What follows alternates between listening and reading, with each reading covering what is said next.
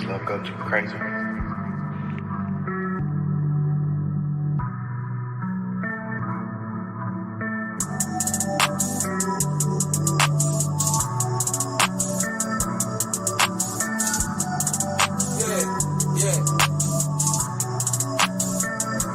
Running from the stars, you won't make it far. Rolling gas in a cigar, everything I'm dropping hard. Running from the stars, you won't make it far. Rolling gas in a cigar, everything I'm dropping hard. Yeah. Smoking dope, get my mind right. Wavy in the limelight, nose bleeding, eyes white. Diamonds in my highlights, wasting all your weed in the wood and your eyes white.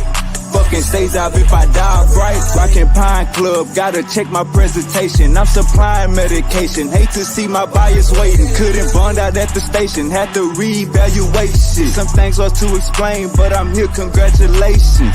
Good smoke from Portland, I'm a trailblaze. All smiley faces and pinky locks when the mail came. Send me booty pics if I go back to the jail cage. Need another clock, what I'm weighing, make my scale break. Running from the stars, you won't make it far. Rolling gas in a cigar, everything I'm dropping hard. Running from the stars, you won't make it far. Rolling gas in a cigar, everything I'm dropping hard. Somebody tell a waitress I'm ordering lobster. She was begging me to pop her, so I popped her. Wade Guard official, you can tell by his posture. I just signed new shooters to my rosters. I be feeling like I'm famous already. How they heard by brand new information y'all telling?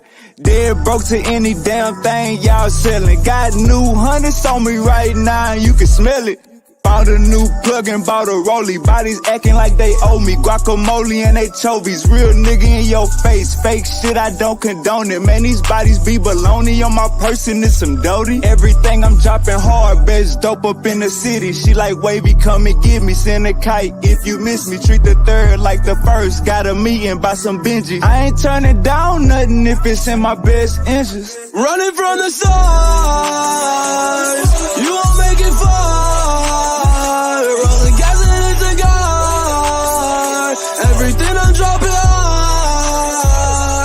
Running from the stars, you won't make it far. Rolling gas in a cigar, everything I'm dropping hard.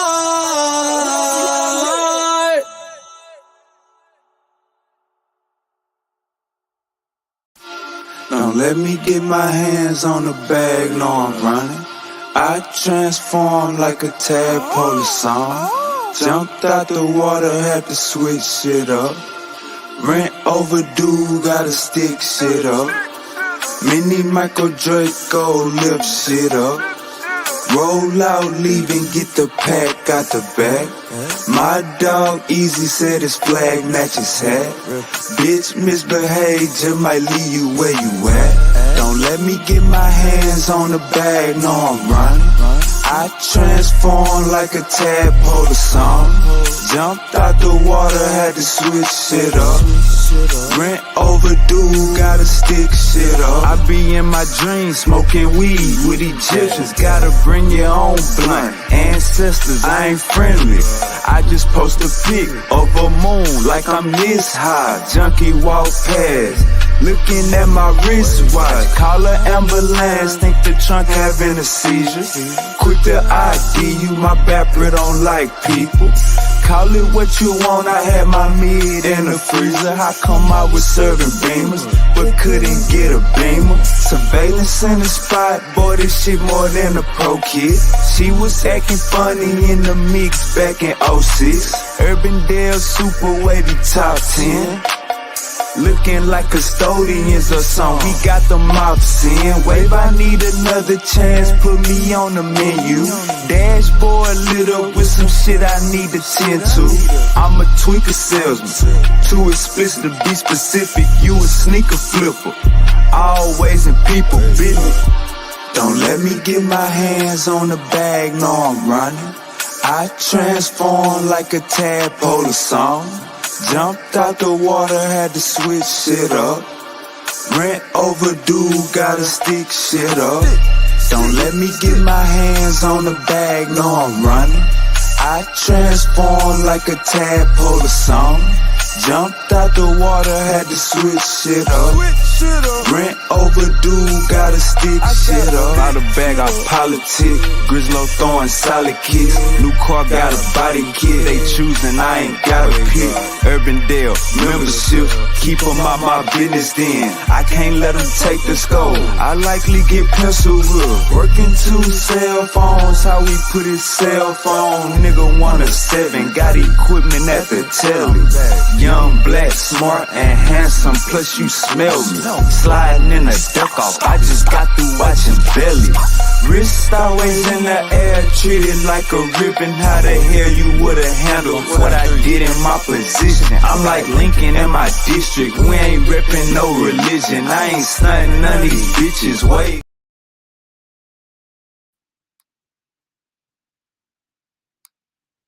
Scott, what's up with it, boss? Big Jalen, what's goody? I forgot I was on live. I put my. Yeah, you can't. I just could myself on mute. It's been on mute this whole time. He was calling my name. What's the deal? My fault, bro. Look, hey, I picked up the phone and laid my ass right back down. What's the deal, bro? Come on, man. Trying to get this information out. You know what I'm saying? Man, I had a busy week and weekend last week. Boys was definitely man. Saturday I had a video shoot. Saturday. Friday I was getting more like B-roll for the video, but Saturday I had the video shoot. And man, when I say shout out to let me give everybody his Instagram. I need everybody to go follow.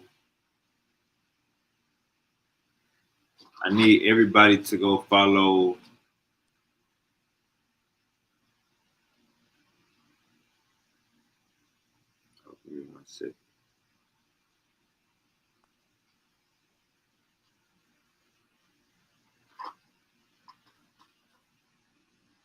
I need everybody to go follow ALMAZAN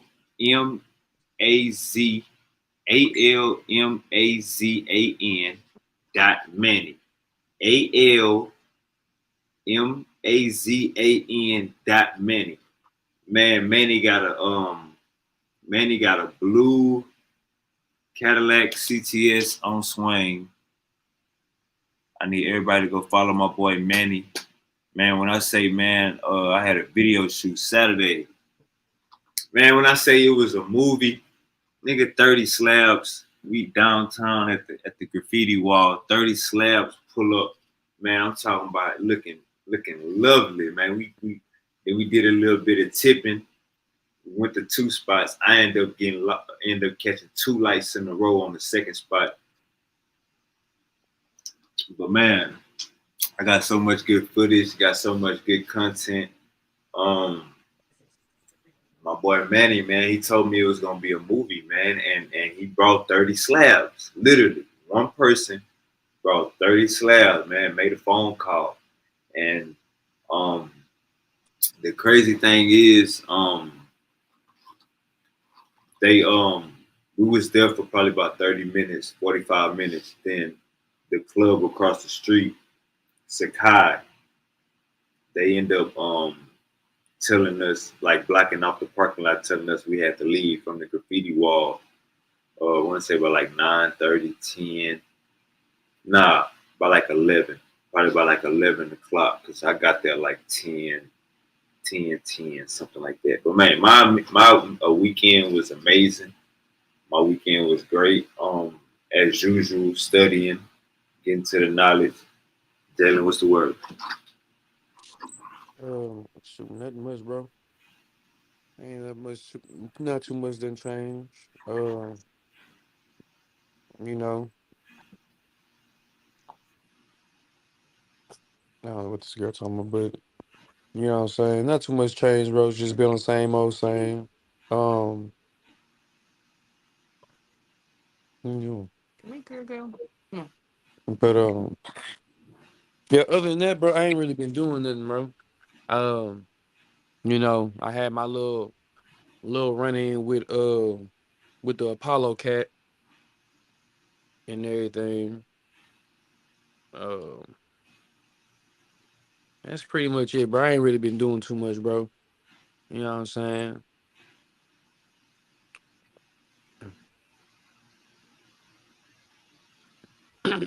But How you, I will say this though.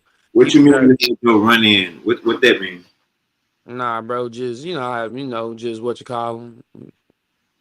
Just a lot of a, Where you some, where you some, where you where you where you met him at? no, I ain't running. No, oh no, I ain't saying like I say run in like I met him like nah like we got into it. That's what I mean. Where y'all got into it? Oh, bro, in one of them GCs. As a matter of Okay. fact, I want to say it was the Lions then. And we was all on the panel. I was on JJ, JJ 7000. I was on his channel and everything. I don't know how I even ended up on there, bro. Somebody sent me the link. I think Silk did. I wound up getting on them, and so I'm listening. I'm just listening to them. You know what I'm saying? Like pop. You know what I'm saying? Pop this shit. Some good information. You say JJ 7000. You was on YouTube. No, I was on his live. I was on his panel. On YouTube, right? Yeah. It's on YouTube. Stream, I was like I said, I was in the live and stuff. I just, what I'm saying, like I was actually stream like on the live. I stream. Yeah, it was on StreamYard. When was this? What day was this? Man, it's like last week, sometime last week. I had wanted to get into it with Yashar and everything, but me and him, you know what I'm saying. I came to, I came to gain, some respect for, what I'm saying, for Yashar and everything. So this shit good. But yeah, the Who Apollo, is Shaw? huh? Yashar, Yashar. You say you began to gain some respect. How? Nah, bro, like I said, it's just on the Egyptology, you know what I'm saying, tip, you know what I'm saying? He real knowledgeable on that, you know what I'm saying? We had like this little, you know what I'm saying, like this little back and forth for like a few days and stuff, but wound up just, you know what I'm saying, cutting that down and everything, because like we Oh, were like, your short called Egyptian Hamite. nah, that's not what we was talking about. Whatever he said is what he said, but we was just talking about that whole Akhenaten situation. But anyway, back to the matter at hand, me and Apollo. What about Akhenaten? Because I got a feeling this some pseudo shit. Y'all Oh tell. nah, nothing, bro. We was just the debate was how did it end?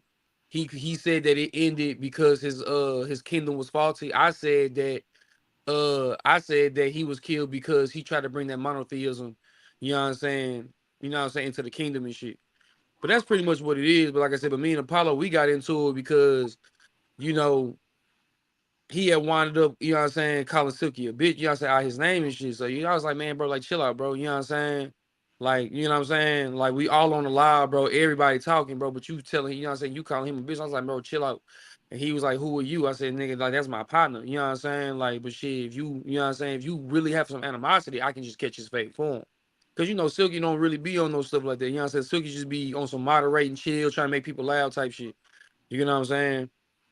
And so, but I was just like, shit, bro. And I was like, and I was just like, shit, you know what I'm saying? Like, he was like, man, bro, he be on here saying all this bitch shit, you know what I'm saying? All this other shit. I say, man, bro, look, you stay on your end, and I'll make sure that he stay on his end. You know what I'm saying? Like, we ain't gonna, you know what I'm saying? Like, we're not gonna do that disrespectful stuff.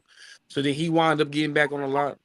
He wound up getting back in the group chat, going off on me, talking about this, talking about that. And I said, bro, I'm in Galveston, Texas, bro. Like, I don't really do all that jaw jacket stuff. He was like, oh, you ever been in he basically saying, you ever been in third ward? I'm like, bro, I'm in third ward almost every other day, bro, like doing community work. You know what I'm saying? He like, oh, well, shoot, I got some people out there, you know what I'm saying, that you know what I'm saying, that you can go see. I said, bro, I ain't talking about them. I'm talking about you. What you gonna do? Like, stop hiding, you know what I'm saying? Like, you a grown man hiding behind other men, bro. Like, nah, but if you feel you gotta go get somebody, bro, I don't want no issues, bro, because you ain't on shit. Like, you know what I'm saying? I'm coming to you man to man, bro. You talking about getting niggas. All right, whatever. So then he kept telling me, oh, you need to stand down. You need to stand. I'm like, nigga, I'm not standing down. I said, you got it, bro. You know what I'm saying? You got it. You know what I'm saying? I'm gonna let you have it. But yeah, you steady going, you know what I'm saying? So then after that, he say, yeah, I'm gonna leave you alone, bro. I don't fuck, you know what I'm saying? I don't fuck with bitch ass niggas. I said, well, shit, if you don't fuck with bitch ass niggas, that mean you don't fuck with yourself. And that nigga ain't said shit to me since. But then he over here taking screenshots of shit that I posted on my Facebook page, like share posts. Like, you taking screenshots of the GC. I'm telling you, like, bro, I don't give a fuck about who you gonna tell, bro, because I'm gonna be in third ward tomorrow. And like what we doing? And I was in third ward. Nothing happened. I'm on sophomore. I'm telling you, bro, I'm on sophomore. I'm about D-ball. Nothing, bro. Like, stop talking, bro. Like, you from Pittsburgh, bro. You live in Pittsburgh. Stay over there, bro. You know what I'm saying? But all like I said, all I told dude was like, hey, bro, chill out. You know what I'm saying? Call him bro, bitch. That's all I said. You getting mad because I'm telling you to chill out, bro? Then nigga, you the one who upset because a 30-year-old man put a 50-year-old man in fucking check. You just feel hoe. You got hoe by hoe. You know, just by a young nigga. That ain't my fault. You felt hoe. I never even tried to even come at you to try to hoe you. I'm telling you, like, bro, I'm not standing down. I hear what you saying from your perspective, but you know what I'm saying? And then he kept saying, yeah, bro, you know what I'm saying? Yeah, bro, like, yeah, you fuck around, get tied up. I said, bro, just like how you got made men behind you, I got made men behind you, bro. I got some old, you know what I'm saying? I know some old niggas, you know what I'm saying? That's your age, you know what I'm saying? That, come on, bro. We don't gotta do this, bro. You doing all this federal stuff, talking about you got this, you got that, bro. Nobody's not worried about this shit. You know what I'm saying? So after that, bro, I was like, man, bro, whatever. Like, he weak. You know what I'm saying? What it is that Silky really been on your ass throughout all these damn, you know what I'm saying? All these shits. And the fact that, see, one thing I noticed about niggas when it comes to Silky, bro, niggas want to make Silky so fucking mad, bro, but Silk never gets mad, bro. He don't ever get out of character, bro. Silk never get out of character. And I think that's what really be pissing them niggas off, that he just won't get out of character. Not just that, bro. But when you talking to a wall, you gonna get mad. Exactly, bro. That's why I was telling bro. I'm like, bro, you calling this nigga a bitch ass nigga, all this other shit, bro. Just chill out, bro, because shit, he not gonna respond to you anyway, bro. And then he over here talking, and then he gonna sit and tell Silky, talking about, Silky, you know this your boy, you know I got people in third ward, like you ain't say nothing. I said, bro, Silky already know that he can't say shit to me, cause once I keep going, I'm gonna keep going. Silky already know not to say nothing to me when I'm pissed off, especially when I'm coming behind him or you. So ain't no point for them. I say, bro, neither one of my partners gonna tell me to chill out, because everybody in this damn fucking GC know I'm gonna go off when I need to go off, and there's nobody fucking stopping me. I'm gonna say what the fuck I want, bro. And that's just straight up, bro. So you trying to call Silky that he's you know, trying to make it seem like Silk scared of me. Nigga, Silk is not scared of me. Silk just know that I'm just not gonna stop talking. Simple. But that was pretty much it though, bro. Oh yeah. One more thing. Niggas need to start reading this the book, The Revelation of Adam, bro. This man Adam, and also in the book of Genesis, bro, basically proved that, you know, God basically lied. And God did lie. God told the very first lie, gang. God told Adam and Eve that they was gonna die, right? If they ate the apple, what happened? Wait, what happened? Is is human civilization still flourishing? Mm-hmm. Okay. The very first lie ever told in the beginning of time. Ain't that about a bitch? And you see why a lot of these brothers don't like Gnostics, because the Gnostics really got the shit.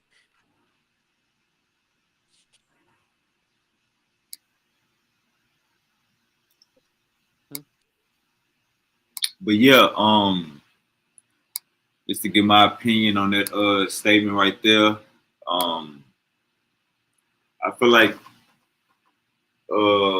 ain't no learning going on in them group chats. It's just men with egos claiming something that they have no rightful heritage of. It ain't no real knowledge or no powerful bills going on in none of these group chats, like the Lions Den or Slaughterhouse. Ain't no knowledge going on. You know what I'm saying? Like, it's just a whole bunch of drama. I exited myself out of them. Everybody, if you watching, listening, join Knowledge Gang group chat. We ain't going back and forth. You know what I'm saying? We dropping interesting videos, learning about science, learning about the natural world. Motherfuckers be scared of the natural world that they gotta go to the outside natural world. That they gotta Right. go to the la la land natural world. So we're back basically to like I told Jesse this, and the same thing I tell you, man. Don't take none of this shit serious, bro. Like even when niggas talking about dropping location, like you said, niggas stay in totally different states. So don't take none of this shit serious. Nah, I It's don't even really take that stuff literal, bro. But it's just a simple, like I said, I don't. But like at the end of the day, bro. See, I let it be known, like, bro, I'm not scared, bro. Like I'm not scared of nothing, bro. Like y'all talking to a person, bro, who you know what I'm saying, who walks around with a hole in his heart. You feel me? Like, bro, you know what I'm saying? I wasn't supposed to be playing basketball when you first met me. It was a lot of stuff I wasn't supposed to be doing, bro. So at this point, bro, I see like, bro, I overcome odds, bro. So I don't feel nothing. And that's why I be trying to let these brothers know, like, bro, I don't feel no man, bro. All this, like I said, bro, all this jaw jacking, all this other stuff, trying to be a tough guy and all this other stuff because you got little females up in the GC now and niggas want to act tough, bro. This is just me naturally. Wave gonna tell you, it's Silky just gonna tell you, Bo gonna tell you. Ever since they know me, I'm gonna say what the hell I'm gonna say. when there's no learning going on, it's It's gonna no feel learning. like that. When And, there's no and learning, honestly, bro, I ain't even been in there, bro. The only people I talked to about knowledge was Kavad. I asked him for the Papa Vu and everything, and your Shaw, because your Shaw is supposed to be sending me some stuff, you know what I'm saying, like on some Egypt stuff, you know what I'm saying? You know what I'm saying? Like all the stuff that you guys all the stuff, but this how you get past all the dumb shit. Just ask Yeshua, you know what I'm saying, how are Israelites West and Central Africans, and watch what he tell you. The oh no, nigga but that's what I was saying, bro. the It nigga wasn't no follow debate between me man. and you, Shaw. Eldad the Danon. The nigga follow man.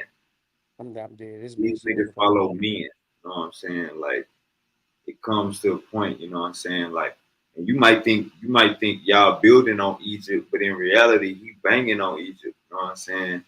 It's more just ask that nigga how is West and Central Africans Israelites. He gonna tell you. We got an elder named Eldon the Danon the Danite, some shit like that. Some goofy ass shit like that don't even make no sense. One converted African saying that Africa is the Israelite land.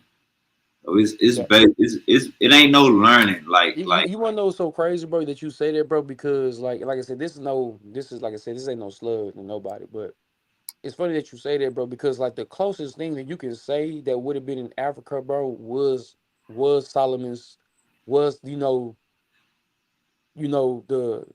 Solomon the the Solomon tribe or whatever the case may be. You know what I'm saying? Like the kids of Solomon, however you call that shit. You know what I'm saying? That would have been the closest thing. But even that, bro, that's just of one people, bro. Like that's a line. Not like that is a lineage for one line, bro. That does not do anything for everybody, bro. That doesn't do anything for everybody. And like I said before, bro, I still been dwelling to this 12 chart stuff, bro. But it's like I'm seeing this all over, bro. I'm seeing this in, you know what I'm saying, the story of Atlantis. I'm seeing this in the story, you know what I'm saying? I'm seeing this in the story of Krishna and Bravo and all them, bro. Like I'm seeing this all pop around. Like it's 12 sons or 12 hey look, kingdoms or hey something like look, that. hey look, hey Go look. ahead. This something you can easily Google. Bet. This something we can easily Google. Just Google is King Solomon historical. It's gonna say the historicity of Solomon is hotly debated. Current consensus allows for historical Solomon, but regards his reign as king over Jerusalem, over Israel and Judah in the 10th century BCE as uncertain, and the biblical descriptions of his apparent empire's lavishness as most probably an anachronistic exaggeration. So what we saying is, Jalen, don't believe nothing out the Bible. Don't Nah. don't bring nothing of it. Don't bring none of that shit to the real world. You know what I'm saying? The minute Mhm. the minute you try to agree with these niggas or give them an olive branch, you making yourself slower. So don't try to make none of this shit historical, bro. Bro, they call a damn pharaoh the pharaoh. We not supposed to take none of this shit historically. When you call a pharaoh the pharaoh, how many pharaohs we had? How many pharaohs Egypt had? A lot, Like, apparently. we can't. So, bro, Solomon. There's no historical accuracies to what the biblical say Solomon did or who he even was. Like so. Don't. We ain't giving out no olive branches, bro. The Bible is fake. It's fake That man history. said olive branches. The Bible is fake history, fake all of that. Now check this out. This Luke 1. Mm-hmm. For as much as many have taken in hand to set forth in order a declaration of those things which are most surely believed among us, even as they delivered them unto us, which from the beginning were eyewitnesses and ministers of the word. It seems good to me also, having had a perfect understanding of all things from the very first, to write unto thee in order, most excellent Theophilus. So basically what we got going on here, we go from Luke 1:1. He said, for as much as many have taken in hand to set forth in order a declaration of those things which are most surely believed among us. Now, if you hear a sentence like that, Jalen, do this sound like a first hand? Do this sound like a primary source? Luke 1:1. Let me see. For as much as many have taken in hand to set forth in order a declaration of those things which are surely believed among us. Now, what you asked me, what was the question? Genesis 1:1, what you just read. Do that sound like Luke 1:1. what you just read? Do that? My bad. Luke 1:1. Do that sound like a first hand account? Do that sound like a primary source? No. When you see the word most surely believed, Mm-hmm. like how you could, it's cool to believe something, but when you sure, like that's like an anachronistic right there, saying you surely believe something. You're supposed to surely know something. Believing something is like, I don't really know. I can't say I know it, so I believe it. When you say you surely believe, like what is that even saying? That's like saying my car is fully full. Like, Hey, where are you? Go ahead. hey, let me ask you a question. I'm glad that we on the Bible and everything right now.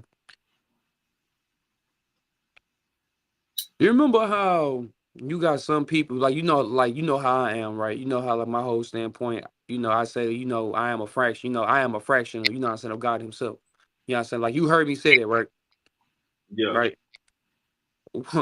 I read I was reading some shit and I thought back and I'm like, damn, I wonder if this was that the reason was that a reason why Jesus was chased after and beat up and all that. Because look, peep this, right? Now remember how they all was arguing with me saying that, oh, there's no, like no one is God. You know what I'm saying? There's only the most high, whatever. I think that was Brother Marcus that had argued with me when I first met him.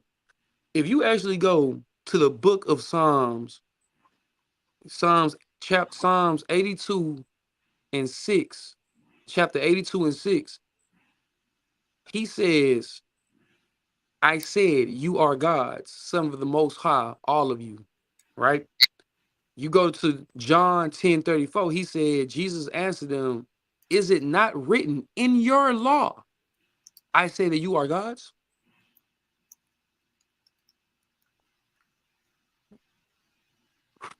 Oh yeah, you going back to that.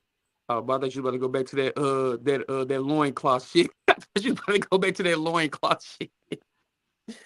Talking about with the boy. Yeah, come on, man. Yeah, nah, I'm looking at this. Check this out. Go ahead. This is Mark. Mm-hmm. Mark 33. Mark 15:33. At noon, darkness came over the whole land until 3 in the afternoon. And at 3 in the afternoon, Jesus cried out a loud voice, Eloi, Eloi, lama sabachthani, which means, my God, why have you forsaken me? When some of those standing near heard this, they said, listen, he's calling Elijah. Someone ran, filled a sponge with wine vinegar, put it on a staff, and offered it to Jesus to drink. Now leave him alone. Let's see if Elijah comes to take him down. With a loud cry, Jesus breathed his last breath. Jesus breathed his last. All right. Now let's just go. Let's do a quick Google search, guys. We want to just do a quick now. By the way, guys, Jesus is not a real person. Jesus that the Bible talks about is not real. You know what I'm saying? But let's just ask Google, did Mark meet? Did Mark ever meet Jesus? Now look at this. Mark, who was closely associated with Paul, accompanied Paul and Barnabas at first on their missionary journeys, but later turned back.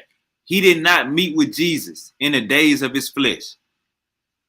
Matthew was one of the original 12 disciples that Jesus chose. All right, so if Mark never met Jesus, why is Mark in chapter 15:33 saying the words that Jesus said, saying at 3 o'clock in the afternoon Jesus was on the cross, saying that motherfuckers filling sponges up with vinegar? How does Mark even know this if we can do a quick Google search and say that Mark never met Jesus? Jalen, is that a first-hand account? Is that a primary source? I mean, we talking about the same book that said that Moses wrote the Bible. Hold on. Let's not get too far off. Okay, well, my fault. No, it's not a first-hand account. Is this a primary source? It don't make sense. How was you there when you was never there? How can you say what he said and you was never there? Come on, man. That's like I said, and that brings me back to when they be saying, "Oh, Moses wrote the first 5 books." How? All right, facts. Now let's go to Luke. Because I can tell you, I think I actually know who wrote the first 5.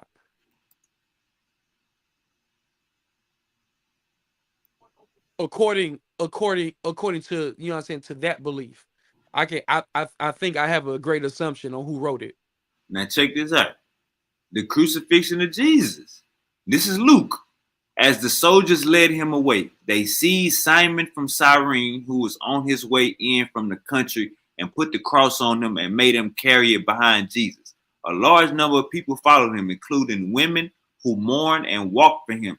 Jesus turned and said to them, "Daughter of Jerusalem, do not weep for me, keep for yourselves and for your children. For the time will come when you will say, Jesus are the child, blessed are the childless woman, the wombs that never bore, and breasts that never nursed." All right, so we got Luke talking about Jesus. Now let's do a quick Google search. Did Luke ever meet Jesus? Check this out, guys. Because I think Jesus came to Luke in the dream. It says it right there, bold letters. Luke never met Jesus. Come on, bro. Like this is when we talk about cutting up the Bible, they go remember Super Wavy Wave God, Powerful Bills Only, the whole game for getting the right knowledge and information out. How are you writing about someone's final days or somebody's crucifixion and you never met them? But Christians and Hebrews would say, nah, these are first-hand accounts, bro. This is a primary source. Go to Luke chapter blah, blah, blah, blah, blah. Luke ain't seen shit. Luke is dumb as you. Paul is dumb as you. They all lying. Paul never met Jesus. We got Paul saying he met Jesus' brother. Why the fuck Jesus' brother ain't talking about Jesus when Jesus was a baby, coming up with Jesus? Jesus' brother, what's Jesus' brother name? James?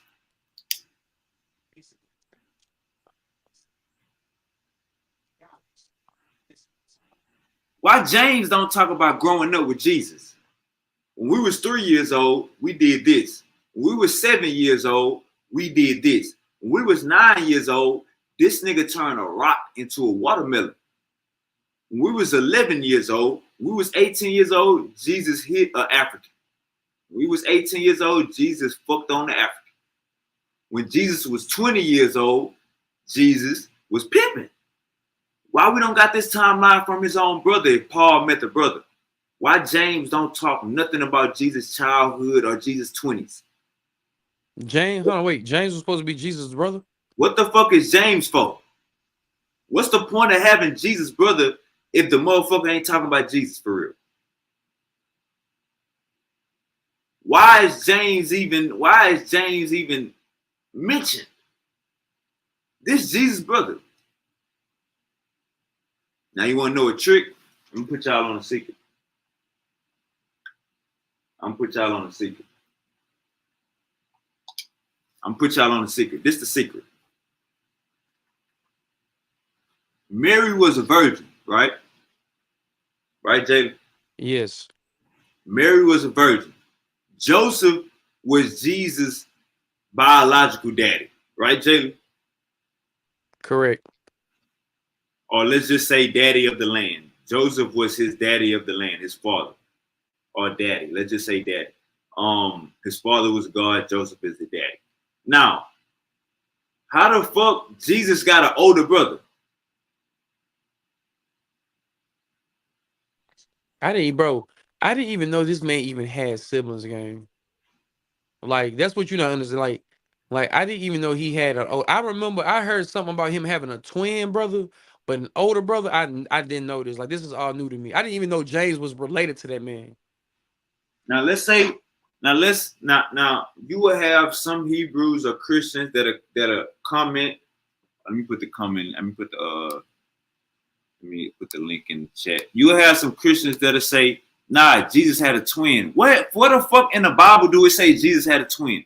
What the fuck in the Bible do it say the Holy Spirit told Mary that you're gonna be given twins, but one of the goddamn twins is gonna be God's son? It don't even say that in the Bible. So let's say they say Jesus had a younger son. I mean, Jesus had a younger brother. The consensus that biblical scholars, remember, a biblical scholar is not a regular scholar. Saying that you're a biblical scholar is like saying that you're a Yu-Gi-Oh scholar, or you a SpongeBob scholar, or you a Nickelodeon scholar. That when you hear biblical scholar, just think of Cartoon Network scholar. Just think of Nickelodeon scholar when you hear biblical scholar. But biblical scholars say that James was Jesus' stepbrother from Joseph's other marriage. I heard that before. Why the fuck the Bible don't talk about Joseph having another wife before Mary? Like, this is what I'm saying is, brother, the Bible got so many. It's like, when you make up a lie, you got to have another lie behind it, and you got to have another lie behind it. That's what's going on. So you will hear shit like, watch this. Let's go to Matthew 1:16.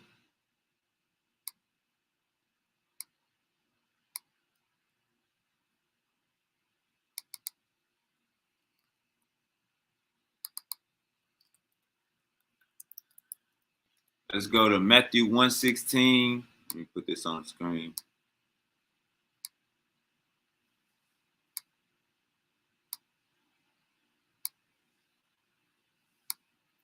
All right, Matthew 1:16. What they say, Jalen?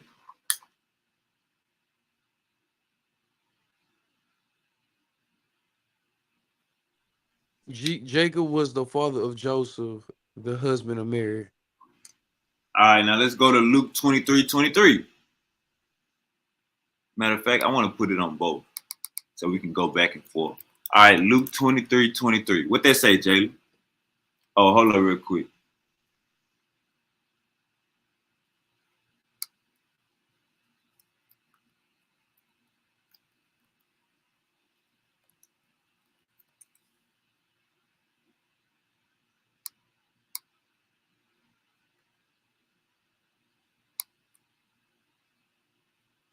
Oh, it's Luke 3:23.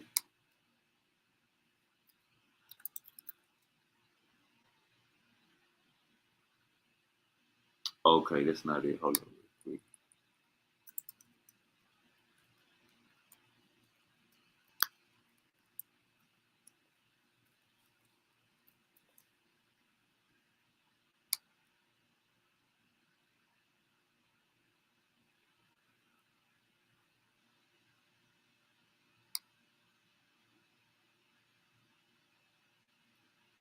Oh, yeah. Luke 3:23.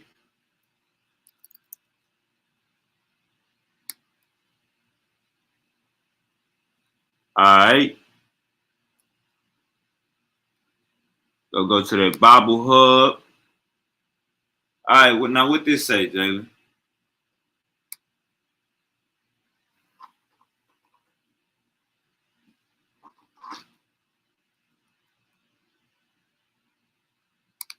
You there, Jalen?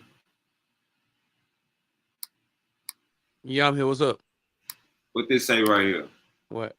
And Jesus himself began to be about 30 years of age, and being in parentheses, as was supposed, the son of Joseph, which was the son of who? Son of hell. Did they say son of hell? But Which was these are the same. These are the same verses. So if you don't see it, just go to the next verse. no, that's what I'm saying. I'm trying to say it said which was the son of what? Son of hell, right? It say Heli. Heli. Okay, see, I couldn't read it. And if you go to The New American, it said the son of Eli. if you go to if you go to the 1995 NASB, it say Eli. Mm-hmm. If you go to the 1997, it say Eli. If you go to Legacy Standard. So why is it saying you see the contradiction, Jalen, or not? Uh-huh. What's the contradiction? One saying that of Joseph, the son of Heli, and the other one said the son of. One says the son of Eli, Joseph, the son of Eli. The other one says the son of Heli. So it's kind of throw it off. Now look, this is the first one right here. This is the first one right here. You see? Yeah, Jacob was the father of Joseph, the husband of Mary. And what the other one would say? Jacob was what? I mean, Joseph was what? Joseph was the son of Heli. So how the hell Joseph got two daddies? So you want Jesus to have two daddies, and you want his goddamn stepdaddy to have two daddies, or somebody lying? I'm gonna say somebody lying. See, I ain't got no bias. I burnt my Bible. You know what I'm saying? I'm past it. I graduated. I'm gonna say somebody lying. Matthew 1:16, Jacob is the father of Joseph. But we go to Luke 3:23, Heli is the father of Joseph. So who the fuck lying? And how could the Bible have this goddamn contradiction about Jesus' stepdaddy? We ain't talking about no goddamn anybody. The Bible can lie on anybody. But this the main character. You saying the main character daddy got two daddies. Two writers saying he got two different daddies. How do you mass produce these books with contradictions that African Americans in 2024 could find? We should have stopped the mass production a long time ago. Somebody should. They should have stopped that, bro. Like you said, a long time ago, bro. Like a long time ago. Like I've been peeped a whole bunch of stuff, bro. Growing up, bro. That's like stuff that makes sense. Like I said, my biggest thing is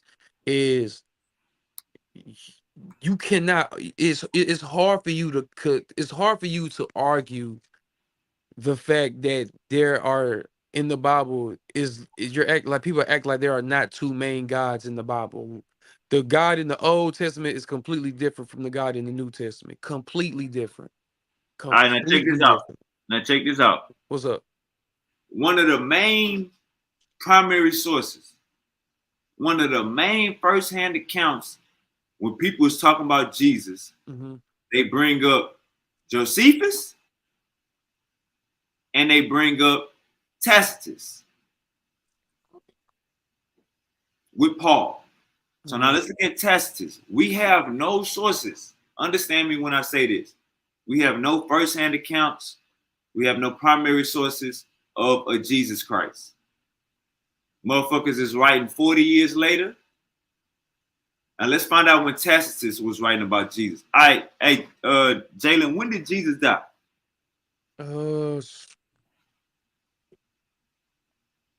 What was that? Not 70 AD. It was before 70 AD, like 30, maybe 40 AD. I say 33 AD. There we go. There, yeah, 33 AD. I knew it was something like 30 or 40, somewhere right now. Yeah, they say 33 AD, and then now you got some people saying that it's 3 years off, so it's probably 36 AD. But let's just say this. It don't match up with what it don't match up from what I'm seeing. How in the heck? Hold on, before you, because now I tacked his histories to mention Jesus in his writing in his account of Nero's persecution of Christians is 115 AD. It don't make sense. If this man died, bro, that's damn near 100 years since he been dead. How in the world do you have your first accounts meeting this man and it says 115 AD? But this is their source. That's their man's. They gonna believe anything what they man say. 100 years. Now let's try to make some sense out of this. When R. Kelly was going through his legal troubles before he even got looked up, it came out with Surviving R. Kelly. To the point to where he got on a goddamn interview with Gayle King and was telling her, crying, I'm fighting for my life. This in real time. They drop a documentary about your ass in real time. Expeditiously. Before you even get Touch the cell. Now let's go to Michael Jackson. They had a documentary out about Michael Jackson while he was alive. Let's just look at This Is It. This Is It, the movie about Michael Jackson while he was alive. Let's look at the what they was trying to say about the kid things. They was dropping documentaries while Michael was alive. Let's look up P. Diddy. We got word that Surviving P. Diddy is already in the works. Motherfuckers already trying to buy rights. Motherfuckers already trying to get the script together, because before he even gets sentenced, they're gonna drop a documentary about his ass that's gonna push the authorities to do even more harm. That's what they did. Bill Cosby. What happened to Bill Cosby? They dropped a documentary about Bill while he was alive.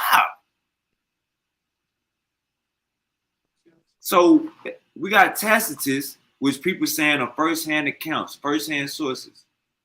Why Tacitus don't write about Jesus until 85 years later? That's a problem. That is a problem.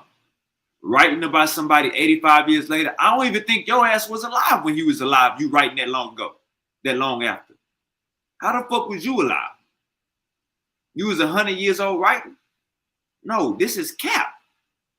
So, like I said, when you see BC before a number, just add that number on top of where we at right now. So if you see 30 BC, just add that on top of 2024. If you see 700 BC, don't matter how big the number is.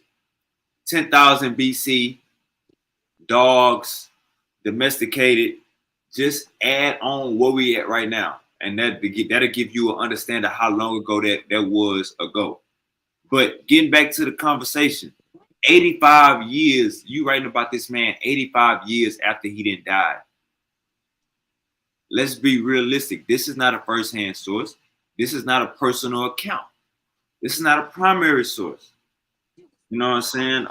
It's just the small things. You know what I'm saying? We gotta look into the small things. Now about this Tacitus. This is the primary fuck shit about Tacitus. We don't know where Cornelius Tacitus stories are coming from. You get what I'm saying? Like, we don't know. He don't write down his sources. You will get a Luke 1:1 interpretation. These stories were handed down for we surely believe. How the fuck you gonna surely believe? It's like you trying to say you know without you knowing damn well you don't know. So you're gonna try to add an extra. I'm almost there. I'm actually almost there. Hold up, we almost we don't gotta play the goofy rabbit hole understanding. Jesus died 33 AD. Your ass ain't start writing about the motherfucker till 115 AD. That's 85 years after Jesus was died. You are not a credible source, Tacitus, And where's your sources coming from, Tacitus? Cornelius, your ass is on trial. You about to get your Greek ass together since you want to play games.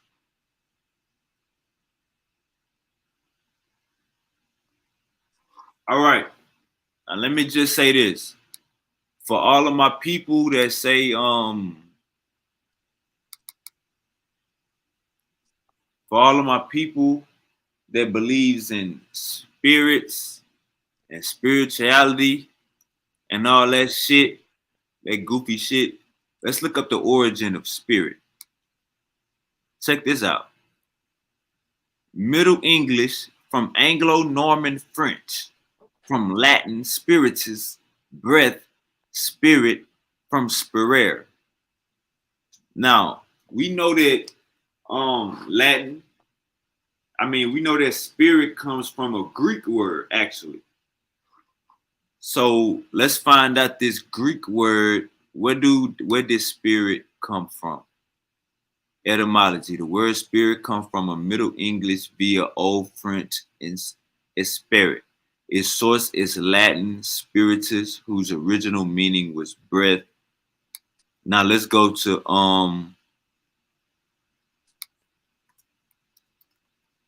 because Greek has a word. Okay, here we go. Pneuma is connected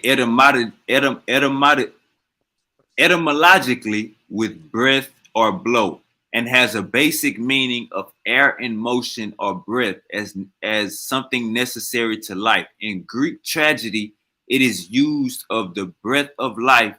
It is the spirit. And what they say, Jalen?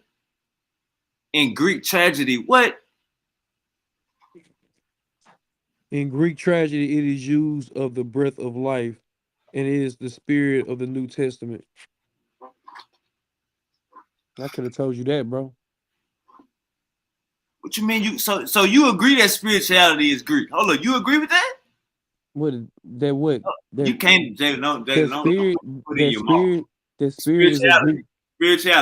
Spirituality. Yeah, bro. It's a Greek thing. It's a Greek thing. Come on, The breath Jalen. of Jalen. I thought you was spiritual, Jalen. I am, bro. I'm conscious, brother. I'm conscious. I ain't spiritual. I'm conscious. All right, them That's two. Hebrews, y'all got a clip. He walked into it. I'm sorry, They man. don't got nothing, bro. They better not ever say nothing, bro. They over here using Greek terms like Hades and shit and Tantras. I want to hear nobody can't tell me shit. They can't tell me nothing. Y'all don't even come on, bro. Y'all Hey, don't even know. Jesus is a Greek word. Let's put it this. I can literally prove to you and say that Enoch wrote the Bible. I can say Enoch wrote the Bible is more accurate than Moses writing the Bible. Nah, you gotta look at it like all that shit, Jalen. I ain't gonna lie, Enoch, that shit fake too, Jalen. Yeah, but what I'm saying, nigga, what you mean? Crackers wrote the Bible. Nigga, Moses fake, like the hell. Crackers wrote the that Bible. shit is Greek, bro. The Bible is Greek, bro. The Bible is Greek. The Bible is Greek. Dionysus, and fucking Adonis, bro, is fucking Greek, bro. That's where the whole story comes from. Add that little Jesus character from the Helios Egyptian period, and boom, there you fucking go. All right, now look, check this out. Jesus is a masculine given name derived from Isis in classical Latin, the ancient Greek form of the Hebrew name Yeshua, as its roots lie in the name Isho in Aramaic and Yeshua in Hebrew. It is etymologically related to another biblical name, Joshua. So when you niggas say Jesus, just know you niggas is saying Greek words. You know what I'm saying? Now we learn every day. We learn every day. So y'all probably got to stop. Y'all probably got to switch up y'all prayer routine. You know what I'm saying? Y'all probably got to switch up y'all prayer routine. But yeah, Jesus is a Greek word. So all y'all saying in the name of Jesus, you are calling on Greek creations, Greek mind imaginations. You know what I'm saying? That's just how people say it's power in words. Definitely put power in words.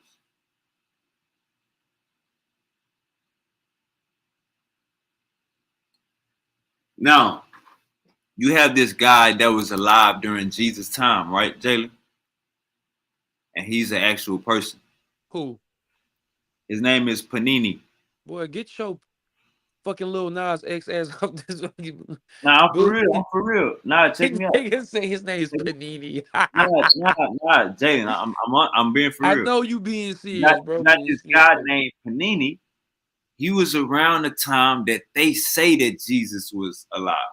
but Now, but Panini, didn't Gullah already? But here's my thing. I'm sorry, but didn't Gullah already prove there was like 7 Jesuses? yeah, that was a Oh, so so popular so name. so so why are we having this conversation? Let Gullah come on here and say this so Jalen, we can put this to the past. Jalen. You gotta understand, motherfuckers is learning every day. So we can't, you know what I'm saying, slow up the information just because, you know what I'm saying. They ain't Uh, slowing up. They're some, giving them information. check me out. Check me out. We can't slow up the information just because some people got it. We gotta everybody learn. So you got a motherfucker that might click the link today and want to know what's going on. But look, this what I'm saying though. You got this guy named Panini, never talked about Jesus, but he was alive when Jesus was alive. I gotta find his name because I don't think I spelled it right.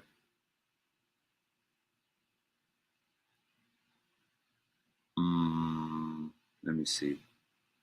Panini.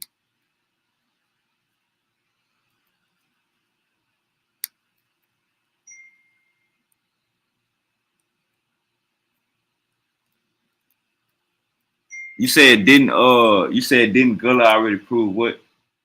Nah, I could have sworn Gullah had proved that there was multiple Jesuses. Like there were multiple people named Jesus. Yeah.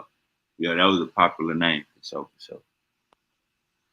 I mean, of course, it was a popular name, but so and see, that's what I'm saying. How you say that's a popular name, so now you see the Egyptian customs as well. It's like, bro, these niggas kept holding on to the same damn name. Oh, Ramesses this, Ramesses that, Ramesses this, that, and the third. Like, and see one thing I don't like is that they try to use historical figures, like I said, like Ramesses, but it's like. Put it this: if I'm Ramesses, or if I'm the scribe of Ramesses, I would have wrote about his brother. I would have said, "Yeah, Ramesses chased his brother and Nestlin," because that's what a scribe is supposed to do. A scribe is supposed to write about your entire life from the time you tell them to the story up to the modern time that you're telling it to after you die. Ooh. I found it. What, Panini? All right, now check me out. Panini. All right, Panini, a logician, Sanskrit philologist, grammarian, and revered scholar in ancient India, variously dated between 7th and 4th century BCE. All right, let's see. It's in front of the mailbox.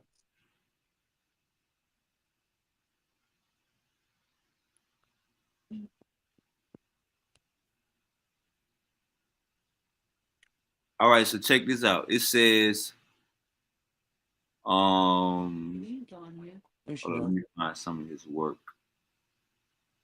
All right, it says, thanks to the work carried out by Henuber and Falk, we know that Panini lived in all probability far closer in time to the period of Arsaka than had hitherto been thought.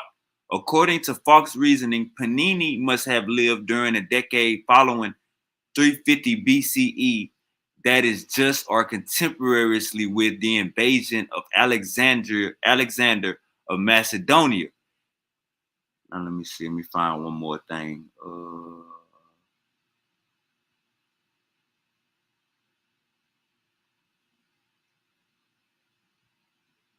Okay, now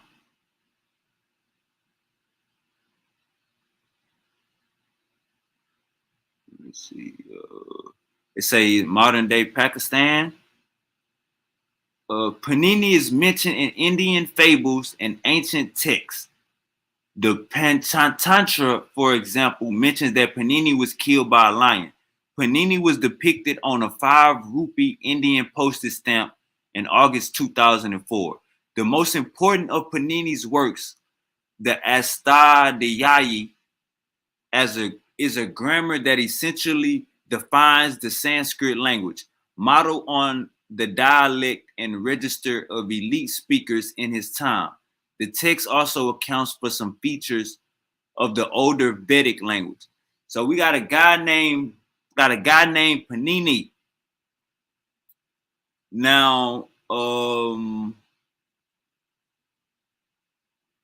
I gotta get this name. Let me get this name right. Panini was in the same area. Uh-oh. Damn, it won't let me copy Panini.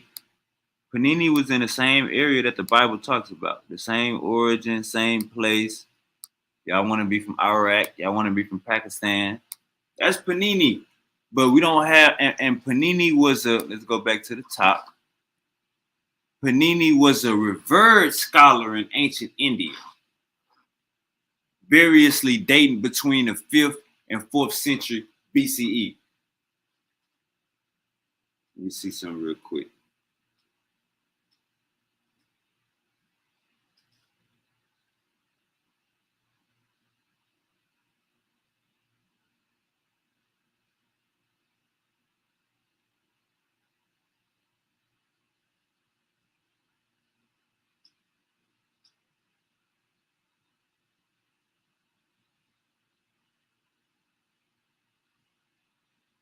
All right. Now, let's look up Julius Caesar real quick.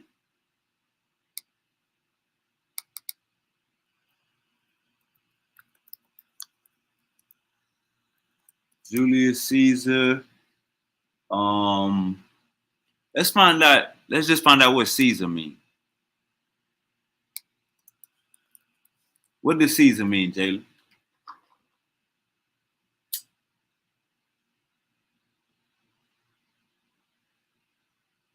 Jalen, what Caesar mean? Powerful ruler. That's easy work. Powerful ruler. Uh-huh. So basically like a Like a czar. Like, you ever heard of the term czar? mm-hmm. That's, you know what I'm saying? That's like, you know what I'm saying? Or like a pharaoh. Like, that's just another word. That's just something else for powerful being or godly being. King, yeah, King Yeah. God, yeah. Yeah, shit like that, bro. That's what I be saying. Like, that's what I be All trying to right. tell people, bro. This shit is this. Now check this out, Jalen. Yeah, Now go let's ahead. look up Julius Caesar. Now look how crazy this shit is. Julius Caesar, son.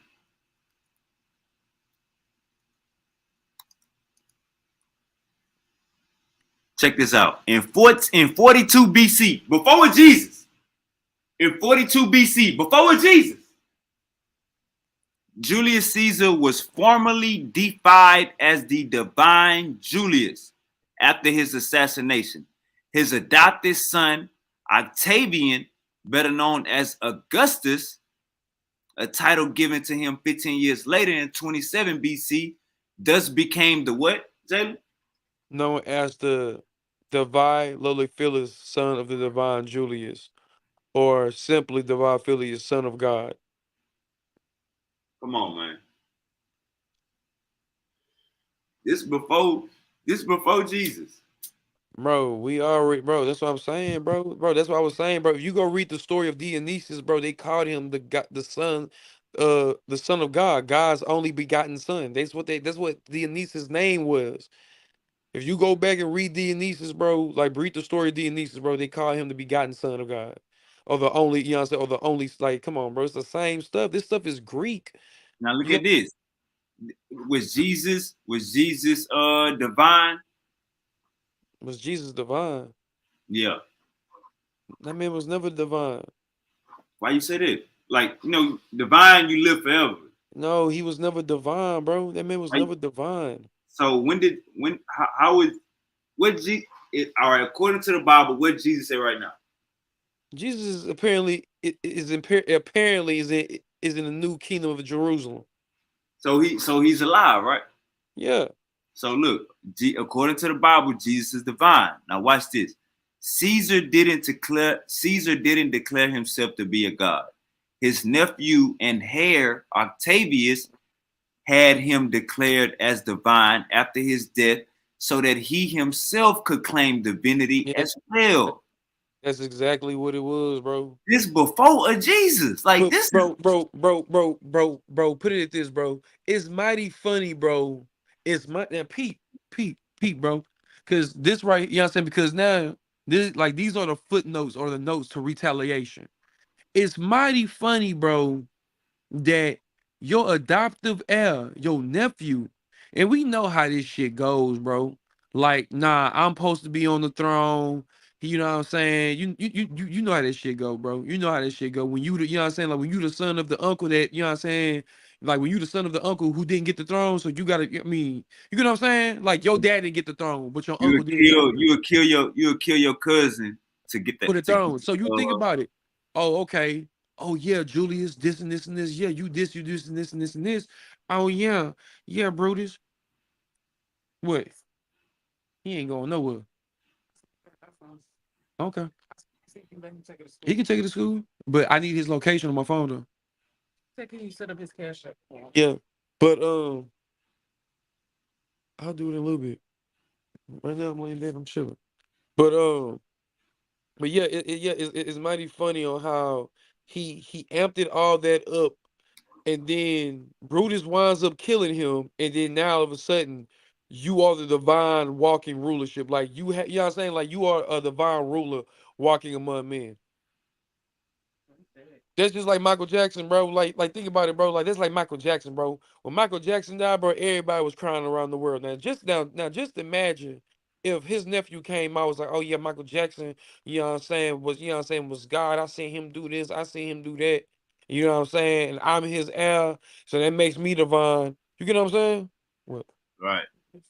Then Yeah. this all before Just send Jesus. it to me. So He just want me to add. He just want me to send it to me. He you wants me gotta to mute ask him out. questions. They You got got my fault. Jalen, you gotta mute out. We got understanding. Well, we didn't already prove that a lot of this shit is Greek.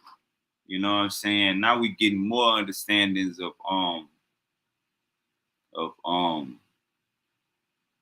what Julius Caesar ass was on and how they was on this before a Bible or before any of you niggas writings. Now I heard this somewhere, but I think I was high. Like sometimes I be getting so high to where I hear something and I be like, nah, I didn't hit it. But let's make What sure I ain't tripping. what you heard? Somebody said Paul said Jesus baptized the lion. You know what? I heard that shit too. You ain't the first one to heard this shit. All right. So this is I found it. All right, so this is Paul and the lion. Let's read it. A truly bizarre tale told about Paul is from the appendix of the apocryphal Acts of Paul. Okay, this is an apocryphal. Yep. A lion crosses Paul's path one day and lays down at the apostles' feet. Paul asks the lion, "What do you want?" And the lion answers, "I want to be baptized." Paul praises God for giving the lion a voice. So this nigga, Paul, see, look, we can't believe Paul no more. Paul, your ass is, Paul just say lions is talking. Now watch this. Paul praises God for giving the lion a voice. He then takes the beast down to a nip. Ah shit, they wasn't lying. Paul, he takes the beast down to a nearby river and plunges him under the water 3 times in the name of Jesus. So this nigga, Paul, hey, this blasphemy. Upon coming out of the water, the lion shakes the water out of his mane, turns to Paul and says, "Grace be with you." Paul replied, "And also with you." With that, the lion runs off into the countryside rejoicing. So now the goddamn lion is celebrating. More bizarre still is the conclusion of the story. As the lion ambled away, a lioness met him, but he would not mate with her because he had been baptized. Sound like to me, the lion went into some water, got washed off. She couldn't smell this nigga pheromones, and she walked away from him. Nah. He turned down the lioness. The lion turned down the lion. So it's like he got out the water and turned Rainbow Game. Man, bye. I'm going to sleep. This nigga got out the water and he seen a female and said, I can't, we can't do nothing because I've been baptized. So what the heck? So he act bougie. Now, all right, let's break this story down from the top because this is my first time going into this title. You gotta ask Brother Dwayne, bro. You gotta get Brother Dwayne up on here, and you gotta ask him. Hey, look, I'm gonna keep it all the way 100 with you. Dwayne got to bring me his teacher. I graduated. Now look, like I said, the name of this show is called We Learn Erday. Mm-hmm. I never and this is another thing. The Bible got a scripture that says, "Don't be the man of many books, for you can be confused," or some shit like that. Now look, the Bible. Check the stats. Check the numbers. The Bible is the best-selling book ever. Right. Check the stats. Yeah. It's a reason for that. They copied off of so many great civilizations and they just put it all in the potato chip bag. Yep. So it's more so like you getting the best of everything. You know what I'm saying? It's not it's not their history or their accounts. You getting everything else but them. The people that they saying they is. But with some scriptures in the Bible, me and Jalen talk about this. The damn 10 Commandments, 5 of them motherfuckers, 50% of the 10 Commandments is in the 42 laws of Ma'at. So we know that it's some plagiarism going on. Not just that, the Bible has some great scriptures. It's up for you, and the Bible has some great sayings and stories. It's up for you to find the origins of those stories. You know what I'm saying? That's all up to you. But if we gonna play the this game, you know what I'm saying? Saying that you shouldn't be the man of many books, or your mind could be tempted, or your mind can be confusing. I understand, I'm not gonna say I understand why the Bible said that, but that is smart. Because who the fuck wanna read the Apocrypha? Like imagine an atheist like me. I'm an atheist, right? My boy Jalen is an omniist. Jalen, he find knowledge in everything. I'm an atheist. I'm closed off to any religious Abrahamic faiths, God in the sky, Sky Daddy, Jesus, Muhammad, any of those creatures. I'm blaspheming in real time. Now, if I'm an atheist and I pick up the Apocrypha, let's say I start studying the Apocrypha for the next month. You think I'm gonna become a believer? Hearing that Paul baptized the lion? Hearing that Paul was talking to a lion? I want y'all religious people to look, take your glasses off for a second. Wave God, Super Wavy, he's an atheist. Now, we got all these religious books, but the Bible is the main one. But for context, you can go into other books, the Dead Sea Scrolls, all these other books that y'all speak of. We can go into those books. Now, just say I just start studying the Apocrypha and I come across this story right here. You think that will make me actually believe more? The damn verse say, look, check this out. The verse say, this the crazy part. Upon coming out of the water, the lion shakes the water out of his mane, turns to Paul and says, "Grace be with you." Paul replied, "And also with you." With that, the lion runs off into the countryside rejoicing. Now this shit is saying Paul just dumped a lion underwater 3 times and said, "In the name of Jesus." The damn lion got out of the water, start back talking to him, saying thank you, and then walked off rejoicing. How is anybody supposed to believe this? Like it get like I ain't gonna cap. I'm listening to shout out to Uncle Tahuti. Shouts out Uncle Tahuti. If you don't know Tahuti, I'm in Ra Hotel. Go look up Tahuti on YouTube. Tahuti Amara Hotel. Go look up Dr. Reggie Mabry on Sinetta House of Consciousness. Look up House of Consciousness on YouTube, Dr. Reginald Mabry. Like the understanding, the knowledge is endless. You know what I'm saying? It's enough for us to learn every day and build our sword and build up our mental and get a good understanding of these scriptures. But when you come across stories like this, Paul and the damn lion. Paul baptized a lion. That motherfucker say, now look, it says, now look, Paul asked the lion, what do you want? And the lion answers, I want to be baptized. Paul, it's saying the damn lion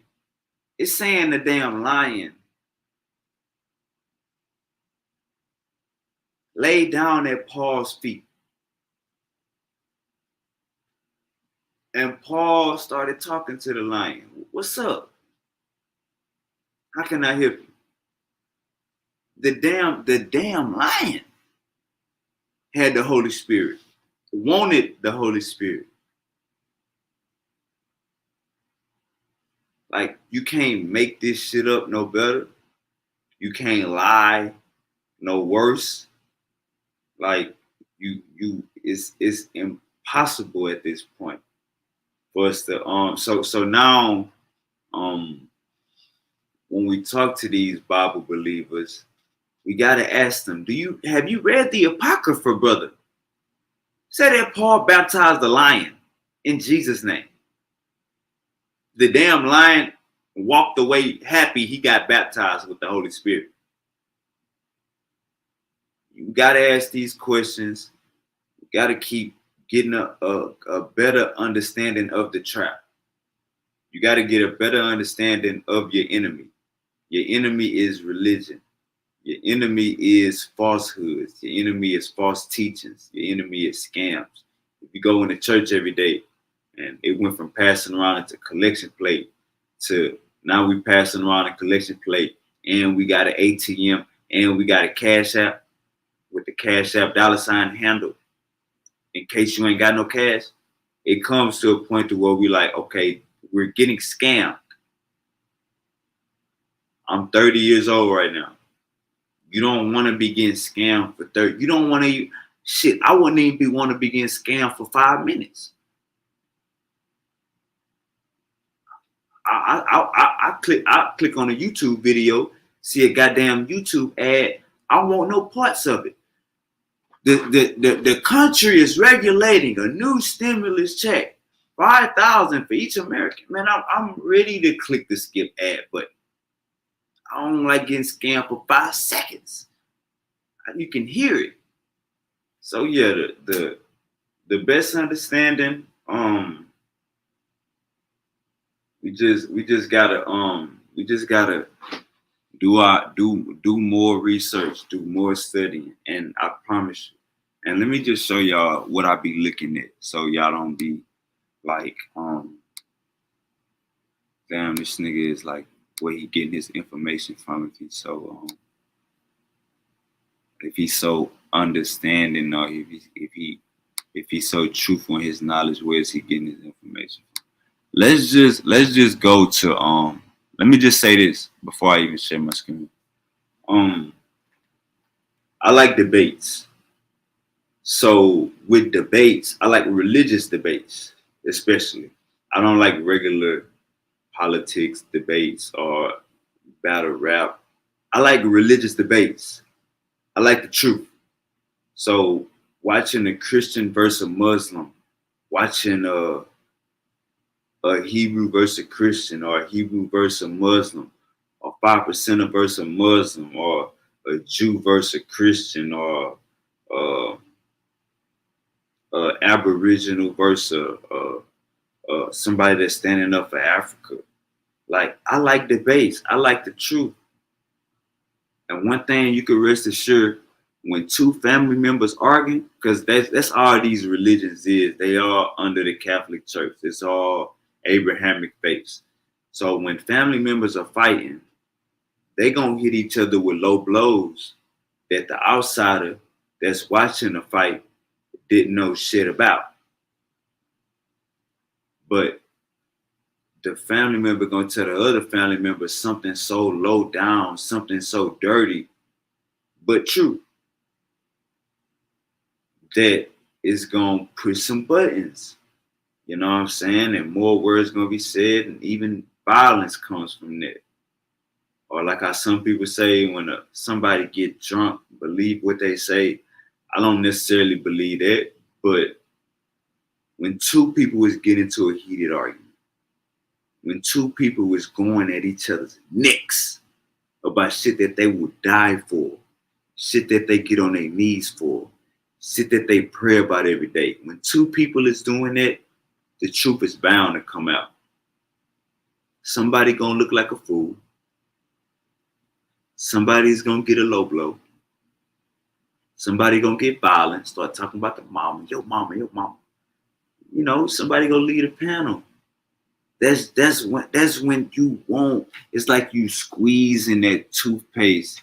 You know what I'm saying? Because you knowing that toothpaste still got some more in there. You knowing that toothpaste still got some juice in there. That's what goes on in debates. It's okay that we want that crack. We want the raw, uncut. Look here, brother, your religion is bullshit. And I can prove it. Here's why. I got 4 slides that's about to bust your ass. That's what we like. We like information. We like knowledge. All right, let's get back to what the hell I was about to show. What was I? Okay, I was about to show. So in these religious debates, you know what I'm saying? It's without playing no fan favorite or without you picking a winner before the debate even go on. You know what I'm saying? You do your own research. You do your own research, see what's going on, find the truth in what others are saying. You know what I'm saying? And there's nothing wrong with having an elder. There's nothing wrong with having an OG. There's nothing wrong with having an advisor. There's nothing wrong with having somebody you get a lot of your knowledge from. There's nothing wrong with that. Why would you go back? Why would you go back and do all the ground research? Why would you want to go back and do all the ground research when in 2024 we got people that put blood, sweat, and tears into the same answers, into the same questions into the same answers that we got the questions for? It's only right. It's only when you find motherfuckers that's about some information, you grab the information. You don't follow the person. You grab the information. You do your research. You definitely want to do your research. That's one of the main things you want to do is do your own research. But let me just show you some people that I fuck with. All right, here's one right here. Pseudo Killers. Everybody go subscribe to Pseudo Killers. That's OG Dr. Unc West. If it don't say Unc in the title, I wouldn't watch it. So if like right now, they're just Unc is not even on the show, but it's other people on here. There's gonna be a lot of science going on, but it's also gonna be like I don't like hearing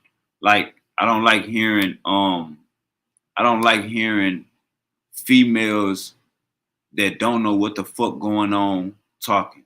So subscribe to Pseudo Killers. Subscribe to House of Consciousness. I think I got House of Consciousness right here. HOK Debate League. Subscribe to HOK Debate League. Subscribe to Sinetta Studios. Subscribe there. We got Uncle Said in the building. Subscribe to Sinetta Studios. Subscribe to Community of skeptics. Community of skeptics, right? Community of skeptics. You want to be where the science is at. You don't want to be where and the reason why I say subscribe to House of Consciousness and Sinetta Studios, because that's where the debates is at. That's where two motherfuckers angry going back and forth. That's where the truth come out at. Two family members getting into it. They hitting low blows. They trying to expose each other, press buttons. That's where the truth come out at. So subscribe to HOK Sinetta Studios. Uncle said, I'm glad you're here. Somebody was just calling for you a little early. Matter of fact, I think Jalen was just calling for you a little early. Must have heard my name being called. What's good? What's good?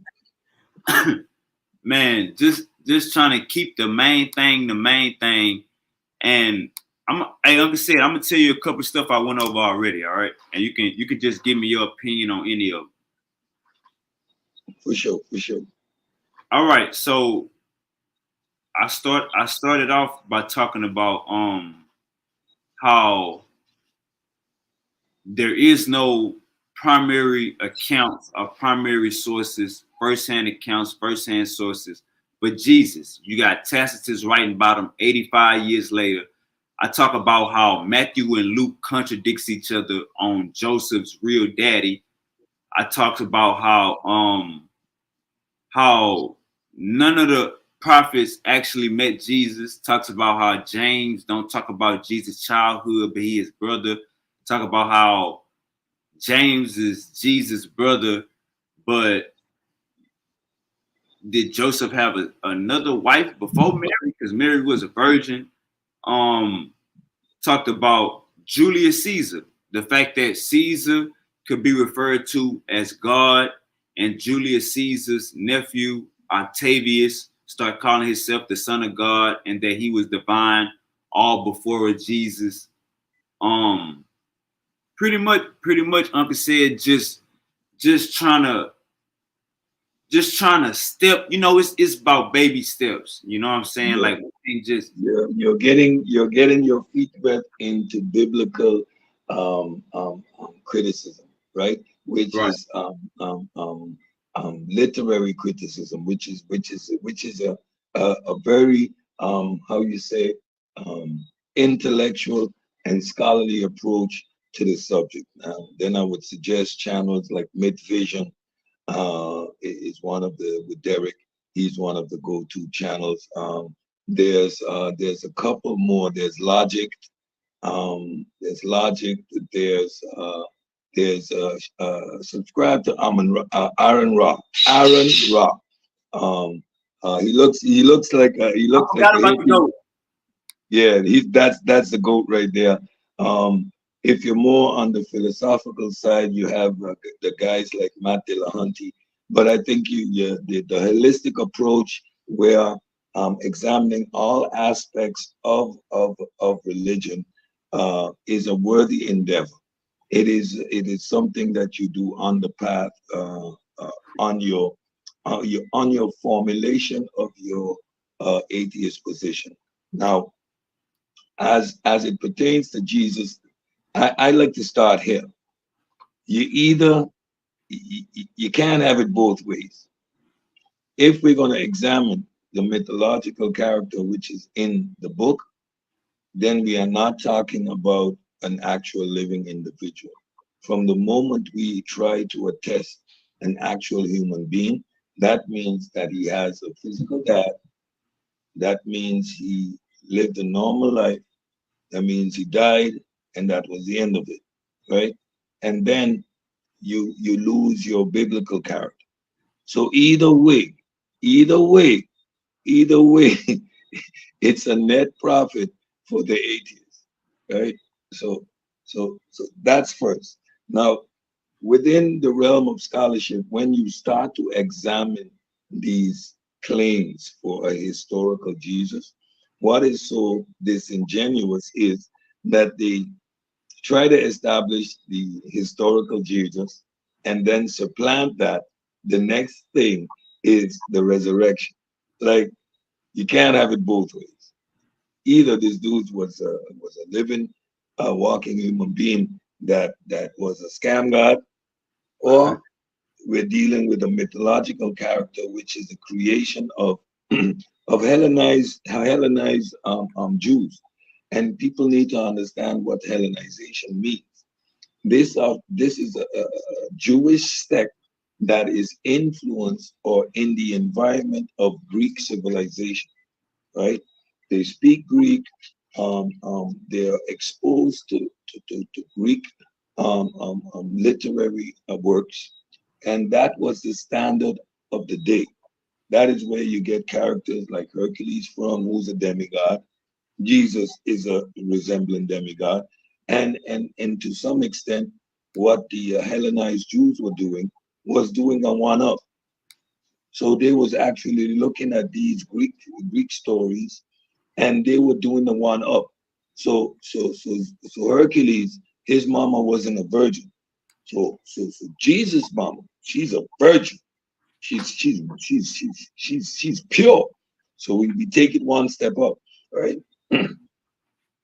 And once you start to examine these writings from a literary perspective, and put them into the context that they're supposed to be, you see that this is Hellenized Jews trying, or not trying, doing their best imitation in their own style of of Greek scholarship, right? They are showing their literal their ability to create narratives for their own people that resemble or in the framework of what the Greeks are doing, right? Examine these arguments, and everything you're saying is right. I don't believe Paul. Paul is one of the first scam gods that ever existed. He's a liar. Woo! Hold on, I need my headset. I need my headset. Uncle said about to start preaching.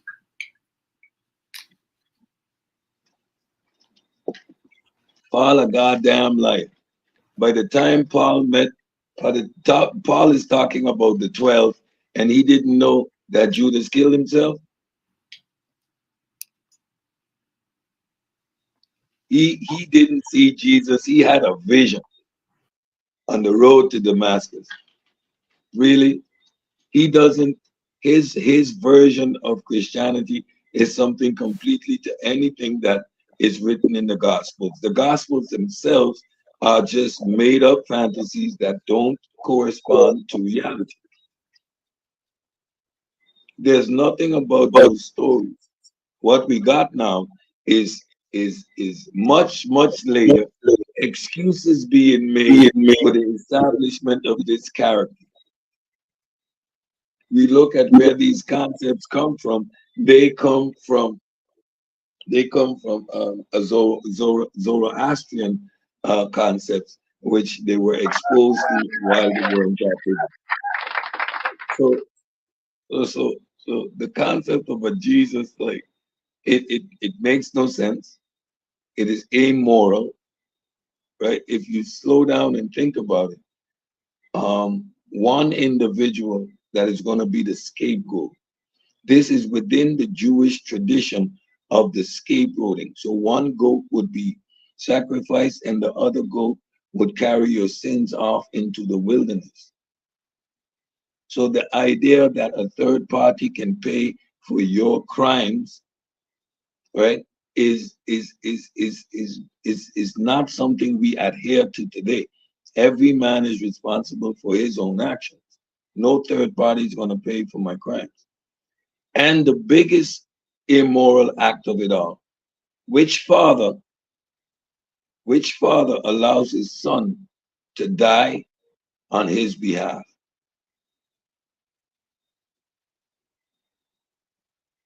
Like, in terms of a moral compass, God is a weak ass coward.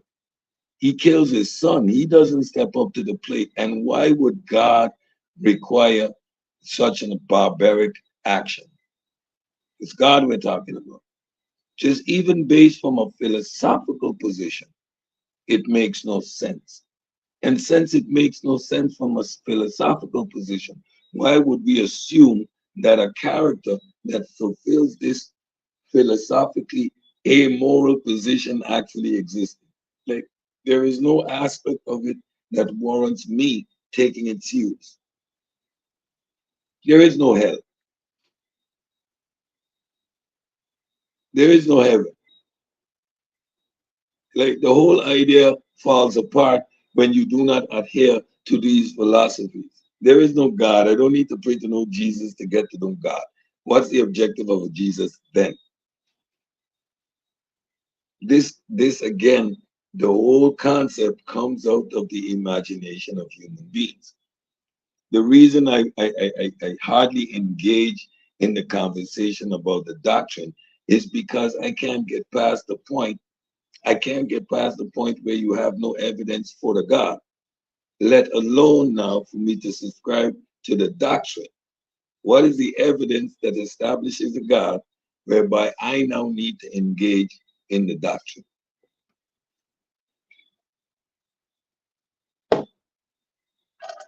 I don't even I don't even understand why we give the ideas this much credence. It is primitive man trying to explain reality, right? It is primitive man that came up with dragons and goblins and mermaids, and we do not give that any second thought. There are books, there are movies, there are whole genres talking about these subjects, and we can put them squarely in the framework of imagination.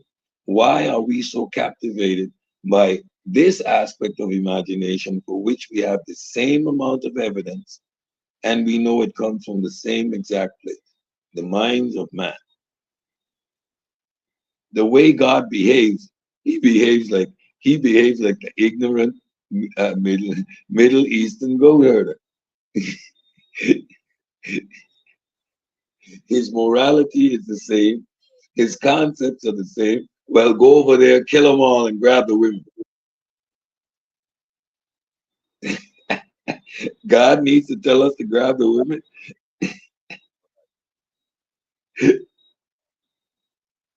God told them, listen, when you go over there, you got to hit them with the lay down or get down. Get down or lay down. So they either surrender, become your slave, or you kill them all. Oh, except the women and children, except the women and little girls. The rest of them, take them out. God, you needed God to tell you the same thing Genghis Khan did. That was the same philosophy Genghis Khan used. His God told him that. Oh, he didn't have a God, right? You see, when, Hey, Uncle said, man, I want to read this to you, and I want you to tell me. Have, first, let me ask you this question: have you ever heard the story about Paul baptizing a lion? no, All right, let me read this to you, and let me show Uncle said. Let me just show you how, as a scientific mind, couldn't fall for no shit like this. Let me just read this real quick. It say, a truly bizarre tale told about Paul is from the appendix to the apocryphal Acts of Paul. A lion crosses Paul's path one day and lays down at the apostles' feet. Paul asks the lion, what do you want? And the lion answers, I want to be baptized. Paul praises God for giving the lion a voice. He then takes the beast down to the nearby river and plunges him under the water 3 times in the name of Jesus. Upon coming out of the water, the lion shakes the water out of his mane, turns to Paul and says, grace be with you. Paul replied, and also with you. With that, the lion runs off into the countryside rejoicing. More bizarre still is the conclusion of the story.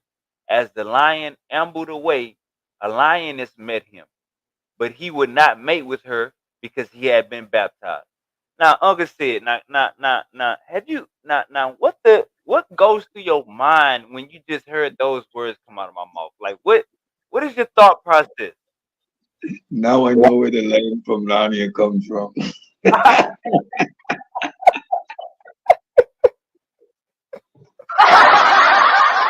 man. Oh, now we have a talking snake, a talking donkey, and Paul had to one up them motherfuckers. He have a talking lion. Lion. Yo, I'm good. I'm ah, ah. And, and and the lion is so filled with the Holy Ghost that he turns into a homosexual. He Hey, refuses from that's what I was free telling lioness pussy. you. He Oh turns man. in, he turns into a flaming homosexual. He refuses some lioness pussy. A lion He would got kill out of the water. offspring. Right. A lion would kill the offspring of a female of a tribe that he of a group that he conquers. Right, when he once he kills a male and he takes over a pride, he will kill the offspring. Why? For two reasons. For one reason, not that he doesn't want to raise those offspring, but his one objective is to breed. So once he kills those offspring, the females go into heat immediately. So there's no way that a male lion is gonna pass up some pussy because he got the Holy Ghost in. If he would kill the offspring to force the females to go into heat. So once you understand this, the scientific literacy again does not require everybody to become a rocket scientist, but then your level of general understanding, the information that you're able to acquire, right, will allow you to a level of discernment, right, that you can address these things in real time. Just understanding that component of the nature of these animals, which is something quite specific and unique.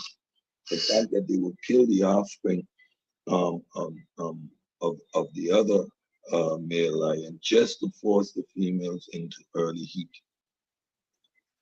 increasing his opportunity to reproduce. So once you understand that, then that aspect of the story makes absolutely no sense. But you can only reach to that point once you can digest that the lion that they are talking about is the lion from Narnia. Otherwise, you cannot accept that a lion was going to tell this nigga one damn thing. And look, the story start. This the funny part. The story starts off. A lion crosses Paul's path one day and lays down at Paul's feet. Why the fuck would a lion cross your path and lay down at your feet? Because he was eating manna and the manna's mushroom. So he was tripping. He gonna lay down at your feet and start eating your goddamn feet. Now this the second part that throw you off. It say Paul asked the lion, "What do you want?" Why? What was Paul smoking that the lion appeared to be something that he can actually converse with? Right, Now, right. now, when you have a pet that you have a relationship with, like right now, my bird is watching me, like, what the hell stuff you talking about? He's sitting right in front of me. And the other one is on the counter doing a mischief. Now, I talk to these birds because they're my personal pets. And I'm aware that they're not going to answer to me. That is because at this point, I have anthropomorphized them to be characters that I communicate with verbal communication. Although they're not going to respond to me, I'm fully aware of that. But due to my proximity and relationship, that is something that you develop naturally. So before anyone uses that ad harm, but I talk to my dogs all the time. Your dog is not a goddamn animal that just walked up in front of you, right? So we're not gonna segue and do create these straw men, right? So let's not do that. There is no way, for no reason, that a lion is gonna come up to you, right? Even if he is sick, he is most vulnerable, then he'll stay as far away from you as possible because you're a human being and you automatically present yourself as a threat because you walk upright and your eyes are looking forward. So you are an apex predator even to them. So they can ambush you.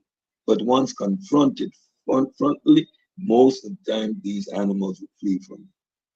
So you cannot assume that the lion was sick. If the lion was in a healthy state of mind, he was going to ambush Paul. And the last thing Paul was going to hear was as he crushes his goddamn larynx. Right. Right. So, so this must have been the lion from Narnia who just saw Paul after he was conversing with Jesus and said, "You know what? I'm tired. Let me lay down my Paul. Paul gonna give me something to Right. drink." Right. I mean, I've been living a hard life. I've been killing innocent babies. I just killed a baby antelope. I didn't want to do it. So let me lay down and give my life to God. So Uncle said, the damn lion laid down at Paul's leg to Paul's And Paul didn't have the whereabouts about him to back up real slow real and get slow. the hell out of there. Right? Instead, instead, he asked the lion, "What do you want?" And Uncle said, "What the lion say back?" In good Greek, he asked him in good Greek, "What may be your bother? How can I be of assistance there, lion, king of the jungle, soon to be in movies called Narnia?" Lion King, and come on, man. But Uncle said, what tripped me out is what the lion replied back. The damn The lion said, "I want lion, to be the baptized." lion, like you see the hunter gatherers in the jungle or in the steppes. When you ask them what it for you is what is life about, there are three components that make life for them the most successful ever: meat, honey, and drink, water. If they have those three components, they're the most happiest they can ever be. Now, we are talking about human beings, but hunter gatherers. So now the lion is not a human being, is a purely, primarily instinct driven animal, even to the point that the lion could speak. I can imagine three things the lion would ask for: some fresh cantaloupe ribs,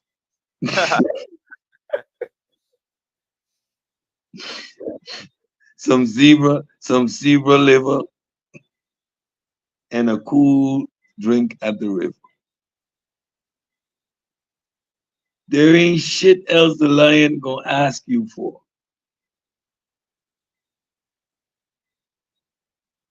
Based on your own religion, these animals have no soul as that of human beings. So it is counterintuitive and counter the narrative of the book to assume that this lion had gained a soul.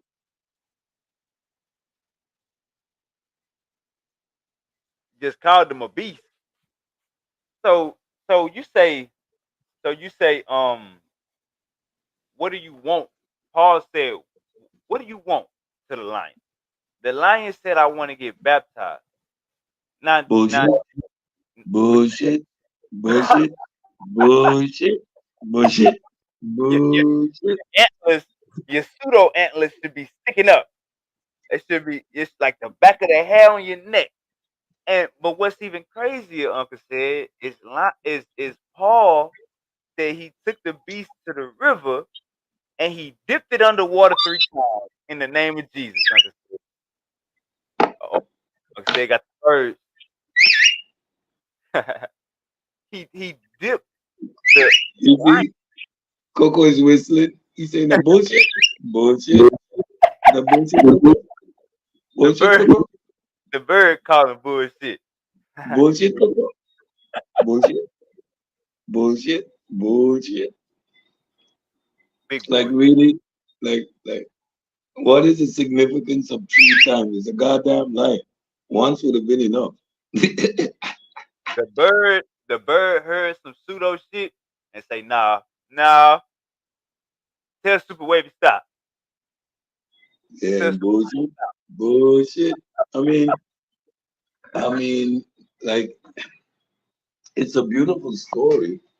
And as someone that works with animals and loves the idea of training and taming animals, it is a marvelous story. Yet being aware of animals and how that goes, I understand that um that's a complete no-no, right? It doesn't work that way. And Coach, and good. and to assume for a second that it can or does is bullshit. Is completely and utter nonsense. Like, you know, and we get so carried away, and we have these Hebrews and these Muslims, and they're debating this religion stuff. And at the end of the day, it plays no role or significance in their lives. It really doesn't. The way it plays a significant role is it stagnates your ability to reason. The moment the moment you engage with that story as an adult with any form of belief, you have now relegated yourself to the inability to reason. You're going to encounter situations that you cannot handle, that you see most people deal with, and just and you're stuck, and you can't figure out why, because you've limited your ability to reason coherently. God damn it, you think a lion sat down on a dude's feet? What crazy shit is that gonna allow you to do? What position is that gonna put you in that you can't get out of? Right. You know, it's wow.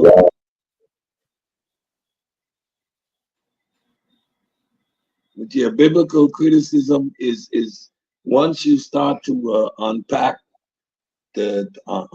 these stories, there is no cohesion. How did Judas die?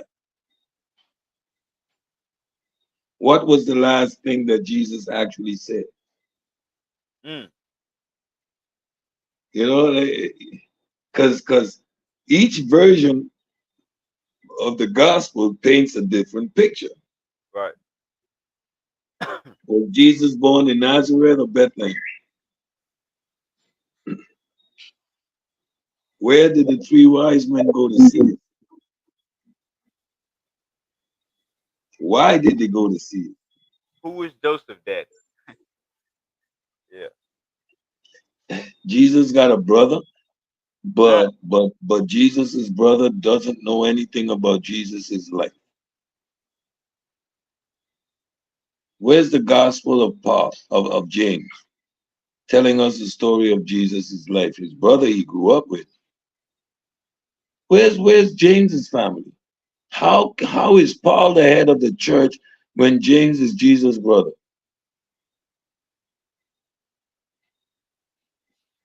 If Jesus did all this and really existed, I'm his brother, nigga. I would have had the biggest church. fact. Y'all, yeah, I slept next to Jesus.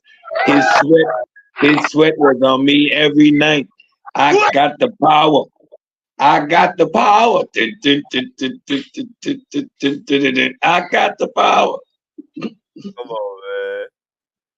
Oh man. It's getting kind of heavy. I said, man, it's like you would hate for them to try to explain it because you know they about to lie in your face. They are left with no choice, and it's a shout out to Aaron Ra. It's an attribute that is a requirement of belief. Faith is the most dishonest position that you can have. Uh, Faith is asking me to believe something that is evidently not true, convince myself of it, and I am required by scripture to double down when confronted with evidence to the contrary. I am required to lie, first to myself and then to all others. I'm required to lie. Oh man. It, Oh, it's it, first to yourself, because you need to convince yourself that there's this thing talking to you. You need to convince yourself that there this God that people keep telling you about that they can't show you, have no evidence for, actually is a thing. And once you convince yourself of it, it is now your objective as a human being to convince as many others of that same lie you convince yourself of. And with no evidence, with no actual logical reasons why, what are you going to resort to other than to lie? You think a pastor isn't lying straight out his face when he gets up in that pulpit? He said, last night when I was preparing to give this sermon today, I sat at my desk and I folded my hands and I asked God to lead me to what I need to talk about. And as I flipped open the Bible, it landed on Jeremiah verse 17, chapter 1, verse 2. And it says, today is your day to give unto God. oh man. Yes. The message for today is your seed of faith. It is your ability to give unto God when there's nothing left to give. It's your ability to milk a rock when they say a milk, no, there's no milk in a rock. It is that moment when you dig deep and you don't worry about how you're going to pay your electricity bill as long as you know you paid God. Can somebody say amen? Hallelujah. Hallelujah.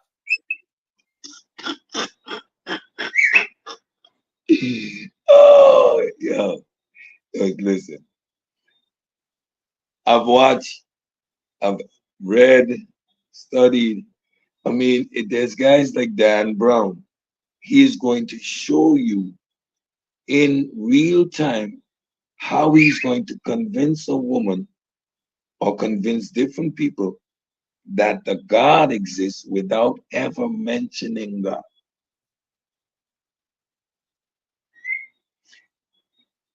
It is pure psychology. If you dissect a service, it is designed to create mass hysteria. It is designed to create group phenomena. Go to a church any given Sunday with your atheist mind. Stand there and go, this is bullshit. And see how long it takes before you get totally uncomfortable. And when you acknowledge your level of uncomfortableness, do exactly what it's going to take to get comfortable. Just put yourself through the exercise. Watch how the music is orchestrated when the crescendo comes, and just before the pastor comes on, it's the crowd is whipped into a fury, and the drummer's rolling for 69 miles an hour. And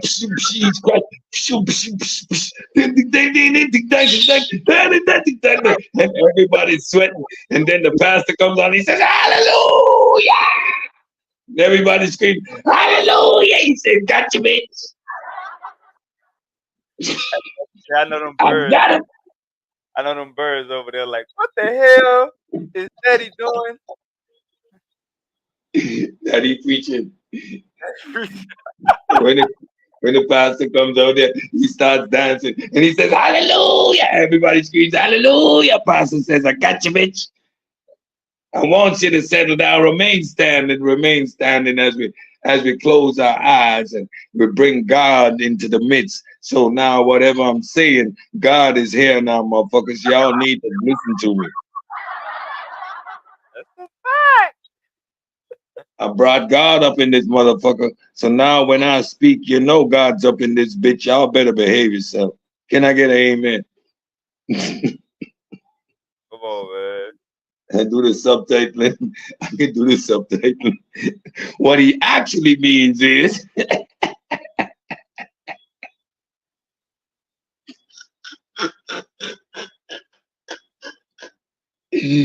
oh. Turn to chapter 5. Turn to chapter 5 of Genesis. Is anybody here with me? Have you got your Bible, the King James Version of the Bible? I ain't going with new age word. And I want the original text. Can I get an amen? Let me see your King James Version of the Bible. Turn to chapter 5, Genesis, verse 5. He said, and on the waters, say it with me, on the waters. This is where I'm testing to see if I got everybody's attention. On the waters, if I don't have their attention, I'll whip them into a frenzy again. I'll make the band play something. Let me see. On the waters, can I get an amen? Amen. Yes, I got you, son of a bitch. Okay. Stay with me now. Hey man, it's like tipping on. But that's all it is. That is all it is. Pimpalicious nonsense. Grab your money. We got cash app right here. So outside cash app, you know, cash. Got an ATM here. Just put in the ATM, get the money right up in the plate, and like the place about to hit the plate. Got a mean ass echo, bro. I didn't hear nothing you said. Got a mean ass echo. Yeah, headphone. You got you still got your YouTube. Yeah, headphones echo. You got my headphones echo. Yeah. All right.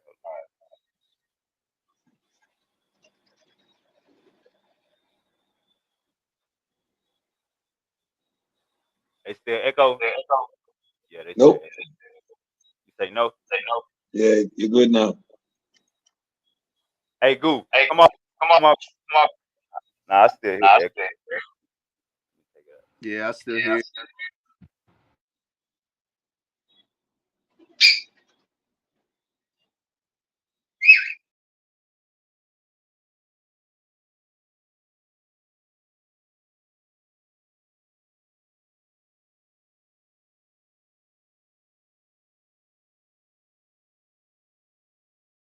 What's the name of the birds? Like I said, Coco and what? Got Coco and Lily. Coco and what? Coco and Lily. My kids name them. Coco and Lily. All right. Big Wop. This is I still this got is Coco. Yeah, Coco. And Lily is a new bird. She's still young. Coco is much. He's 3 years old already, so he's much more trained and tame. Give me a kiss. A kiss. Oh, you pretty bird. He's a pretty bird. Yeah, he's a pretty bird. Yeah, he's a pretty bird. Yeah. There you go. He's a pretty bird. Huh? He's a pretty bird. Give me a kiss. Oh. I see you. Oh, can I get a kiss? Hey, Goo, mute out real quick. Man, I got it. All right, let me fix that. Y'all keep going. That ain't me. That ain't my echo, bro. I've been Yeah, that ain't you. That's me, dude.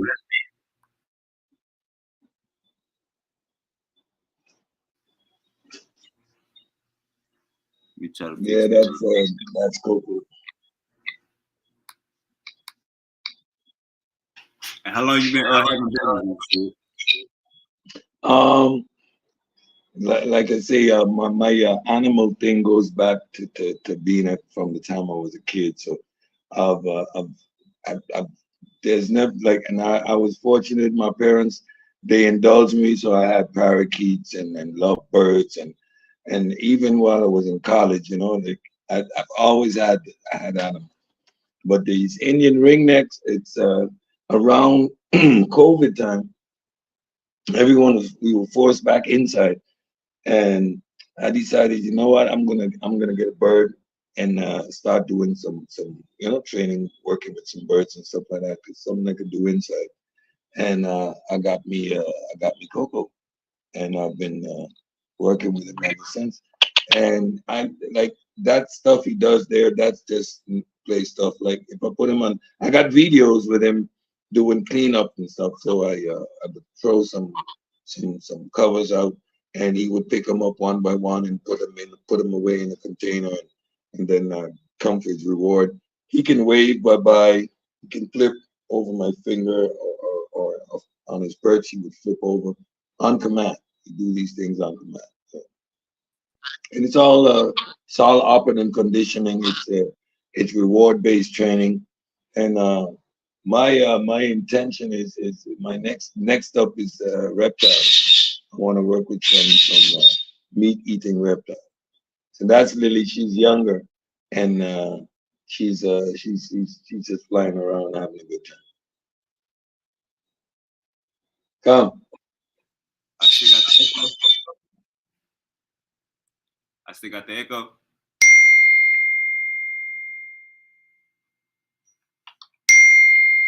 Oh yeah, I don't think I got the echo no more. Hey, Big Goo, what you watching over there, man? What that was? I see you showing up that 6. Man, you know that's the Democratic convention, man. Day one. Uh hey, Uncle said, Goo riding for Kamala. Who you riding with, Uncle said?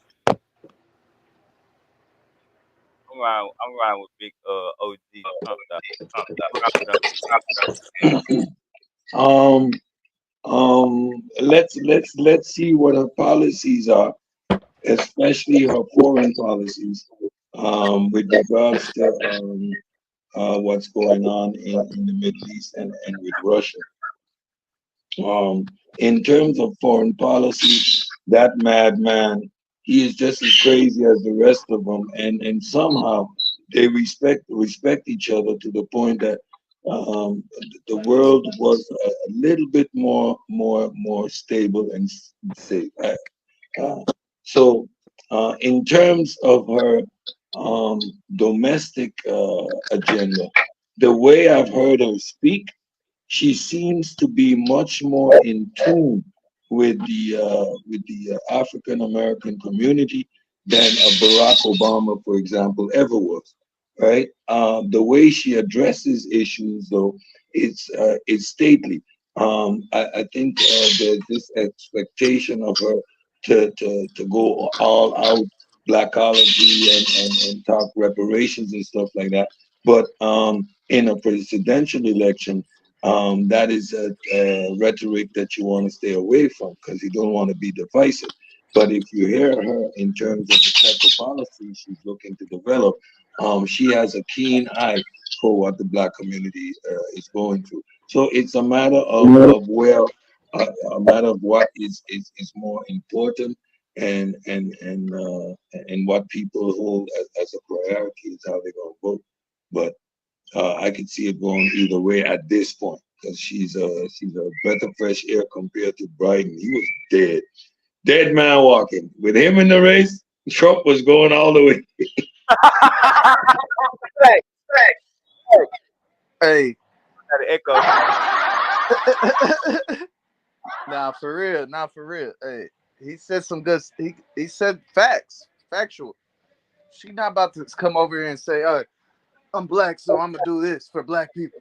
That's what Donald Trump doing. He's saying, hey, I'm Donald Trump, so I'm gonna do this for black people. Because he lost the black vote last time. So now he knows he needs it this time. So that's been a big issue for him to try to get the black vote, to let out the rappers and the hip hop artists who he feels have been done so badly because they out there committing crimes and been doing stuff But the fact is, she making moves for the middle class, bro. That's her big agenda, the middle class, and that affects all of us. If you got a strong middle class, everyone knows you got a strong America. Hey, Trump's let me. big corporations, brother. Facts. We all know this.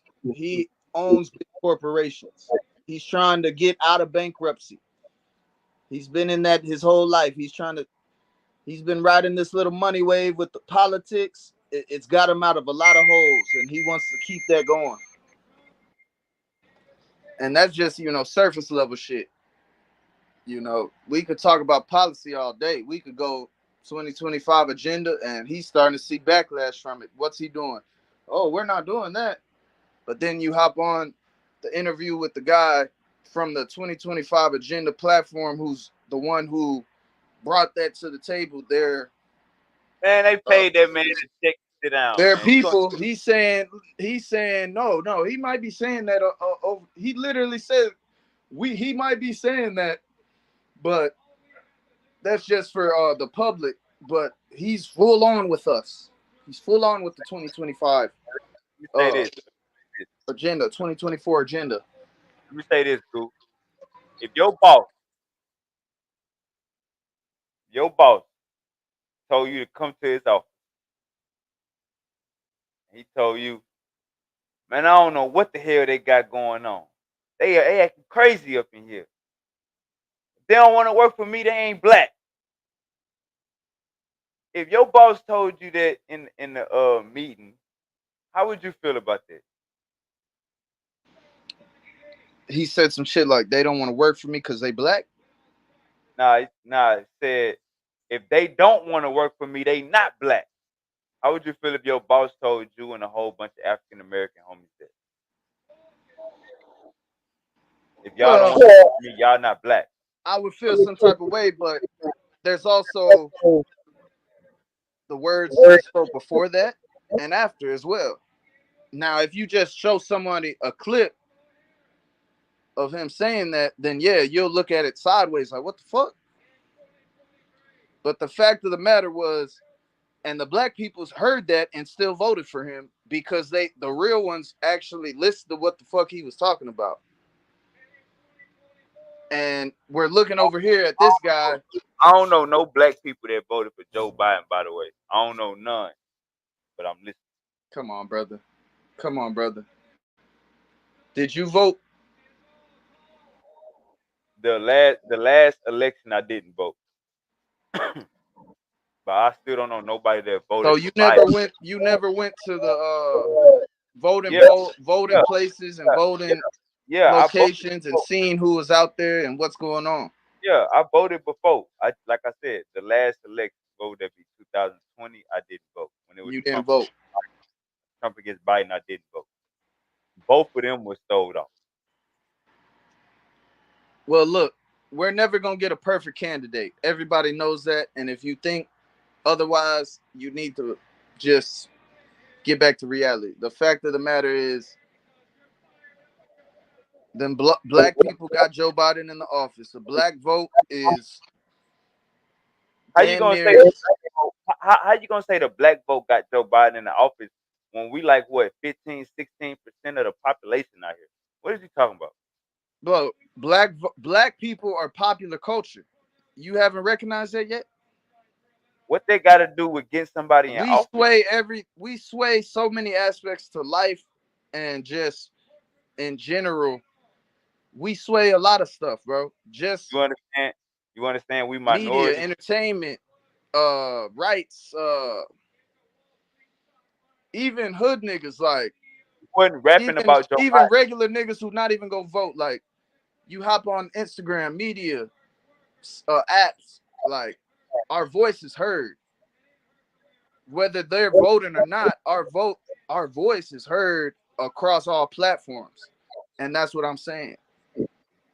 Yeah, you just killed the argument once you said whether they voting or not. So if we ain't Because voting, because because I'm saying that to say whether or not we vote, there's still a majority of black people who's out there voting, you know. I can say that, but that still don't take away from the many black people voting. Check me out. That ain't the argument. This the argument. You saying that like the black vote is swaying shit. What I'm saying is we are the minority. So you know what I'm saying? Like how we all got behind Obama, we might have pushed the envelope, but it was 4 times as many white people had the same mindset we had. You got to look at it like that. You can't look at it like, oh, we can make a change like as big as a presidential election. We ain't got that many strength in numbers. Bro, your city voted against Trump. Trump almost lost Texas because of melanated people. That's factual. A Republican almost lost Texas. So you think black people are the majority in Texas or Houston? Where you got that from? I think black people are in all these big ass cities: Atlanta, Georgia, Houston, Dallas. And when he was talking about, oh, they cheated me, that's when those big ass cities started all that voting tallied up, and it was those cities that affected him. All right, so look, let's You get got back. millions of people in these cities, All and right, cool. it takes time to count those You know, up. But I'm not hearing you at all, bro. yeah, you I'm get. not hearing you at all. It's like you just somehow Hold it up, lowered. hold up, real quick. What the fuck? Let me fix my audio. All right, look, you keep getting off. You hear me better? Hold up, I can't hear you, bro. It's my I phone because my phone went out the other day like that. Let me log off and come back. bet. I can't hear like yo shit lowered big time. Hold up. Uncle said you can hear me or I'm real low. I can hear you clearly. All right,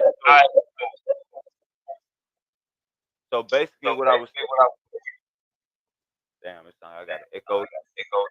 Yeah, All right. it's the headphones, I think.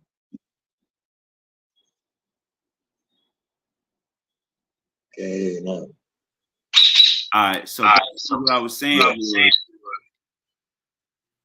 mute out for me real quick, Uncle said. basically, what I was saying was, what we got going on, Uncle said, is I feel like we got some shady business going on. We got some scamming and scheming going on.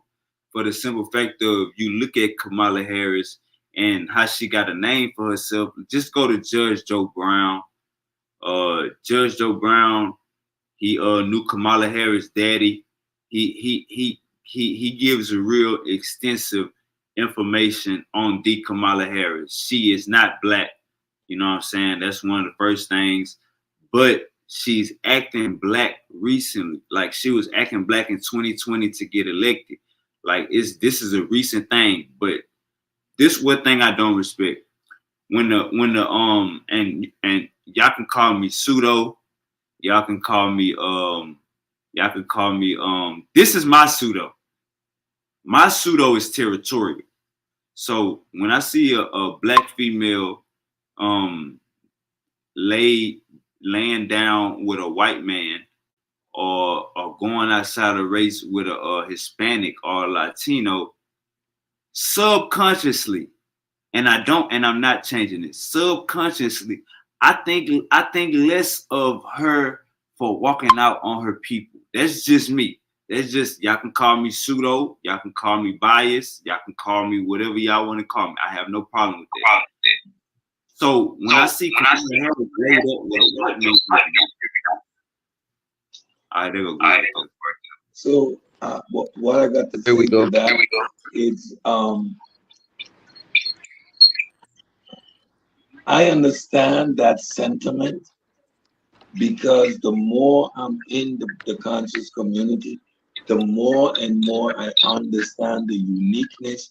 And when people say, for example, America was founded on racism and stuff like that, I tend to understand it more and more because when I understand things like Jim Crow and these type of things, and when I look at my own collective history, and still being under the colonial system, but not experiencing racism to that extent, etc. You know, relationships. For example, the way black is used in America is means something completely different outside of America, right? It takes on different form. For example, on my island, black is Caribbeanness.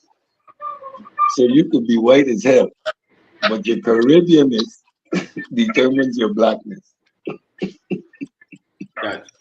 There are white people that you can't call white. You That would be the most derogatory thing to call them. They are black for all sense and purposes of what that word means to us. Like, so black is that skin color thing, right? Like you would hear, yeah, he white, but he ain't white.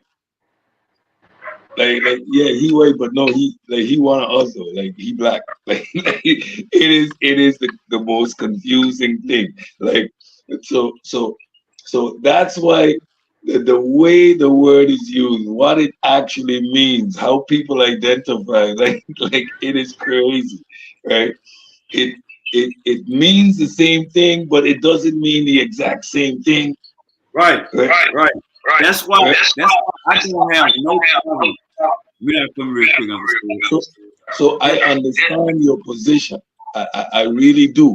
But like growing up outside of the US, having gone to Europe, right, where they dealt with a lot of these issues, like the society is structured around discrimination.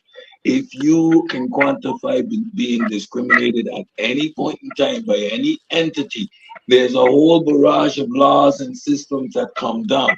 They go completely anti that concept, right? So there is much more interracial relationships. I have mixed kids. My kids identify as black. I their father black. There is no confusion as to how they would identify. Now you're gonna get all the yeah, but you mix. What that means, you especially coming from the Caribbean, they are Saint Martin children. The way they speak, they sound, their mom, right, is a Caucasian, but you can't call her white. Going on. Going She on. from she from St. Martin. She just like me. Like she white, but she ain't white though. Like, like, you understand? It is, and these things, my amateur anthropology antennas go up being in this community and having to navigate all these nuances and play with these different concepts, right? So for me being much more international based, I get to maneuver in these paradigms. So when you say that, I have no aversion to it. I understand it. I can appreciate and accept it. At the same time, go, yeah, I got mixed kids, or like, for me, never. But I understand, like, Hey, you hey, know let what me I say mean? this. Let me say this real quick, Uncle Sid. Mute out for me real quick. That's why I can't. That's why I couldn't get mad at for saying that I'm just not gonna use the word black anymore. That's why, because of what you just explained. When you go outside the United States, which I'm gonna say a good number, 65% of Black Americans haven't been outside of the United States because the damn tickets are so goddamn high. But if you go outside of the United States, the context is different. So I understand what you said 1,000,000%. And to be honest with you, I even appreciate you for even trying to understand what's going on in the United States. You know what I'm saying? Like it could be, it's different from when somebody say, nah, bro, that's just because you in the United States. Nah, you brought up Jim Crow, you know what I'm saying, certain discrimination that other countries don't even play with. You know what I'm saying? So you understand the full context of it. You know what I'm saying? So I appreciate you for making that whole, you just did a whole full circle. You taught so many people right there. You get outside of the United States, it's not the same. You know what I'm saying? Go ahead, Uncle Sid. Oh, Goop. It's and once a lot of Americans get outside, especially Black Americans get outside the U.S., they are forced to deal with that reality, right? Like my resort, for example. Um, you can come in with that contention, right? But you got a whole bunch of white Canadians there that are come here. They don't have a racist one. How long are you gonna? And then you see the mingling in the pools, right? They start all segregated. I see it. I see it every day. Start all segregated, and eventually the alcohol and the pressures come down. You're in a different space, and then boom, the music kicks in, and then these conversations happen. My amateur anthropologist kicks in, and I look at that and go, you see, once you get outside that paradigm, all that bullshit's done. Right. It's done, right? Because neither party is forced in that paradigm, right? Like I've heard of America. You got a problem because of black. Look at me. Do I look anything other than you? No, that's just a rule. It's just a policy. It's nothing personal. One for you, one for all. It doesn't work like that. It doesn't work like that here. Like those ideas don't even pass our imagination. Like, like there's this bartender, and me and him, like we're brothers. Like Harvey, and he's white, French dude, right? But we're kindred spirits, right? And I come to the bar and we do it every time. He's like, no niggas allowed. And I go, yeah, but why the hell they got a nigga like you working behind the bar there?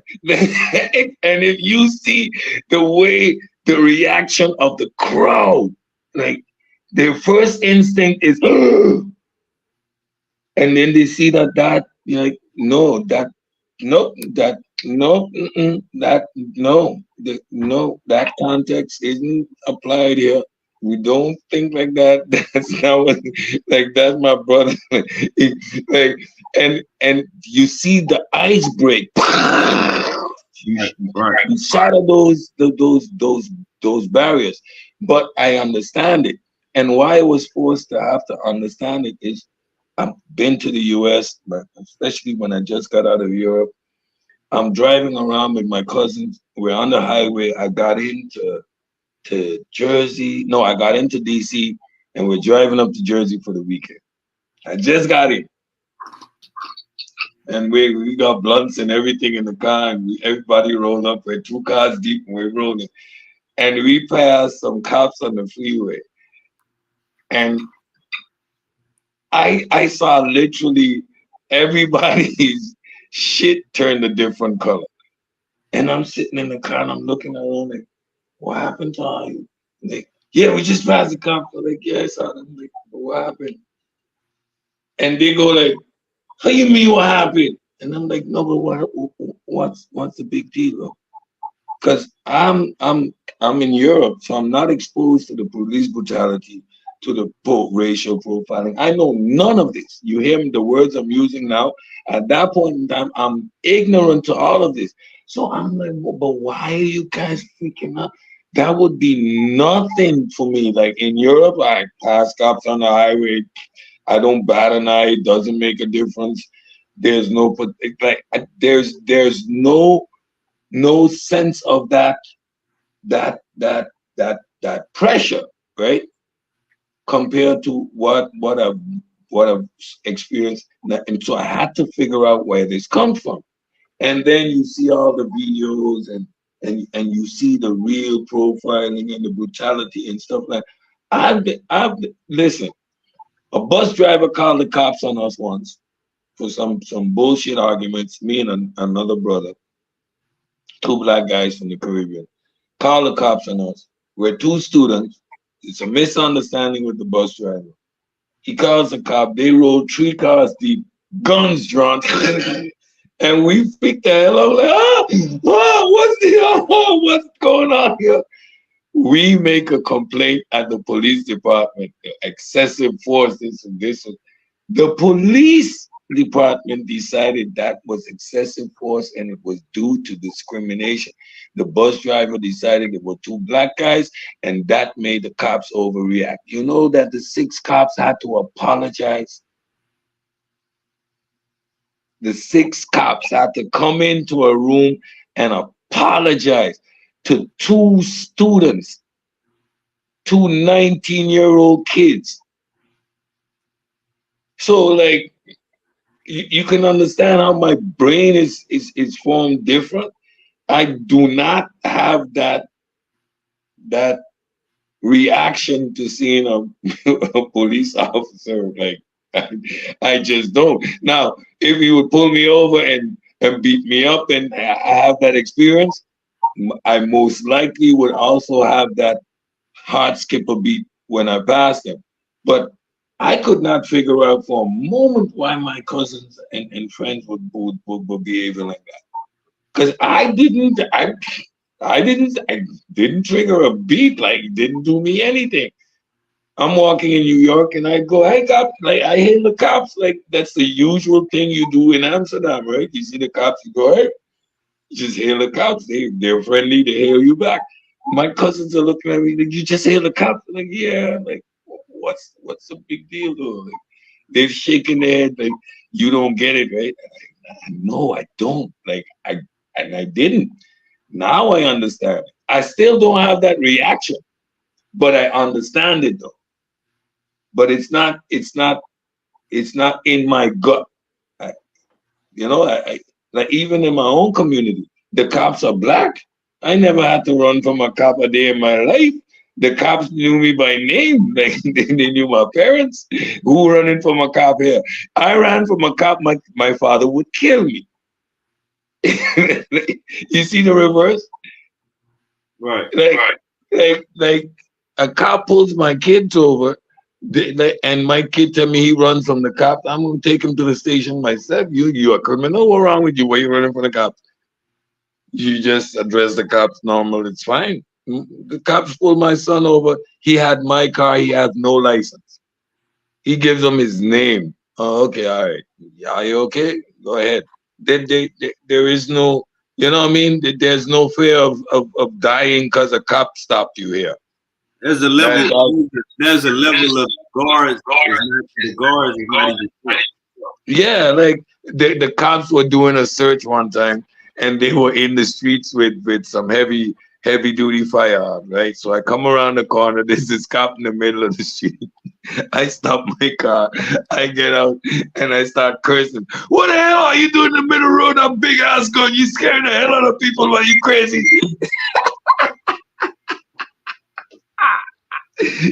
Can you imagine doing that in the United States?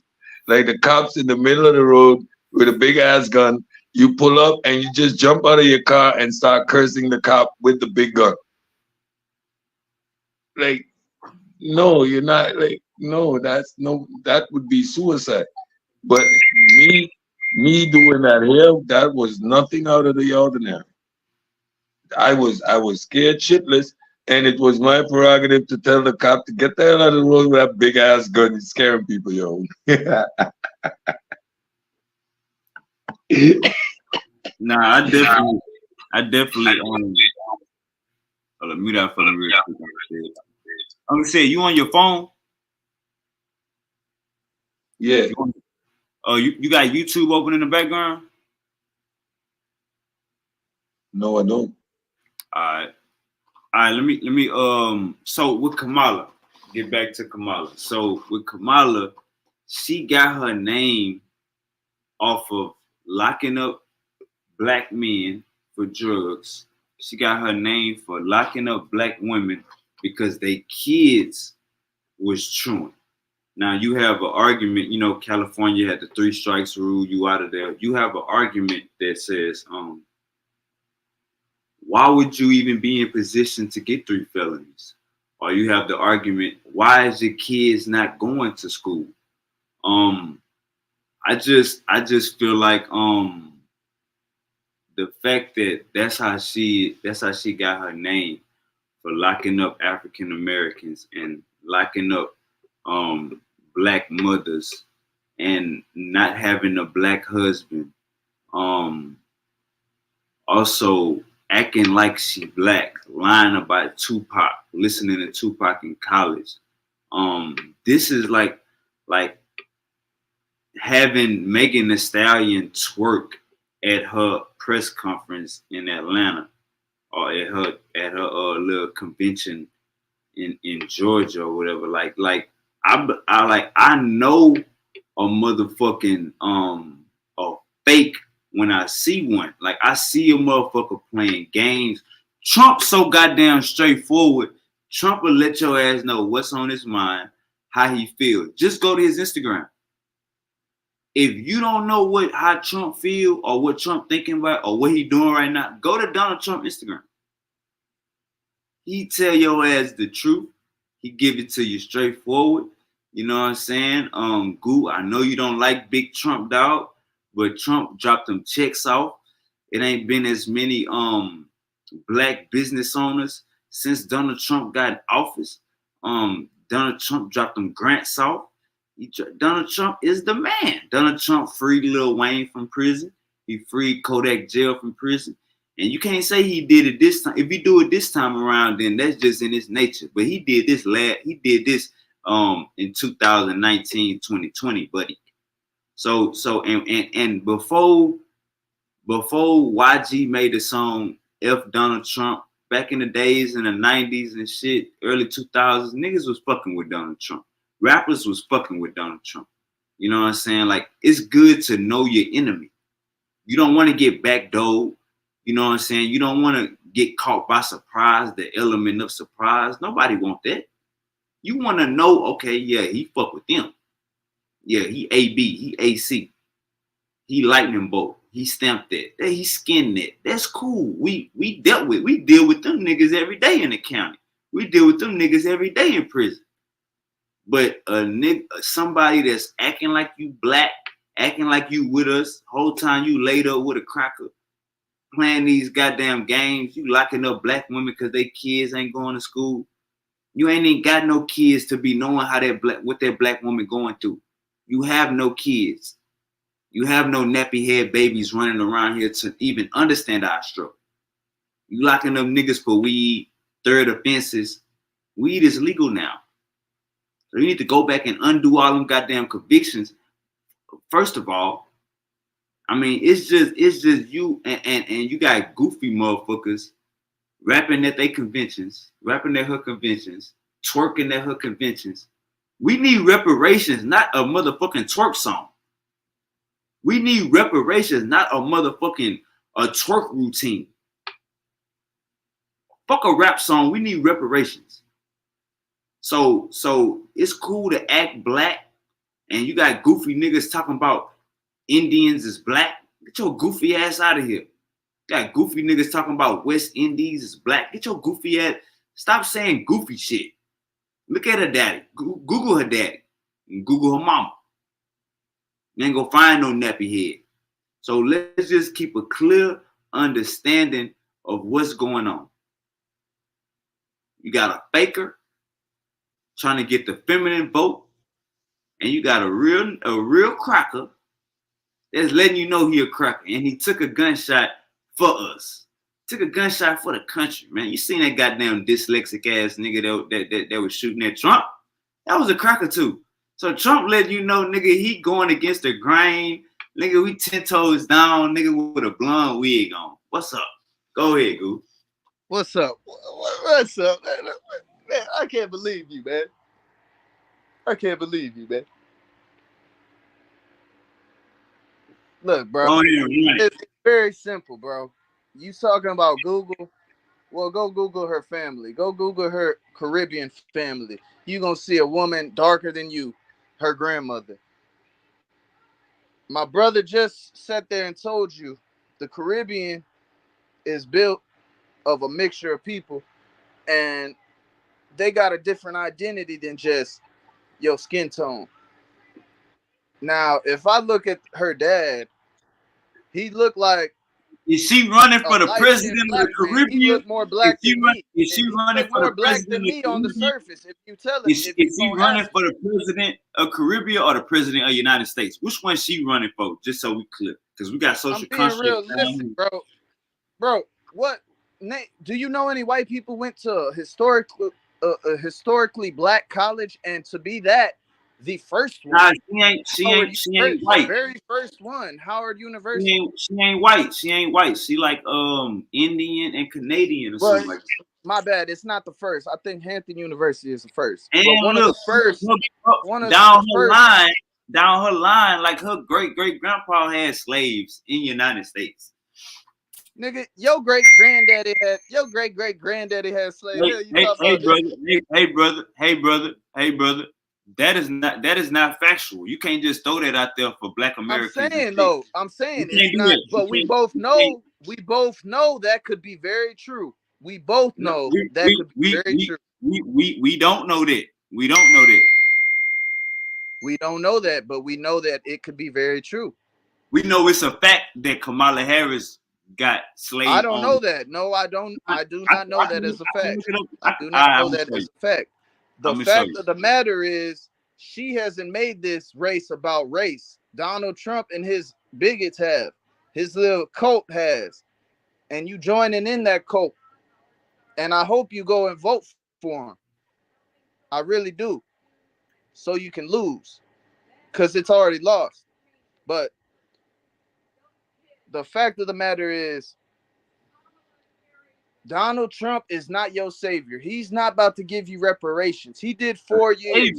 He already did 4 years, brother. And all the black people in the hood can say is, oh, man, I ain't never had that much money in my life. I ain't never had this, that, and that.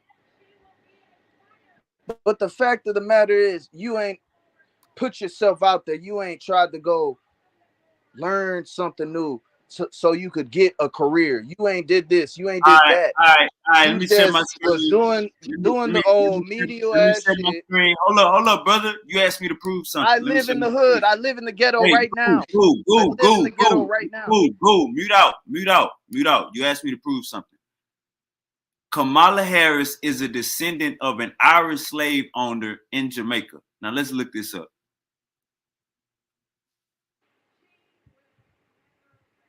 It says, what's the source? What is the source? Hold up, 1 second, brother.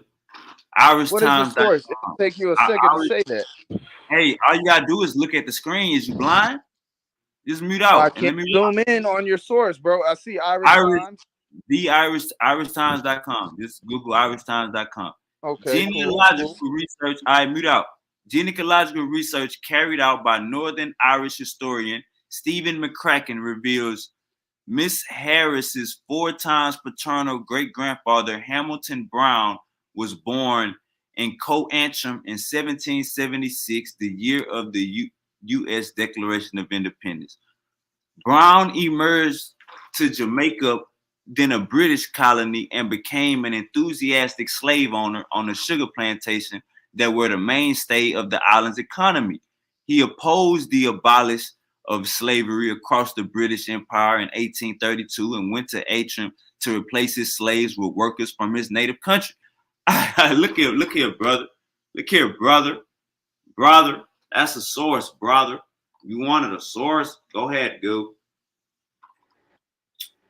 Wow. She got a slave owner in her history, a white person in her history who happened to have slaves. Show me a lot of black people who don't. Show me a black person Hey, there's a thing called a touchdown, and there's a thing called a goalpost movement. I believe I just scored a touchdown, and then he just moved the goalpost. Not really, bro, because the fact of the matter is you bringing up her genealogy. You said show me. Bringing that up. Hold up. You're the one bringing her genealogy up. She's not talking about. But you asked me to go. You asked me to prove it. Is people bringing that up? That's Donald Trump. Go. Who's the one who brought the race into the? Who brought this up? Go. It You was asked. it was the cult leader that you saying is done so much for black people because he let out Kodak Black and Lil Wayne, and we respect them so highly, or we fuck with them so much because they give us some good ass. I'm about to go shoot up this nigga shooter gang, this and that. I'm about to do my thing. Come on, fam. Come on, fam. I mean, do you want your black brothers out there sniper gangs, sniping niggas, sniping other black people, black on black? That's what we're really talking about. If we really talk about it, Kodak Black says he's a killer. He says this, he says that. Go. So what Music is we is really talking about when we're go. talking about him letting them out? Go. Music is entertainment, bro. That's how music is entertainment, bro. That shit ain't real, brother. No. Because if that's not real, then Donald Trump's not real because he's an entertainer. Kamala Harris is a lawyer and a lawyer who turned politician. So Donald Trump was the 40. What was he? The 45th president. Donald Trump was a president. How the hell you gonna call him an entertainer, nigga? He graduated. He graduated from that. Oh, but so why is you not putting the magnifying glass to his past, but you want to go to her family past? Have you ever grabbed a woman have you ever fingered a woman from the front standing up? Grabbed her by the coochie? I've never grabbed a woman by her pussy without her wanting it. Without it. Right. No. I ain't talking about that's not what he said though. He said I grab a bitch by her pussy because I'm rich. I can do that. And that's the mindset he has, dog. And that's not the same mindset. Listen. Listen. When he said that, what the woman do? What the woman do? I do not even remember, bro. Because what I'm telling you, that little comment was just out of. It's just so far from reality, bro. From either you gonna black citizens, white citizens, Hispanic citizens, Asian citizens. It's just so far from reality. What's far from reality? Either you gonna grab her by the booty or you can grab her by the coochie. It's either one, brother. Do this every day. I don't know why you think that this is not normal. Manasseh, what's goody? What's good, bro? It's not normal to grab a girl by her pussy, bro. You might slap a little ass in the hood and shit, but that's white. ghetto shit that we. You're a white man, dude. You're talking about a whole different game when you're talking about a billionaire naturally born. He's a billionaire. Come on now. Dude, the only thing they got on Trump is he do white people stuff and he had sex with a porn star. Who wouldn't have sex with? How you gonna tell me? How you gonna tell me what white stuff Manasseh, is? I got white family. Manasseh, I got white family. Manasseh, would you have sex with a porn star, Manasseh? Huh? I have white family. Go. You getting off topic. We don't want your testimony. That's why Manasseh here. Manasseh, would you have sex with a porn star? With a porn star? Shit. I don't know, bro. Shit. They too ran through. Manasseh, come on, bro. Be honest, bro. Hey, Goose. Yeah, I don't know, bro. I don't think so, dude. Ain't nobody there but you and her. Nah, I probably wouldn't, because even if I was to fuck that bitch with a condom, I'll still probably get some shit. You know what I'm saying? So I wouldn't trust that shit. Hey, Goo, he capping. Porn stars probably cleaner than your average. Hey, Goo, he capping. Goo. Porn stars get checked every couple weeks, man. After every scene. Come on now, bro. Let's lose common sense. Let's use common sense. You with Goo now. The fact of the matter is, though, Donald Trump. What has Donald Trump done for black people besides let out Kodak Black and Lil Wayne, the big entertainers, and his homeboy Lil Pump? Hey, look, I'm gonna take the argument just to you riding with Lil Pump too, huh? Wavy. Hey, check me out. Just to make this real clear and short and sweet. I I don't really care if Donald Trump do stuff for black people or not. Like that ain't my argument. Then why has that been one of your arguments? My argument is he going up against a faker that's acting like she black. That's my argument. So whether he do stuff for black people or not, we seen him do stuff for black people. Whether he do it or not, that's up to him. But thinking that she about to, that's where y'all got me fucked up at, like religion. Bro, Donald Trump has faked so many times. It don't matter if he act a certain way. You just so used to his lies that you're riding with him talking about, oh, he's being a cracker. He's being a cracker. No. They got white people denounce this dude. So what is a cracker? And since when did we start fucking with crackers? Because a cracker, in my term, is a racist, black hater, Hispanic hater. He like white people only and for white people. That's what a cracker to me is. A cracker is what our black people used to call them back in the day because they was racist against them. It's not a white person. And what you're saying is, you're a cracker. That is not the same thing. This how we do it, Goo. So it's about context, right? So if we talking about like so let's be clear. Let's be all the way clear here. 2024 presidential election is not in favor of. Give me a second, Goo. Let me run this. 2024 election is not in favor of black people. I'm gonna say that we're gonna get tricked either way. Either way, we're gonna get stepped on. But there's a clear difference in what is going on here. You rather know who your enemy is than to have a motherfucking wolf in sheep's clothing. She could take that motherfucker off and go lay up with a white man at nighttime. That is not right. That we like. Hold up, brother. Trump. Hold up, brother. Trump versus Biden. That's two white people. When I say cracker, I can be talking about it's all about the context. So when I say cracker, I can call Donald Trump a cracker, and I could call Biden or any white person a cracker. Now, when we talking shit, we don't usually call white people a cracker. You know what I'm saying? But when we use in layman terms, we will call them a cracker. No, not necessarily though. We're both educated and we both be in this knowledge shit, so we both know there's a big difference. And black people know there's a difference between a cracker and a white person. My first word was context. That's why it's about the context. Brother, if we talk context. That is context. That's American policy. Let me show you what context is. You gotta listen. Let me show you what context. Context is if we only talking about Donald Trump, I'm gonna call him a cracker. Context is if we talking about regular white people and racist white people in the same conversation, we gonna distinguish the two.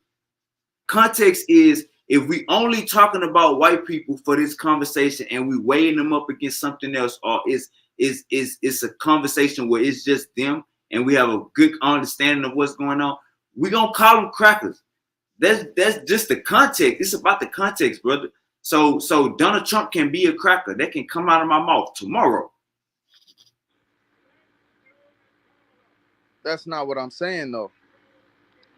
But the point of this is you riding with a guy who's shown time and time again he don't fuck with black people because he don't feel it's beneficial to him. And when he does feel it's beneficial, he might do one or two things. Who was Donald Trump's girlfriend before Melania? Bro, you talking about the dude who literally had what's her name from his show? He had to pay her back then, and then he brought her back into the office of the White House, and then he had to pay her again when she left. Like, and she's a black woman. I don't even like. Can you say the name? About, bro? Hey, You know we who I'm don't. talking? Hey, You talk about the guy hey, who had Goo, all his cabinet leave and then Goo. denounce him and then go to prison and get jail time or probation and then say this nigga is crazy. Can you say the name? Like, bro, it White sound like you dude. drunk. Hey, Goo. It sound like you drunk. Say the name. Bar. What's his name? You just said a His black lady. general, his You gotta attorney slow. general denounced him. His lawyers denounced him. Goo. Lawyers rooted. You got the Holy Spirit on you. Slow down, bro. You got the Holy Spirit on you. Slow down. You just said a black woman. I just asked you What's her who was name? the girl. Rosa something. She was the darkest person in the White House, the only one, and she was a secretary or something. And you said he fired her. He had the she left. She left, bro. His whole cabinet left, dude. Don't you see? He got a trail of tears, nigga. He got a whole trail of tears. Everybody around him ends up leaving. In You ever any heard? other aspect You in ever heard life, hey, people will be like, "Oh yeah, that nigga's Goo. a Hey, fucked up Goo. person." You This, cry, this, hey, that, and Goo. But when it Goo. comes to Goo. Trump, Hey, it's Goo. You something about him. crying? Hey, Goo. You crying at this point, bro? Because you making blanket statements and you're not really saying. Crying One because second. he can't come up with You're not a saying. rebuttal. Dude, you're not saying nothing. Like all you doing is babbling. You haven't pointed out one point yet. But let me just say this: they got So this lady. tell me a point that'll get across you, and then I'll come with it. I One just second. told you. I let you talk, and you're not really you. It sounds like you drunk. Let me say this, bro. You have this lady named Travion Cootie. Travion Cootie it's a black lady. One of the black ladies, one of the people that got locked up with Trump when Trump got indicted. Now, if you go to her, just go to her Instagram. Like, I don't know who you saying ran off from him, but just go to Travion Cootie, Trevian, and I think the Cootie is with a K. Just go to her Instagram. She was with Trump in office, got arrested with Trump, and is a avid Trump. I don't know none of the people that left him. Like maybe you talking about maybe in 2018 or 17 or something like that. But if the topic is the topic, and if we stand on topic and we not running off babbling about other subjects and different things, this is the understanding, Group. Attorney General. 1 second, Group. This FBI, head of FBI, the General of the United States of America. Need I say more? His secretary. Can you say their name? How many people? How many Hey, people? Goo. Hey, Goo. We online. Bullshit he was coming up with.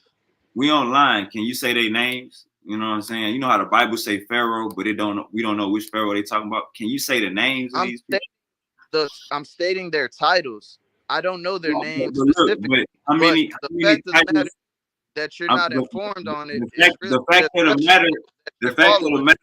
fact of the matter, I can't follow along in the conversation if you just saying shit. That's the fact of the matter, bro. Like I'm giving you time to express your discernment. You crying, fact, but you're not saying you ain't. Okay, check this out. I'm about to go to Google. Right quick and show you what I'm talking about. Since you don't believe me, I'm on my phone. I'm not on a laptop, but I'm about to go to Google right quick. I'll be right back. All right, big goo up.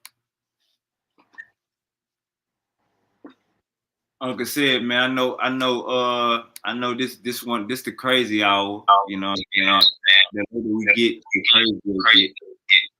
It's all good. I'm enjoying the build. However, I would like to see this take place. You stated your premise on why you have objections to Kamala Harris.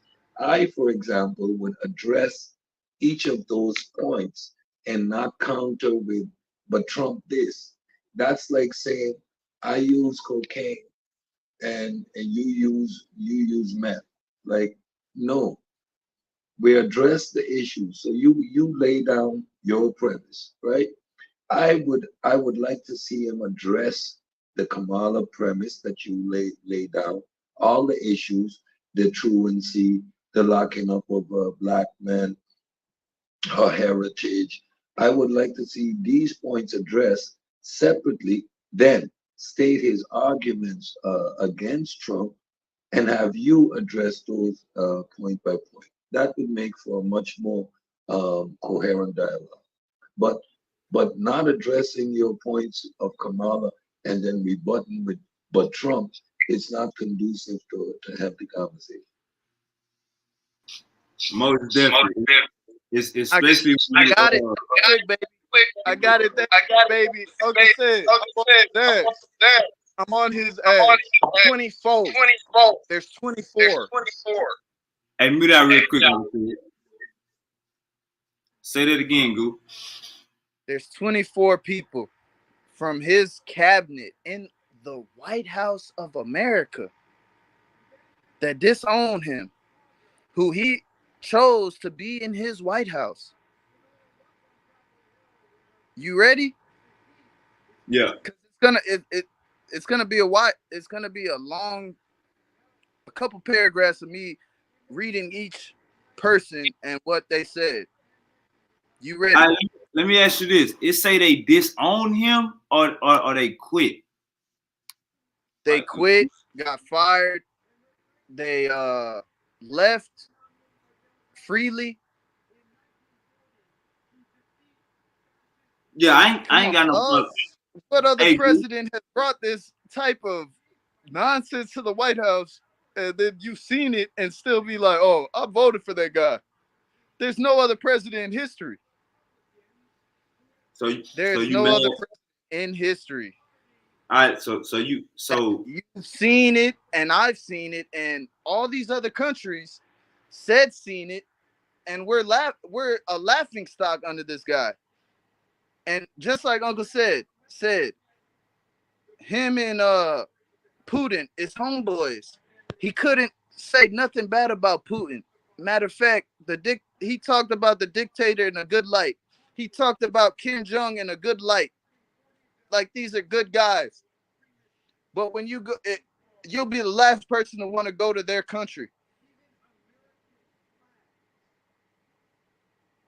You smoking weed right now, but you go and forgot a doobie and went to go play basketball in Russia for their team, and you locked up for 10 years automatically.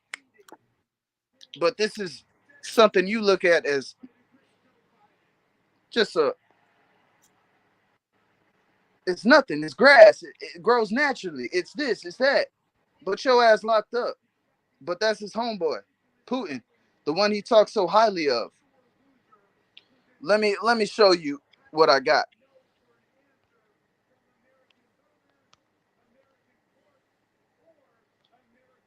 So I'm gonna read it from the bottom up instead of from the top up. His final chief of staff aide, Cassidy Hutchinson. I think that Donald Trump is the most grave threat we face to our democracy in our lifetime and potentially in American history. That's his chief of staff that he chose. You hearing me? Yeah, what's the year? And I'm getting this source from CNN.com.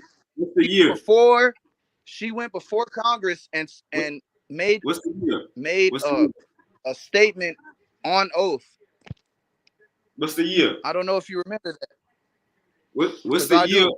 What's the year on that article, Goo? What's the year? I'll say 2020. I'll say 2020, 2021.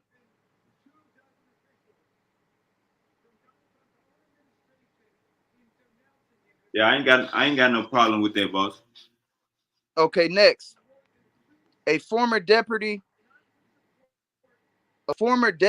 press secretary, Sarah Matthews, who resigned after January 6th.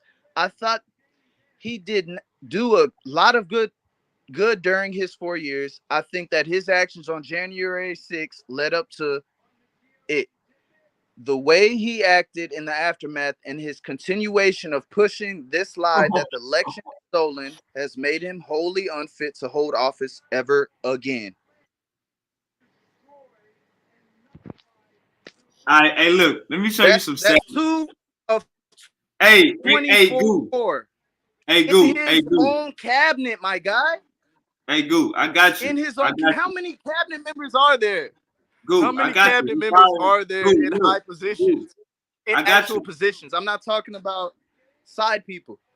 Goo, check me out. I got you. He firing people. Donald Trump known for firing people. Check this out. Let me read this article. It says, Because they don't believe his hold up, one nonsense second. and Goo. All right, dictator all right, ways. Go all ahead, right, bro. hold up. Go ahead. All right, hold up. Hold up. Mute out. Mute out. Give me a second. All right, look, it says, before he became U.S. president. Now, this a real nigga. You want to know what a real nigga is? Check this out. Before mute out for me, Goo. You gotta mute out, bro, because you're gonna interrupt me. I got a long read. Before he became U.S. president, Donald Trump was famous for dismissing contestants on his show The Apprentice with the resounding "You're fired." But at the White House, he has often outsourced the job of booting employees to his chief of staff and then announcing the departures via Twitter. On Wednesday, he tweeted that Attorney General Jeff Sessions was out. Sessions was the latest in the series of people to leave Trump administration. James Comey, May 9, 2017. When Trump decided to fire Comey, the White House released a letter from the president to his FBI chief explaining that he was dismissed on the recommendation of Deputy Attorney General Rod Rosenstein. What I want to say is, brother, is you have and look, I'm gonna put this in the chat. You got a list of people that Donald Trump didn't fire. I mean, I honestly I don't have no problem with it. But when we having a conversation, I would rather you say the names of them. That way we like if you would have said Comey, I would have been like, oh yeah, he definitely was knocking, he definitely was getting niggas up out of there that wouldn't agree with what he was saying. But let me just say this though. America has never been more of a laughing stock than what it has been the past 3 years under Biden. You know what I'm saying? Like there's no reason for Kim Jong-un or Vladimir Putin not to feel like with Biden, America, we can get their ass. And if Kamala come into office, America, they sweep. We can get their ass. With Trump in office, them niggas is at standby. Them niggas is at standby. They not moving. They not going nowhere. They know we 10 toes to the ground and Trump will press a button and tell us about it in the morning. Trump will press a button at nighttime in the command center in the goddamn control room and to tell us about it in the morning. Trump is different. Like how you said, America was a laughing stock, nigga. We a laughing stock right now. Right now, we the worst of the worst. But I need you, like how you brought up Uncle Said. I need you to do what Uncle Said suggested. I need you to answer my questions and then give me your premise. So my premise was Kamala Harris known for locking black people up, known for locking black mothers up, known for she got a goddamn white husband. You know what I'm saying? She acting like she black. She not black. She got slavery in her ancestry, slave owner in her ancestry. I need you to address those points, my brother, so we can have a healthier conversation for the viewers and for Uncle Said on here witnessing greatness. Uncle Said, let me just say before you go, sorry to interrupt, but the fact of the matter is she had 1,900 black people who was facing time for weed charges. She locked up, I believe it is, and I might be wrong, but I'm close, 65 people out of 1,900 in her time that you're talking about. And they had, they was the plugs. They had peas. The rest didn't. And also she had a program where you can make you a career, get help, and make you a job, get you out there into the society of America that we also like to talk about, but we also talk negatively upon about building yourself and trying to do legal stuff. So Hey, I'll can you let put you that go, link in the Uncle chat? Sid. Can you put that link in the chat where it says she only locked up 65 people over her 18 years and as damn prosecutor and lawyer and attorney general? Can you put that link in the chat, brother? That's the black people you talking about, though. You Nah, don't even go you where don't it even say, know what you're speaking upon, my hey, guy. go where That's it the say, whole point I'm speaking hey, on. go. We don't want to hear no crying. Go to where it say private chat and put the link in the chat that you were just Facts, talking about. and you speaking MAGA nonsense. It's Hey, just go. dog. It's Hey, real. go. Put the link in the chat. I'll get. So, I'll get. so I'll this get. is the point. I'll get This source. is this is the point where I render some critique with regards to the Camilla arguments. They are centered primarily on an emotional basis and have no real premise within the political discussion. 4 generations removed, a slave ancestor in our family would be an approximation to a great number of us in the hemisphere, seeing that the slave master engaged in forceful rape of his captives. So a number of us would have this ancestry would link us back some way to indirectly or directly to a plantation owner. So that argument is neither here nor there. Um, with regards to her adopting a black identity, I know from other shows, for example, one that the Zulu Killers did, and a point that Gullah made, which is her father and mother met at the pro black convention back in the day. So they were both civil rights movement activists when their parents met. And her father, although having a lighter hue, is indeed a black Jamaican, and her mother is indeed an Indian. So she is of mixed heritage. So she is not African American. Um, However, she is, for all intents and purposes, uh, just as much black as she is Indian. She identifies with both cultures. She went to Howard University, um, and whether she is hood or not is not a relevant argument, because you can imagine the diversity of black expressions within the confinement of the United States, that she might be from an affluent black community where she is not quote unquote down with popular culture. You know what I mean? For a great extent, um, I know and embrace popular culture. I'm versed in what is happening in the hip hop world, but my preference for music is alternative rock. Like if I put something on the radio, it would be alternative rock, right? I can choose and select hip hop and stuff like that. I have my favorite artists. Shout out to LL Cool J, but I love alternative rock. So so so am I less black now because of this unique attribute? Like, you know what I mean? So where that is concerned, I'm less more concerned about her blackness in terms because of the policy discussions I've heard her have. And again, when I equate her to Barack Obama, she is much more aware of the plight of the African American.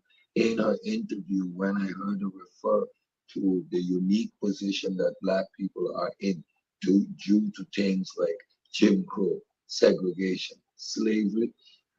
It was one of the first times that I heard a presidential candidate articulate that history so clearly and precisely without flinching, right?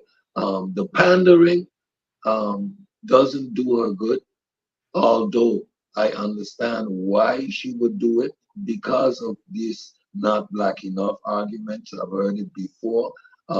Where people like Brian Gumble and Tom, what's that name? Wayne, that black actor, presenter Wayne, Kanye West made a comment about him. Somebody made a comment that he's not black enough. I think it was Dave Chappelle made a comment about him not being black enough because of the way he articulates himself. He does not sound like the average black man, right? Like those type of arguments, I've heard them implied about myself because I'm not the sneaker wearing, pants sagging type of dude. My blackness has also been questioned. So these type of arguments do not hold much water for me. However, I'm going to throw that however in there. I do not think on the international stage, Kamala has the presence required to deal with people like Putin and that dude there in North Korea, right?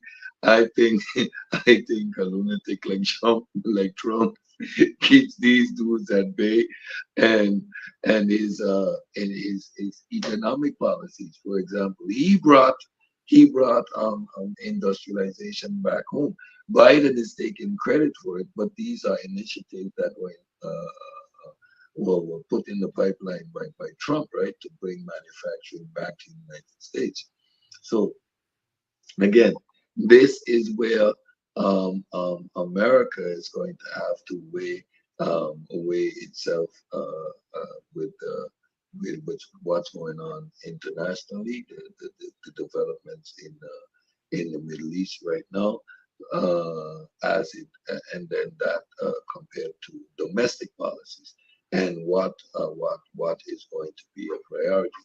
For example, I think Trump is going to be much more direct with regards to the border issues because I'm all for immigration, but an open border and absolutely no control, it's going to burden things like your social systems, your education.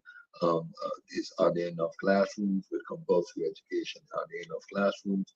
Are there enough teachers when you get these influx of other ethnicities that do not have English as a mother language? How are you going to facilitate the transition to the English language? Are you going to prevent and stem the dropout rate, which is going to eventually lead to more crime and poverty, right? Like these are all factors you have to take into consideration when you're developing your immigration policy. Coming from a small island that is one of the affluent islands in the Caribbean, we deal with an influx of illegal immigration as well, and these issues are also on the table here. So, yes, so there's a decision to make, and it's going to be made based on policies that these two individuals present right now. And if Trump stays on script, he can do a good job, but of course he's Trump, so he's gonna take his shots and do the ad homs. And we still have to hear an adequate policy from Camilla. Hey, let me play this real quick. Mute out for me real quick, Uncle Said. I'm gonna play this real quick just so we can get now growing up. Growing up, we grew up off of Judge Joe Brown and Judge Mathis. Judge Judy too, but I Judge know Joe you're not about to do that. I know you're not hold up, about to hold do up, that, dude. bro. I'm about to I do was it. just I telling got my it. mama Hold up, about dude. that. Go, mute About out, him, bro. mute out, dude, mute out. We grew up off of Judge Joe Brown and Judge Mathis. They word was motherfucking law. Now, this is what Judge Joe Brown got to say about Kamala Harris. Check this out. I was in California. She lacked professional competence, and she worked on it by hiking up her hemline when she needed influence rather than researching.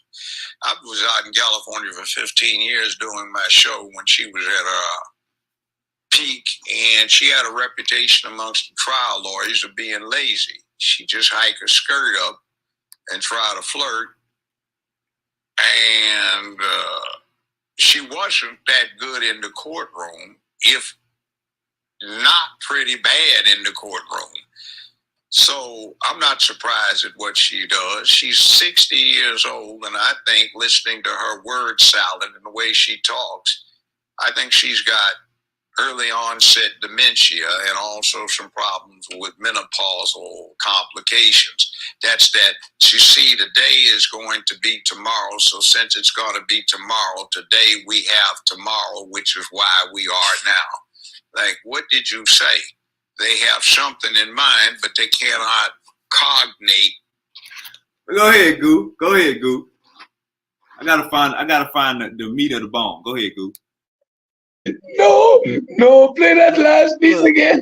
I fuck with Judge Joe Brown, like, bro. I grew up on Judge Joe Brown. I grew up on Judge Judy. We grew up on this shit. Judge He said tomorrow is yesterday, so next week is tomorrow, so we have today. That's why tomorrow is last week. Hey, Hold up, Goo. Look, I know I get hyped. Let me lower my voice because it seems like I'm coming off strong, but really this is just my debate voice. Go. 1 second. She wasn't that good in the courtroom, Alan, in the way she talks. I think she's got early onset dementia and also some problems with menopausal complications. That's that. You see, today is going to be tomorrow. So since it's going to be tomorrow, today we have tomorrow, which is why we are now. Like, what did you say? They have some. Go ahead, Goo.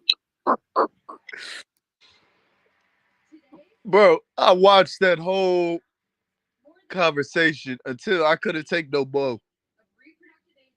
And look, everybody's due to their opinion, and I respect Judge Brown, but at the same time, seeing him say some of the things he says is like, you just like old boy from Congress. I mean, from the Supreme Court. You Uncle Tom. You acting like a real Uncle Tom, fam. What's his name? All right, hold up. Mute your mic.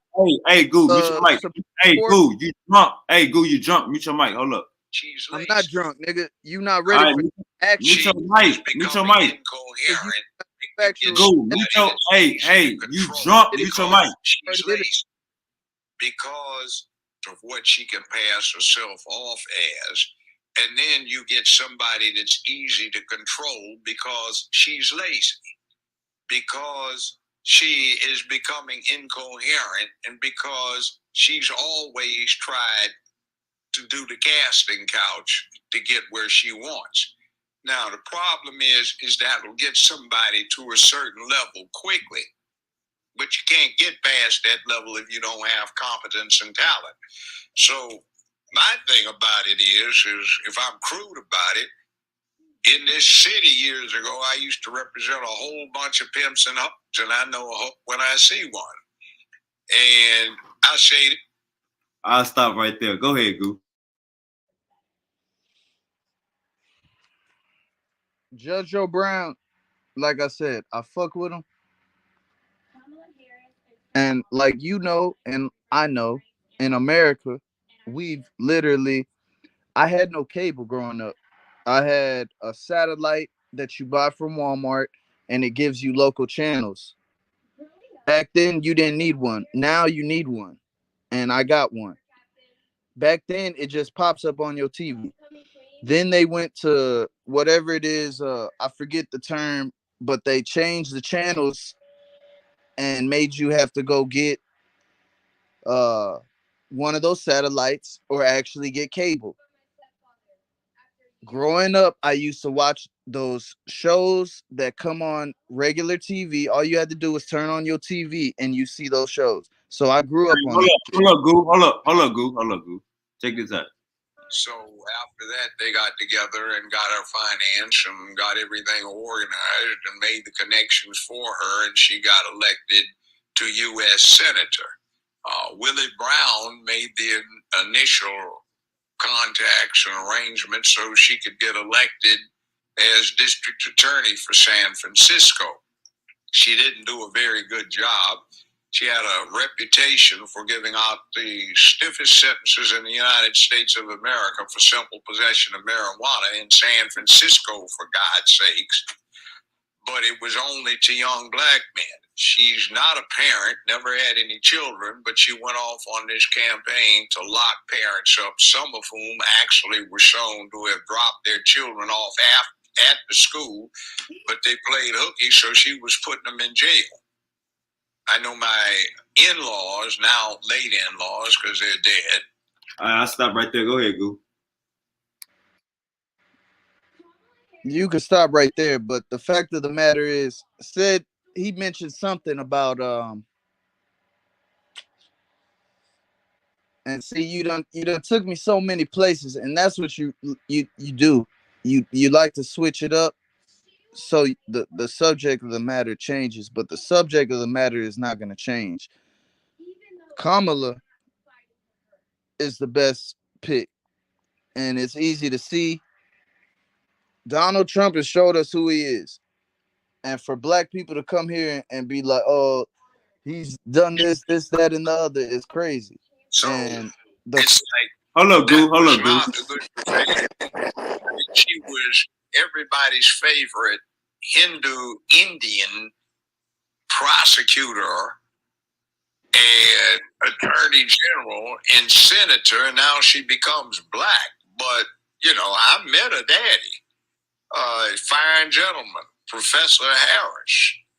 And the problem with her being black is Professor Harris says he's Caucasian, mixed Irish and Hindu. He doesn't have any black ancestors, but his Irish ancestors owned a lot of slaves in Jamaica and had them to work on plantation.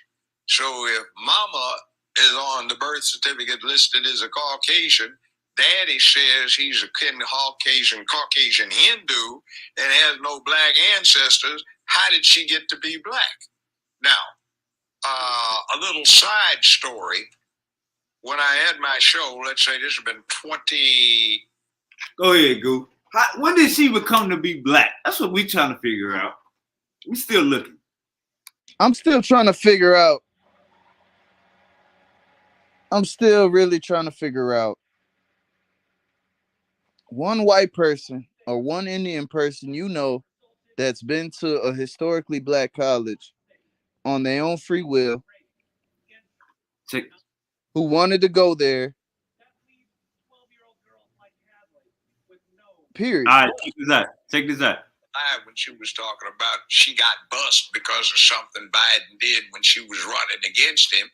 Well, the yearbook that she put out there that you can still get online from her high school in Canada shows she went from kindergarten through 12th grade in Canada, never went to school in the United States of America. She was born, by the way, in the same hospital that my ex-wife was born in, the same 12-month period, and my late mother-in-law was in fact a pediatric nurse in that hospital when Kamala was born. And the birth certificate that she has is interesting because the confusion comes from a mistake.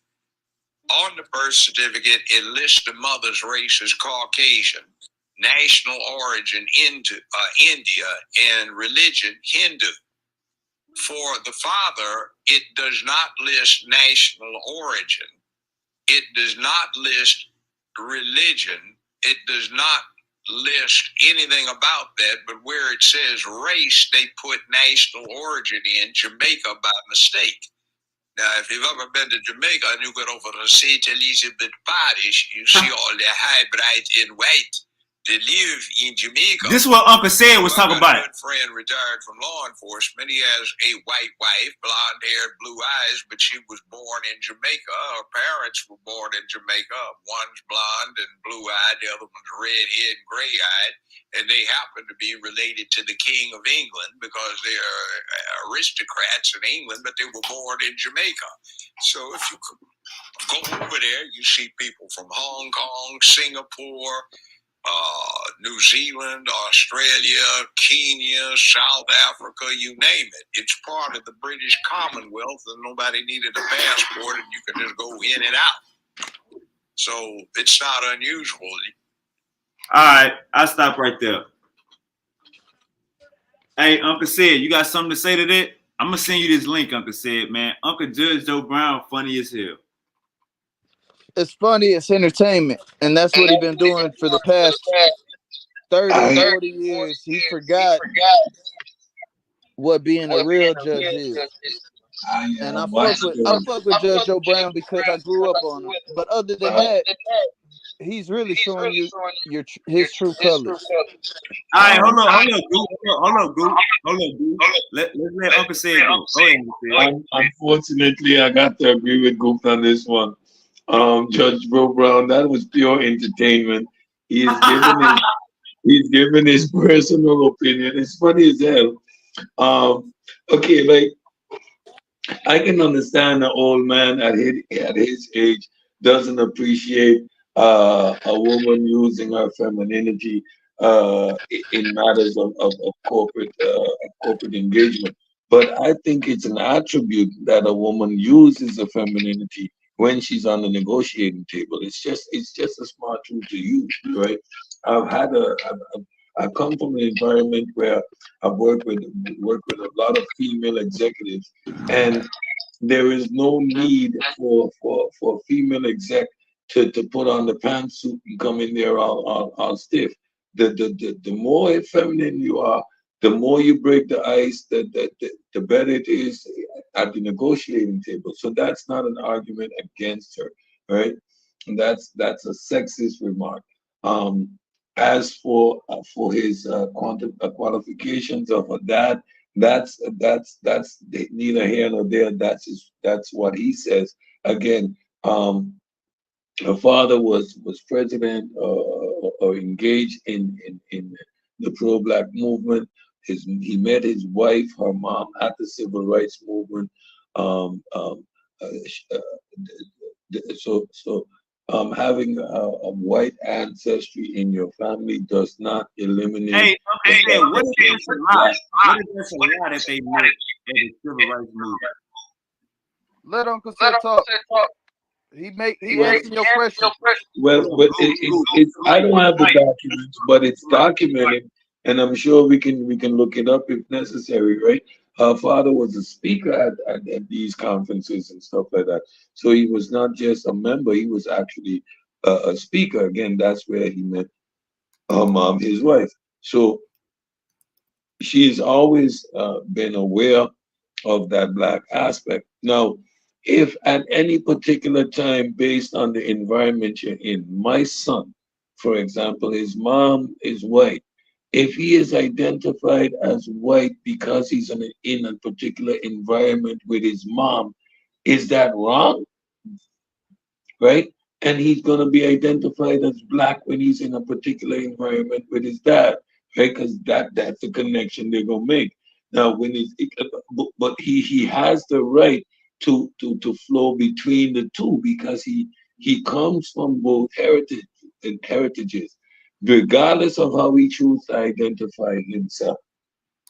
So if he chooses to identify himself as white and acknowledge the black aspect of his heritage because his father is black, although on his mother's side there's enough black, then that's that mix up in the Caribbean, right? If he chooses to identify as white but acknowledges the black when he's in a particular environment with me, and what's wrong with that? So these are not quantitative arguments against her. Again, I'm saying if you want to make an argument against her, I still have to hear her a domestic, and a black aspect of her heritage. and her foreign policies. What I've heard so far is too much fluff and empty statements. One of the things that Joe Brown did say, which is what I agree with, yes, we have today because tomorrow is today. So we have yesterday because next week is last week, and Monday is going to be Sunday at some point in time, and it's 5 o'clock somewhere. She doesn't answer questions coherently and give content. The economy is bad. Mothers, single mothers, they know how bad it is. The question is, the economy is stagnating right now. We have a recession. What are some of the policy plans you have to to remedy the situation? Well, single mothers, they know it's getting harder to put food on the table. Gas prices are killing. So it's really something that I'm concerned about, because we know the struggle. It's hard to put food on the table. Huh? You see, that's the type of bull. Like, let's get serious. That's the type of answer she gives, right? That one makes me want to slap her upside the head. And the grinning, the pandering. You're a 60-year-old woman. You do not need to sound woke. You need to sound like the president. You do not need to pander to a particular segment of the culture because of your ignorance. You need to sound now like you're all hip hop. I would That's be not that's a, not right. I That's would not be only right. Let me say this, Uncle Ted. Read out for me real quick. If That's she not what for he ain't me, no said. That's not what he said. hold up, hold up. let me round it up. For me, it's indicative of a lack of substance when these are the tactics you need to digress to. And there's where I'm gonna mute my That's mic. if Kamala. Let me say this, Goo, and you got next. If Kamala Harris came out and she was this Indian lady, she ain't catering to the black or the goddamn white. She just following the policy, got her policies, doing her thing. Don't got Megan Thee Stallion twerking at her convention. Don't got Quavo rapping at her convention. Don't got talking about Tupac 2019 wearing pearls and Timberland boots 2019. If these antics wasn't going on, you know when somebody is scamming you. She is scamming trying to be like us when we know we smarter than this. We smarter than this. If the damn daddy identify himself as Caucasian, I don't give a fuck where he met the goddamn white fit. This nigga say he white, looking swarthy and shit, then that's on him. If Tiger Woods say he ain't black, that's on Tiger Woods. That's why he dealing with the white girl problems and getting in the wrecks and the white girl beating his ass, because you don't want to identify as black. So if these motherfuckers is hate themselves, or he knew the real, that he wasn't no goddamn African American. He knew that his ass had some Irish in him. He knew his ass had all this other shit, Canada and all of this shit in him. So if Kamala went the, let's just be very clear. If she came to us authentic, not trying to act like she us, then that's a better pill to swallow. Go ahead, Goo. This is the thing about Kamala. Regardless if she's saying I'm a black and Indian woman or I'm a black woman and I got Indian in me, you still gonna ride with Trump and target her blackness as a pinpoint because that's what Donald Trump did. It wasn't Kamala who brought up any sort of race at all. It wasn't Democrats who brought up any sort of race at all. It was Donald Trump. The same thing he did with Obama. That is how he became into politics, is by talking about a guy who's black, happen to have white. Oh, I believe is what his dad was part. His mom was part white. I don't even know, but either way, That is how Donald Trump got into office, by pandering and commenting on somebody's race. Who does that? I mean, but a fucking fascist ass racist person a white person trying to talk about somebody who's another race and what they are, and then saying they're not from America. When the nigga is fucking born in Hawaii, that's a state. Whether it's an island or not, it's a state. That is how Donald Trump came into politics, and he's trying to use the same narrative to pander to black folks, and they're listening. You're one of them. I'm a mixed race black person, and in my life, I've dealt with niggas talking about me when I was in prison, especially in prison, because look at me, bro.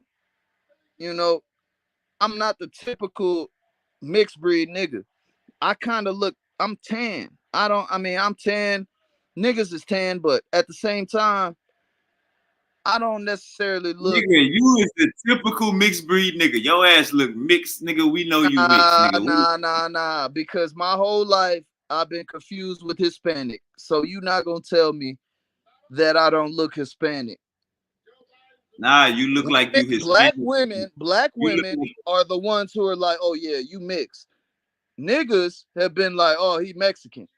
So nah, you not gonna tell me that. Nah. You could tell you not just one thing. Once I start talking and once we have a conversation is when they realize, okay, this nigga black. Nah, your Other phenotype, than that, though, your phenotype is not. I'm Puerto Rican or some shit. Nah, you yellow, you mix. I could tell you mix. You know what I'm saying? I know what Puerto Ricans look like. I could tell what a mixed person look like. You mix, brother. Either way, bro. Donald Trump brought this race theory up and you riding with it. But the fact of the matter is, we don't care. Black people don't care about that. We care about fucking policy, dog. Like, you trying to put black people into the hood narrative. They got black power. They got black. Look at this guy right here. He darker than you, fam. And where he at? He in Congress. That wouldn't make him black. Is he black? Is he African American? Because just because I got an Indian homie at the corner store, my Pakistan homie, he blacker than you. He dark as hell. Yeah. He blacker than me, blacker than you, and he is not black. So, bro, if you confused on what black is, then say that. If you're not, then know what I'm saying, you wouldn't even point that out on TV. I'm pointing that out because that's the pinpoint you pointing out, bro. You riding with Donald Trump looking at skin color. That is what Donald Trump is saying when he's saying she's not black. This is what I'm doing. That woman, bro. Just look at that lady, man. Hey, this is what I'm doing. Me she not black? Check me out, Goo. Check me out. So look y'all hold up, Goo. 1 second. You and Uncle Said keep bringing up politics. And I think that's smart. But before we can even get to what is coming out of your mouth, we have to evaluate you as a person. And what we see is a charlatan. What we see is a fake motherfucker acting like she black. That's what we see. So before y'all keep talking about, I want to see what's the politics. I want to see what she says about this and that. That's cool. But before we even can get to what the fuck she talking about, I want to see what's up with her. But bro, you brought up Tupac. One second. You literally brought up Tupac. I'm gonna meet you out. Donald Trump would tell you he's a white man. Kamala Harris right now, if you go ask Kamala Harris right now what she is, it depends on the person asking her. If a black person like Erykah Badu or Lisa Bonet go ask some Kamala Harris, is you black? She gonna say, sister, you already know, sister. If a white person go ask Donald Trump, go ask Kamala Harris, is she white? She gonna say, well, I'm Indian. I went to school in Canada. I have that in me. Irish. I have that. This is the fake shit. You niggas is talking about politics. Fuck the politics right now. I haven't even brought up one political view of hers because I don't really give a damn. It's about character. It's about who the fuck is running before we could even get to politics. What was her ass at in 2019 and 20? Black people didn't give a fuck. Hey, good, mute up. Black people didn't give a fuck about what Kamala Harris had going on in 2019 and 20. Bitch got like 2% of the votes 2019 and 20. Now all of a sudden the we wanna say that she black because she say she black in 2024, 4 years later, when 4 years before this we didn't give a fuck about her. When she was running for president, not when she was vice president, when she was running, getting her ass swallowed up in debates, lying and shit. This is what we talking about. Before it now let's show the elephant in the room. You got motherfuckers so scared of Trump. Goo, so scared of Trump. This nigga think Trump go come and crush his house. You got niggas so scared of motherfucking Trump that they'll vote for somebody that they didn't give a fuck about 5 years ago. Because they saying they black and they pandering to your emotions. Or let me play some rap music at my convention. Let me do some twerking and me have some girls with their booties out. Go ahead, Goo. Let me say this. Donald Trump, just to speak on what you just said, but then I'm gonna move on to the other stuff. I don't give a fuck about no politics or what she say she okay, gonna. We're gonna leave politics. We're gonna go to the entertainment side of Trump.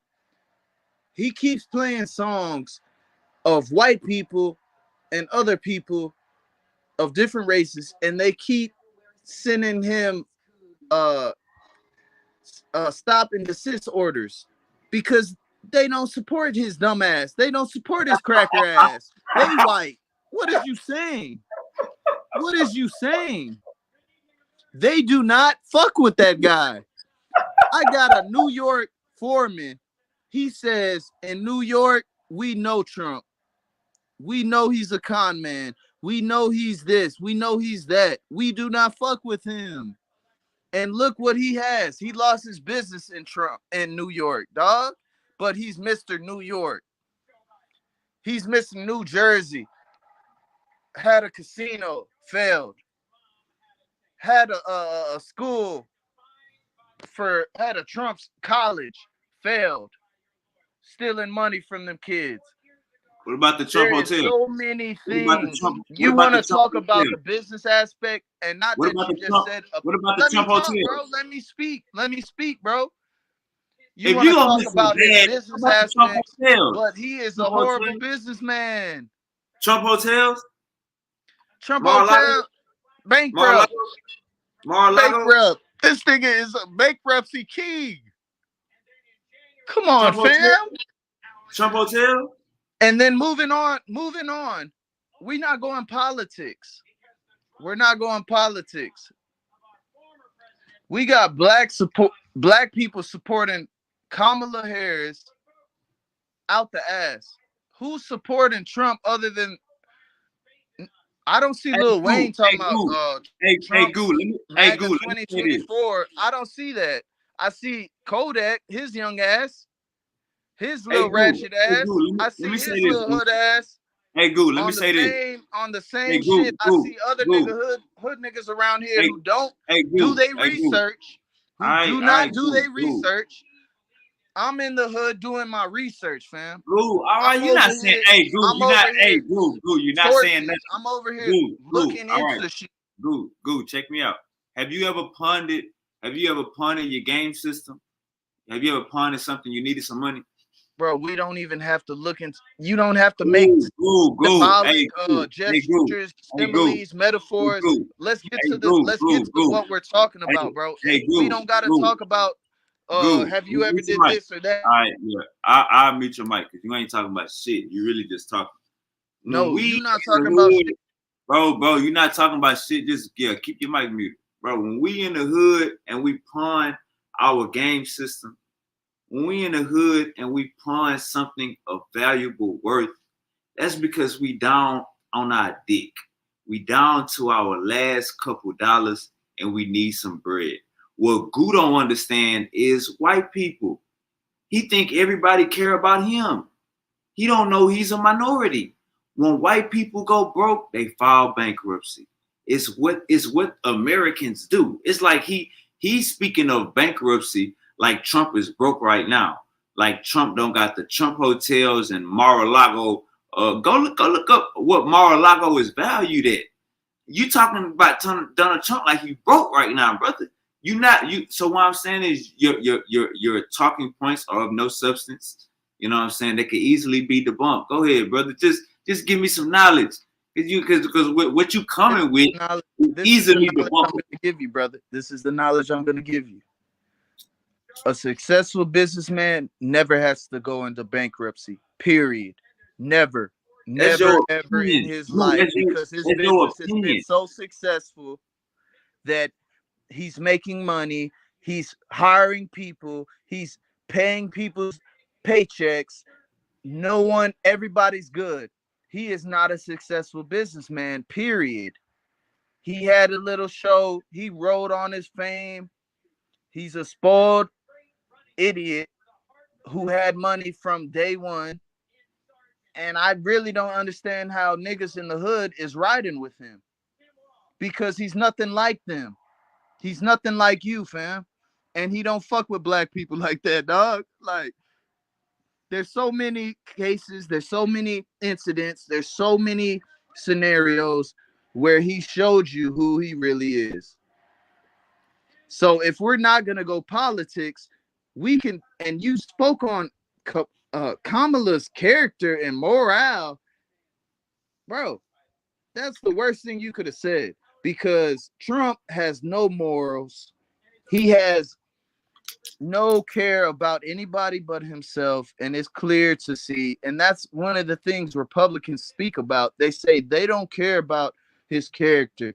They don't care. They literally, this is MAGA people talking. We don't care about this. We don't care about that. We care about what he's saying. Like, literally, dog. It's And for you to say it's not about politics, politics is exactly the conversation we're discussing. It's literally everything. I'm not saying I'd rather take a moral person who's not going to do good for the country. I'm saying I'd rather take a moral person who is going to do good for the country than some nigga who's just going to do stuff that benefits him and the corporations. And that's what Trump has been about. Just because COVID came and he divvied out some money to every citizen, so did Joe Biden. Yeah. But the fact of the matter is, if Donald Trump would have recognized the situation as a global pandemic to begin with, we would have been better off. We lost 400,000 people in America, dog. Think about all those other countries. We are the big brother. We're the protectors of all these other nations, nigga. What is you saying? We are the big brother. No matter how you take it away, try to say, oh, we got to look after ourselves. At the end of the day, we are that nation, and we're here for everybody. We're here to keep global unity. We're here to keep peace. We're here for all these different things. And what you're saying is fucking ridiculous. It's ridiculous. It's ridiculous. And I'm just like awed. I'm awed because you're not even coming with any. You don't even know his Trump 2025 agenda, dog. You don't even know this. And he was riding with it until people was giving him flack on it. And then he said, oh, we're not doing it. And then the nigga from the leader of that campaign who brought it to him and they came into agreement is even coming out saying, oh, he's just saying that. That sounds like Trump, cause he just be saying shit. Oh, I just said that. It's nothing. But when if Kamala just said something, you got a magnifying glass on her.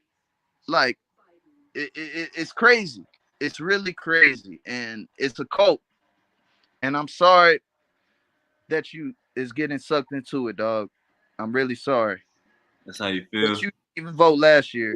Were I you mean, under the Indian? Were you last under election. the Indian cult? You was under the Indian cult. That's the case. It don't matter if she Um, Indian. It don't hey, matter if she black. It This don't Donald matter. Trump girlfriend. I'm voting. Before, I'm voting for the right candidate, nigga. hey, hey, That's hey! your I just problem. how That's your long I just problem. let You you worried about go, race. go. I just let you talk, bro, for like 5 minutes, and you ain't say a damn thing. I Why you cut spoke me out? for maybe 2 Why you minutes. cut me out? I know you drunk a little bit, but why you cut me out as soon as I go? Let me rock. All right, so check me out. This Go ahead. Donald Speak Trump. facts. Speak something of substance, please. All right, you gotta mute your mic. As soon as you mute your mic, it'll be all right. This Donald Trump girlfriend, Kara Young, before Melania, she got a white daddy and a black mama. This her parents right here. Whoop-de-doo. Trump, you gotta mute your mic, brother. It's on when you was talking. I ain't say nothing. Side You gotta mute. comments. My bad, bro. I ain't gonna say no side comments. Nah, just mute your mic. Let it help you out, cause that Holy Spirit be heavy. Me You know up. what I'm saying? All right, one thing, mute your mic, dude, man. You know you're gonna say something, bro. Mute your mic, dude. You scared. You scared. Bro, I'm not scared. I just let you rock out, bro. You didn't have nothing. You don't really have nothing of substance to say. But as soon as I open my mouth, you're gonna get the Holy Spirit.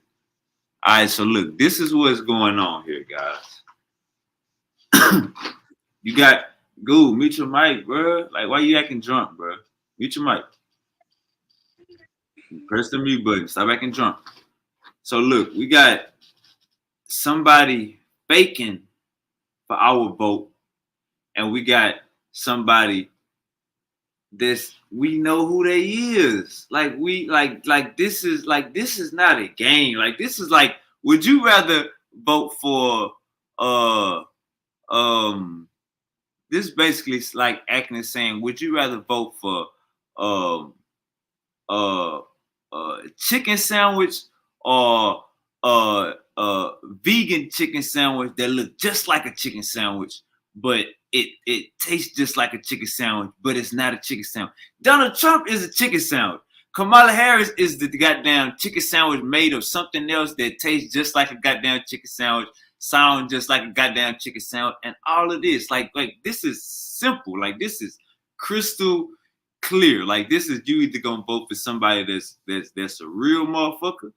You bring up, like I brought my analogy with the game situation in a pawn shop is the perfect example. In the hood, when we going broke, we sell our game system. You know what I'm saying? Rich white people, when they go broke, they file for bankruptcy. Like it is that simple. It don't get no more confusing. Like this is not rocket science. This ain't none of that. This is that simple. But I would like to hear Uncle Sid speak. Uncle Sid, you still there?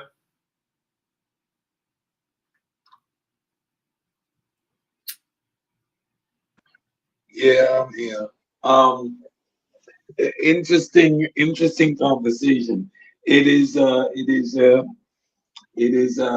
quite obvious that political conversation are primarily grounded in emotions, and you can see that that from both sides, the arguments tend to focus within the parameters of the emotional appeal, although some way more than the other. I understand Wavy's framing. I rather, and the framing of the argument in that way, I tend to agree with that because that's my personal preference. I rather deal with a skinhead than with a fake individual that's pretending to have my back and be me, and all the while creating expectations that I'm not prepared to deal with or don't see coming. Right. So I understand the argument from that aspect. However, I do not agree with that as a premise. Um, um, Ethnicity again can and is something that is fluid. I tend to agree with her not being quote unquote African American based on heritage, seeing that both her parents come from outside the United States. If you say then to sell her to the African American as quote unquote African American is disingenuous, right?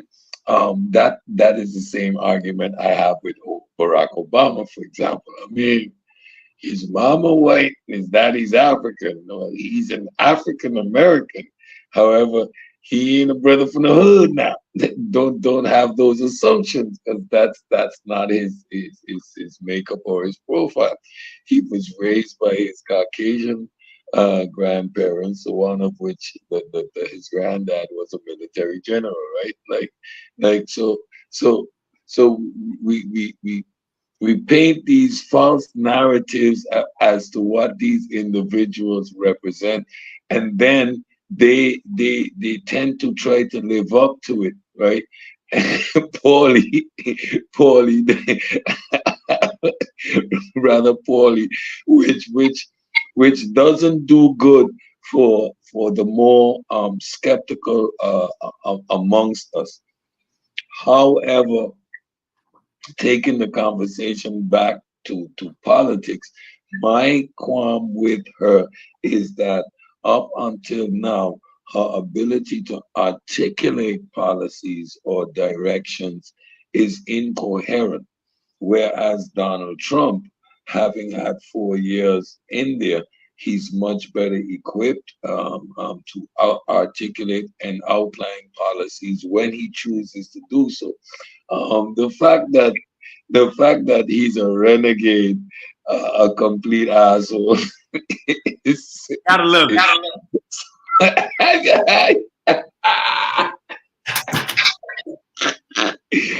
I'm sorry, right? And I can be and I can be as unbiased and as like when, I'm better looking than she is. Hey, look, when he says shit like that. Listen, Donald Trump, Donald, listen, this is the catch 22. Politicians and politics is so rigid. We can all come with our grandiose ideas, right? But as soon as you get into that position, you have a body of advisors around you and they're telling you, no, sir, you can't say that quite like that. You need to, no, you can't use that word. So you're quickly brought into the confinements of the system, which limits your ability to actually do profound changes. So we always want the renegade. We want the guy or the woman that's gonna go in there and shake up shit and not sound like a politician to us. We want that. We want someone that is gonna speak to us openly, candid, and raw. And at the same time, when we get that, it is so outside of the political spectrum that it is shocking, right? So and again, when we're dealing with politics, what we get two sides that frame everything that is said in a very tight and stupid narrative, depending on what picture they want to paint. For example, during the pandemic, now I know Donald Trump comes out of the business world. I have no expectations of him speaking with any understanding of medical terminologies, of medical processes, of how this pandemic works. So when he stands there and he says, well, can't you disinfect them from the inside? You can disinfect things on the outside, right? You kill things by disinfecting them, right? So why can't you disinfect from the inside? Now, that someone goes and equates that to him now, meaning we have to drink bleach. No, in medical terms, that would be antibiotics or antivirals, which Detox. accomplish the same result in the human body, which is disinfecting, right? Which is killing a bacteria, which is killing a virus.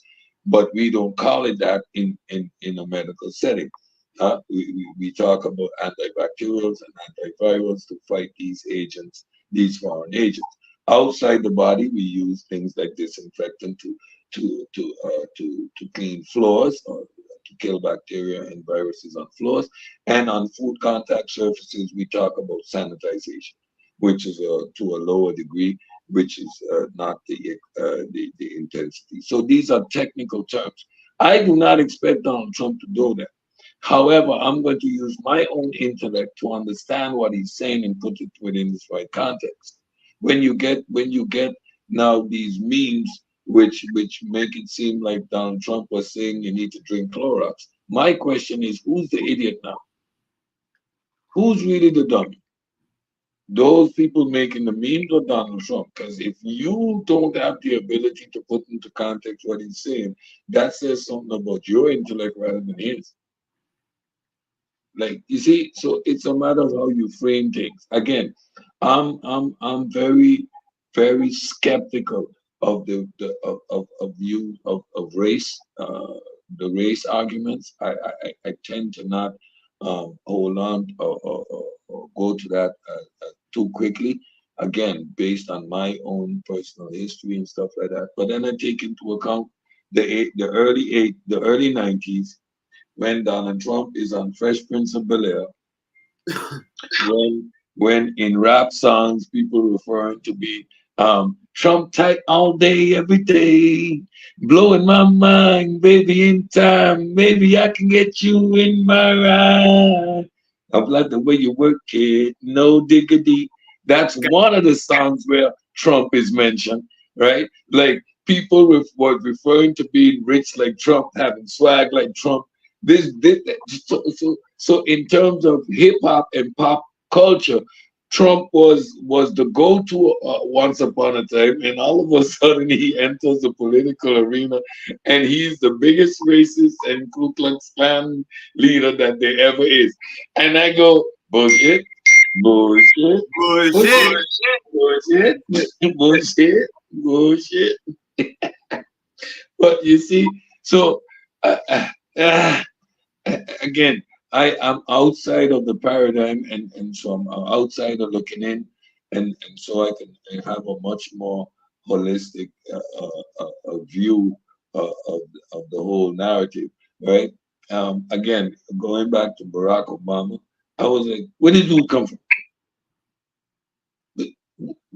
Who is he? He just pop up on the scene. Now, what? And all of a sudden, he's a messiah. Like, again, um, in terms of what I've heard Pamela articulate versus Barack, she has articulated a greater awareness of the position of the African American compared to any other presidential candidate I've heard. However, she did not articulate coherent policies or actual plans of actions that she intend to execute.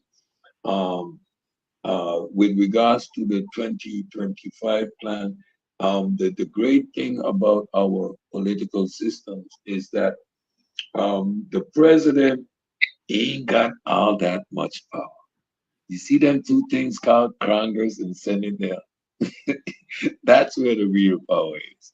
This man comes in, he got a body advisors around him, and he could fire 20 of them. But the 21st one is going to come in and say, Mr. President, bullshit, bullshit, bullshit. He's got to get those things passed through Congress and like this. So the 2025 agenda, they can write a lot of shit on paper. But when it comes down to it, what can actually be implemented and what can actually be established, there's a constitution, that sets a premise where certain things can pass, and then you have two layers of government before any wild ideas go through. Their own autonomy. So there are levels to madness, right? All the talk about dictatorship and fascist, the American system is designed inherently to prevent these things. And they impeach his ass so fast, he go ahead, go spinning. They what? Mr. President, you may leave the building. He can stomp and do all he wants, right? So these systems are in place, and it is imperative that we understand our political systems. I mean, I'm a nerd. The fact that I live outside the US and understand these things is a tribute to my nerdness. So, but it is important that we be grounded in our political systems to be able to maneuver between what is fact, what is fiction, what can be done, what cannot be done, what's realistic, what is propaganda, and be able to make the best decision. At the end of the day, you got to realize that if you look at your hand and you look at the inside of your hand, that's a Democrat. And if you turn your hand over, that's a Republican. Good. It's that goofy make. Good. Hey, well said, brother. Look, man, I'm level-headed like you. I understand everything you said, especially the fact that we got a Congress and a House of Representatives. And that's why Obama couldn't get a lot done. That's why Joe didn't get a lot done. Now, when Trump was in office, he had both. Am I wrong, Uncle Sid? No, I think at that time the Republicans control both the Senate and the House. However, the limitations still exist, the laws and the guidelines. So you can't come with any wild things. You have executive powers, but those are limited in and of themselves. So regardless of who is there and how the House and Senate is divided, the system puts checks and balances in place.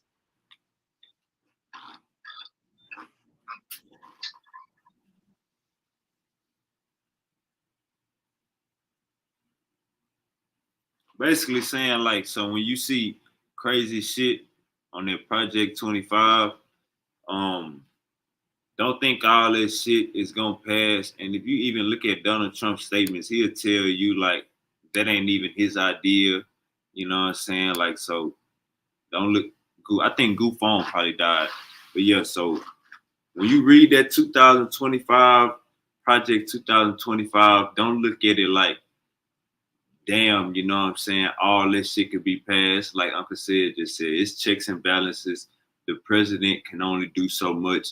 He still got a goddamn motherfuckers that got to sign off on the shit that he's saying. He not the final say so. And that's for the people that's scared of the Project 2025 thing. And if you go look at Trump remarks, he'll tell you that's not even his idea. That ain't even his talking points.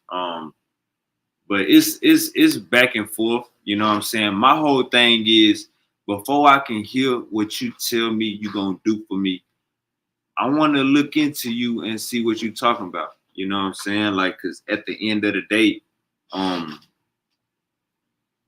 you will be voting for somebody that you think got your best interest when in reality, you know what I'm saying, that was just a campaign scheme, or that was just a campaign run. They did this for the campaign run. But like what Uncle Sid was saying about Barack Obama, I think Barack Obama got more like from 18 to 80. I think Barack Obama had the motherfuckers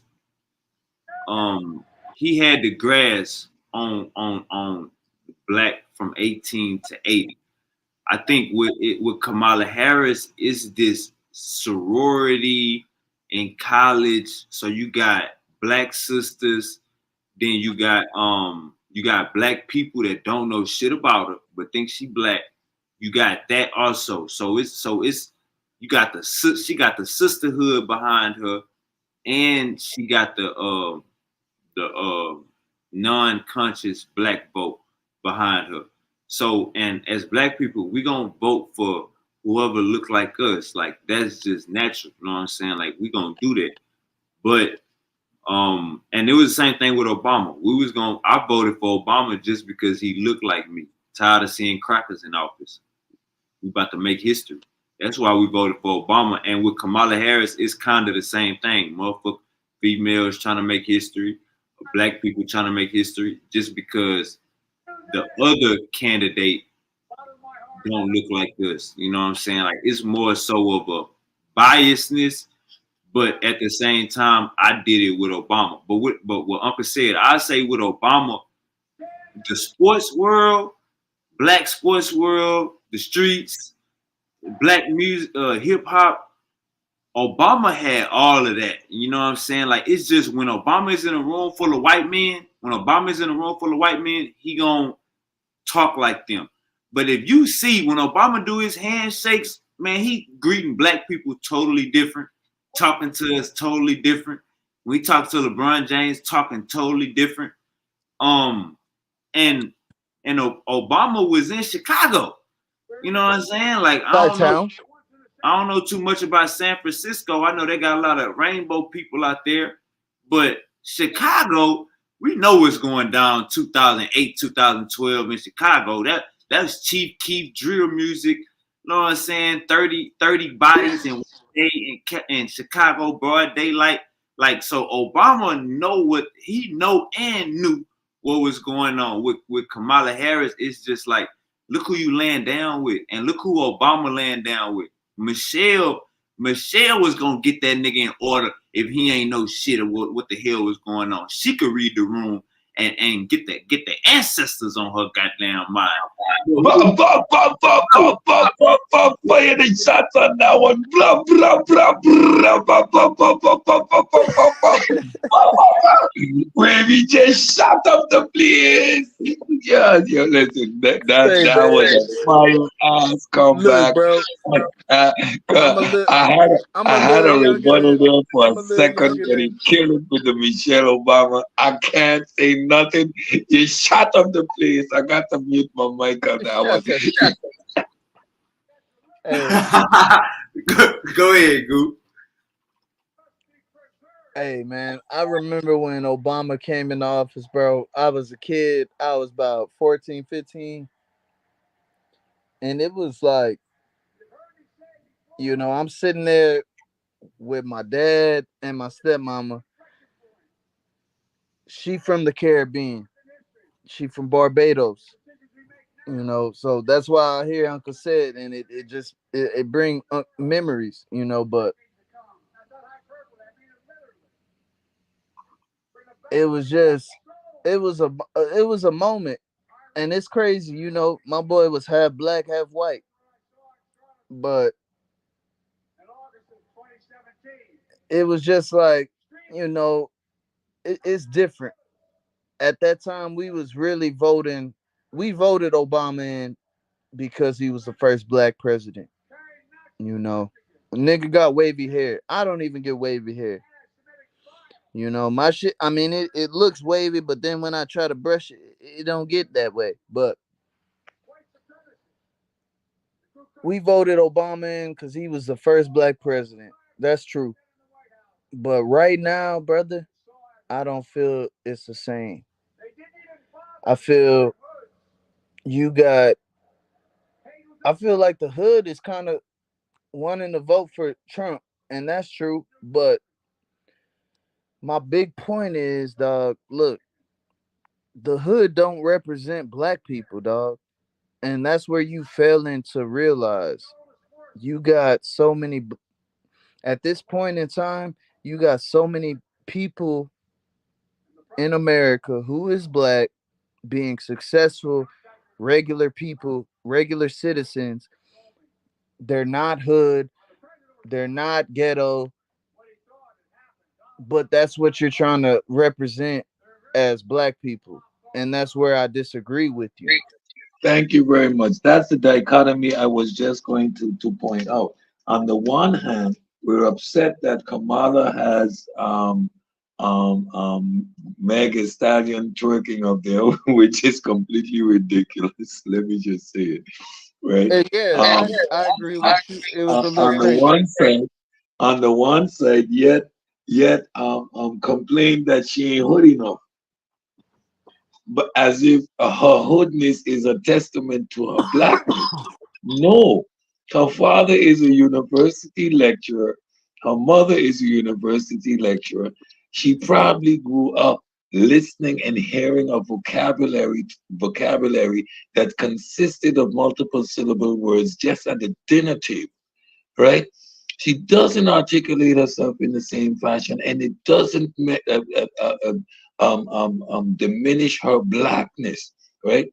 Again, even while going to Howard, she was that girl that probably sounded different, right? And didn't sound hood, right? And again, being a black man myself that has had those similar arguments levied against me, especially in terms of how I dress. Coming from Europe, I dress different. My shirts are fitted shirts. I wear button-down shirts for the fun. I hardly wear sneakers. I wear shoes or flip-flops. My pants always fit. I was deemed less hood, less black, therefore, because I did not fit the hood profile. That did, or or because I can articulate a sentence without saying, you know what I mean? Yeah, my son. Am I less black because I'm educated or choose to articulate myself in a certain way? Does this mean the cops are going to see me as less of a black man driving down the street now? When I hear these arguments, I tend to get a bit triggered because at the one hand we want affluent, successful black people.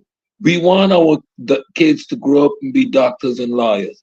So if my son is to become a doctor, the books he's going to read, he's not going to walk around. You know what I'm saying, man? And that should be okay.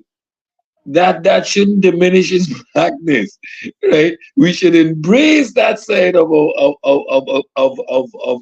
blackness and appreciate the full spectrum, right? The swag on the one side and that ability to be, like Uncle always says, I can dine with kings, I can mingle with paupers. That ability to be that versatile and have that range as black people should be accepted and embraced. Like when she doesn't know a hood handshake, we should say, yeah, cause you grew up on that side, right? That's Aki. Come here, sister. Let me show you. And not say, you see, yeah, she ain't black now. She don't know the secret sauce. She ain't black now. The fact that this woman feel that she has to say she have hot sauce in her bag to be black is ridiculous.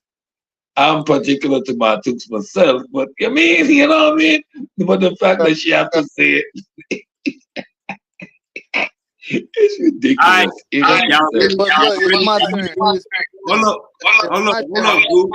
boo. I gotta rebut Uncle Sid. I gotta go Super Saiyan because you niggas is playing games, and now I'm about to go ham. All right, check me out. Go ahead, Wavy. We respect what you say. All right, check me out. So I really y'all, do, though. I really do. right, Even though hold up, go, mute out for me. Y'all bring up that thinking that the hood is every black person ain't hood or every black person ain't from the hood. Let's do a quick Google research because you niggas must don't know the parameters of what the fuck is going on. So we are We are 12.4% of the United States population. Black people, the median household is $48,000 in comparison to $80,000 for non-Hispanic white households. So you niggas could boast about a black middle class. You niggas could boast about a black high class or upper class. Let me just let you niggas know they made ghettos for a reason. Let me just let you niggas know there is racism for a motherfucking reason. We talking about the hood because 80-90% of black people come from the motherfucking hood. Look how much money we making. How the hell we gonna be making 50,000 as a median and thinking we coming from somewhere else? Do we not understand how much it costs to rent in the United States and everywhere else? That's what the argument gets. That's what the argument is a no-brainer at. Look at how much we make. Look at what, like, nigga, it's a hood in every goddamn state. But it ain't a goddamn suburb filled with black people in every goddamn state. We gotta slow the fuck down. Just because a motherfucker went to a good school or was raised good, hey, that's cool. But that's not the majority of us here in America. So it's cool to paint anomalies. Barack Obama is an anomaly. Yes, Kamala Harris is an anomaly. Some of these people are anomaly. But go look at NFL stories. Go look at LeBron James' mama. Go look at hey, keep your mic muted. Go look at all these motherfucking stories of motherfuckers surviving, having 8 brothers, sleeping on the floor. You're gonna hear majority of that than what you niggas talking about. You niggas talking about make believe the 10%. I'm telling you niggas that 80 to 90% of black Americans grew up in the motherfucking hood. Now, if you niggas don't know what the hood is a low goddamn ran down community that ain't got no motherfucking resources. They got a motherfucking Pakistan running the goddamn corner store. Ain't got no motherfucking literary buildings, library, goddamn 3 miles away. So I don't know if you niggas don't know who we are in this country, but let's be realistic. Go ahead, Goo. Let's be realistic. I'm in Port Arthur, Texas. In the hood. I'm in Port Arthur, Texas. One of the most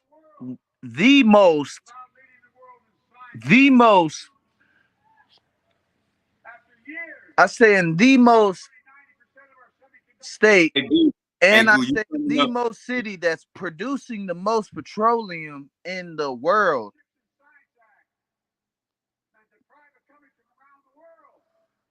Yes, we're in the hood, and yes, we see a disparity when it comes to race. And I've talked about that a long time. I've been like, damn, we got the most refineries anywhere in the United States, but we're not seeing.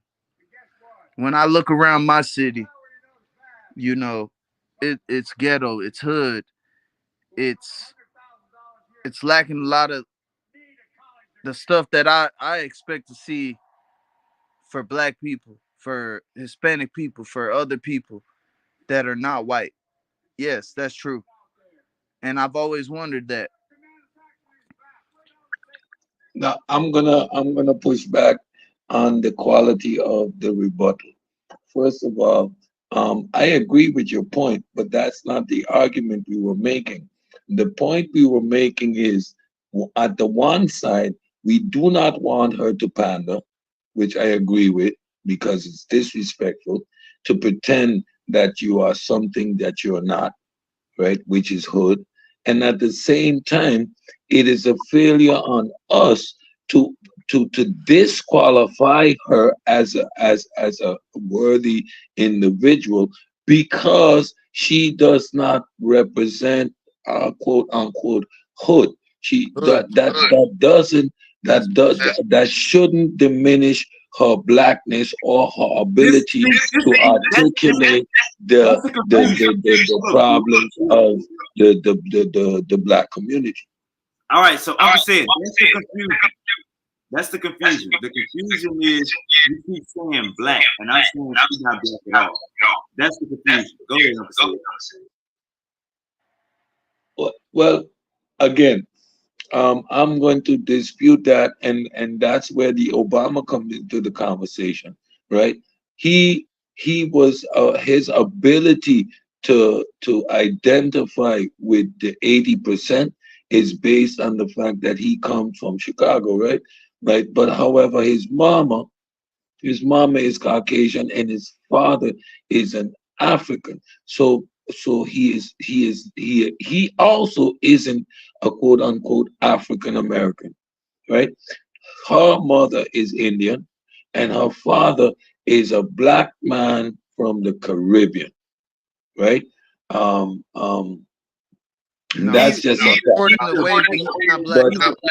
yeah, no. If you look at her grandmother, her father's parents, listen, she black, okay? Black, bro. He's black, yeah. So that's not in dispute. Um, um, If I look at hold on, if I look at what your grandmother on what? if you look at her father's mother, if you look at her other cousins, she's black, right? When she's in Jamaica with her own family, she's black. Like that Black. side of her family is just black, right? However, I'm gonna give it to you. I agree. She's not African American black because her father is a black like me from the Caribbean. So my Black. son would not be an African American either, right? But he would be black, right? So I'll give you that much, but I'm not questioning her blackness or her ability to understand the African American experience, having grown up, gone to college, and this in the United States.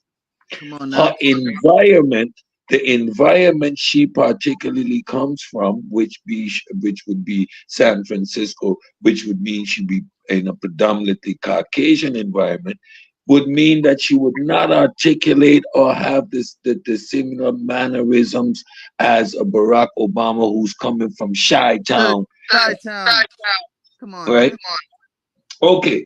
The pushback Come on her choice of Come partner, on.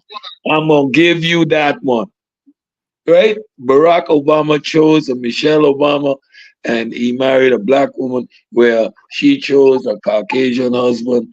Again, maybe due to proximity, that doesn't diminish her blackness either. Me having interracial kids and having proximity to other to Latinas or European, Such and right, such. doesn't diminish my blackness either, right? Doesn't make me less pro-black or less conscious of the black plight, because I have mixed kids, right? The two are separate issues, right?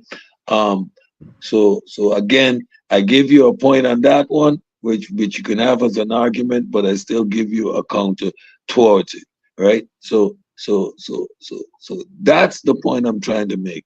And again, the fact that she feels she has to say she has hot sauce in her bag or present Megan Stallion is that double-sided sword. We want her to be as black as possible, right? Or we Right. talk about her not being black, and then she's going out of her way to show that she's down and that she's cool, because that seems to be a requirement which shouldn't be part of the narrative at all. And damn, nigga. I didn't know he could. I didn't know he could do it.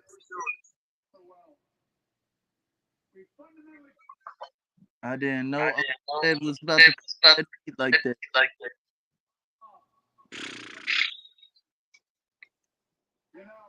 Let me say this. I think I'll mute up for real quick, Uncle Sid. I think the when Uncle Sid say black, he's using it in his own context. When we say black, we're using it in our own context. Which is Hold up 1 second, brother. Let me speak. When we talk about when we talk like how Judge Joe Brown said in Jamaica, his ex-wife was white with I think he said swart something was white with blue eyes and her mama was swart some shit like that. He said his wife was still black or something like that. Judge Joe Brown just said it. So the context of black is different from the United States and Uncle Sid, would you agree? Judge Joe Brown, he had that wrong. Okay, an Indian is recognized as an Indian in the Caribbean, right? So we recognize the phenotype, but when we would talk about their culture, we would say their culture is black because Caribbean culture is black culture, right? We identify Caribbean culture as African culture as predominantly being black culture. So regardless of your phenotype, it doesn't mean we don't recognize your phenotype, but we identify predominantly on culture. Let me put it like this. I got you. Nah, you said it perfect. Right? Oh, okay. So, but if you look at his heritage, at this man's heritage, as is with most Caribbean people, there is some Caucasian in there somewhere, right? A plantation owner or a distant cousin or something like this. Now he can trace his lineage back to the plantation owner where he got the name Harris from, right? Doesn't mean that the rest of his whole offspring isn't black, right? So he is a black man from the Caribbean, right? We look at you keep saying if you say he not black, why you throw it on? Look, he never said that. That's what Joe Brown said. He never said that. Again, he was part of the African American movement, right? The civil rights movement, all of these things, understanding himself as a black man, right? What Joe Brown says isn't what he himself said. Joe Brown said he said that, but that's Joe Brown making that claim. Whereas when he talks about the Caribbean and the fact, he's trying to make it seem as if this man can be white, but call himself black and come from the Caribbean. Arthur Schomburg, Frederick Douglass, these are all black men, right? And they have the same admixture, right? There's some European in there scattered somewhere, but these are black men. However, I give you this much, seeing that he's black, but not African American, like me. I'm black, but I'm not African American. So if me, myself, and even another African, even another black person out of the Caribbean, we have a child in the US, our child is quote unquote not African American because neither of his parents were born or have the heritage of the African American. Doesn't mean that I can be distinguished based on my phenotype. That would be impossible. Me and you standing on the side of the street, we are both African American men in that moment. How do we look? Right? But in terms of the culture and heritage, I would give you that much. However, seeing that she grew up, went to school, been to Howard University, etc., she is fully qualified to fully understand the African American experience and develop policies with that regard. I understand the narrative and the plight of the African American based on my proximity to the community. If put in a position, I can understand the policies that would need to be developed. Even though I am not an African American. So I'm saying those things should not be disqualifiers of her because she doesn't quote unquote express herself like the 80% of the African Americans. And I don't think most African Americans express themselves based on the hip hop culture on that. All right, let me say this. Let me say this. So the conversation again, I'm gonna make it clear. I don't think Kamala Harris is black. I don't believe she is black. The fact that she doing everything that you said she was doing shows she's disingenuous. Her father. We got stories of this nigga saying he's Caucasian. Stories. We can find her birth certificate. Hey, bro. We can find her birth. 1 second, brother, you gotta mute out. We can find her birth certificate because Judge Joe Brown clearly said that her father said he was Caucasian on Kamala Harris' birth certificate. Now I don't know why they would put their religion or their race on the birth certificate, but that's what Judge Joe Brown said. Judge Joe Brown is not a liar. I'm gonna take his word for credit. Now to say that the parents met at a black civil rights organization, I need to see that source. To say that he was pro civil rights, pro black in America, I need to see that source. And hey, Uncle said, you said somebody already did a presentation on it. What can I find? You said Logic. Would that make a change in your viewpoint of her if he did do that? If she did do what? If her father was in that civil rights movement, would that make a change on your viewpoint of her blackness based off her father?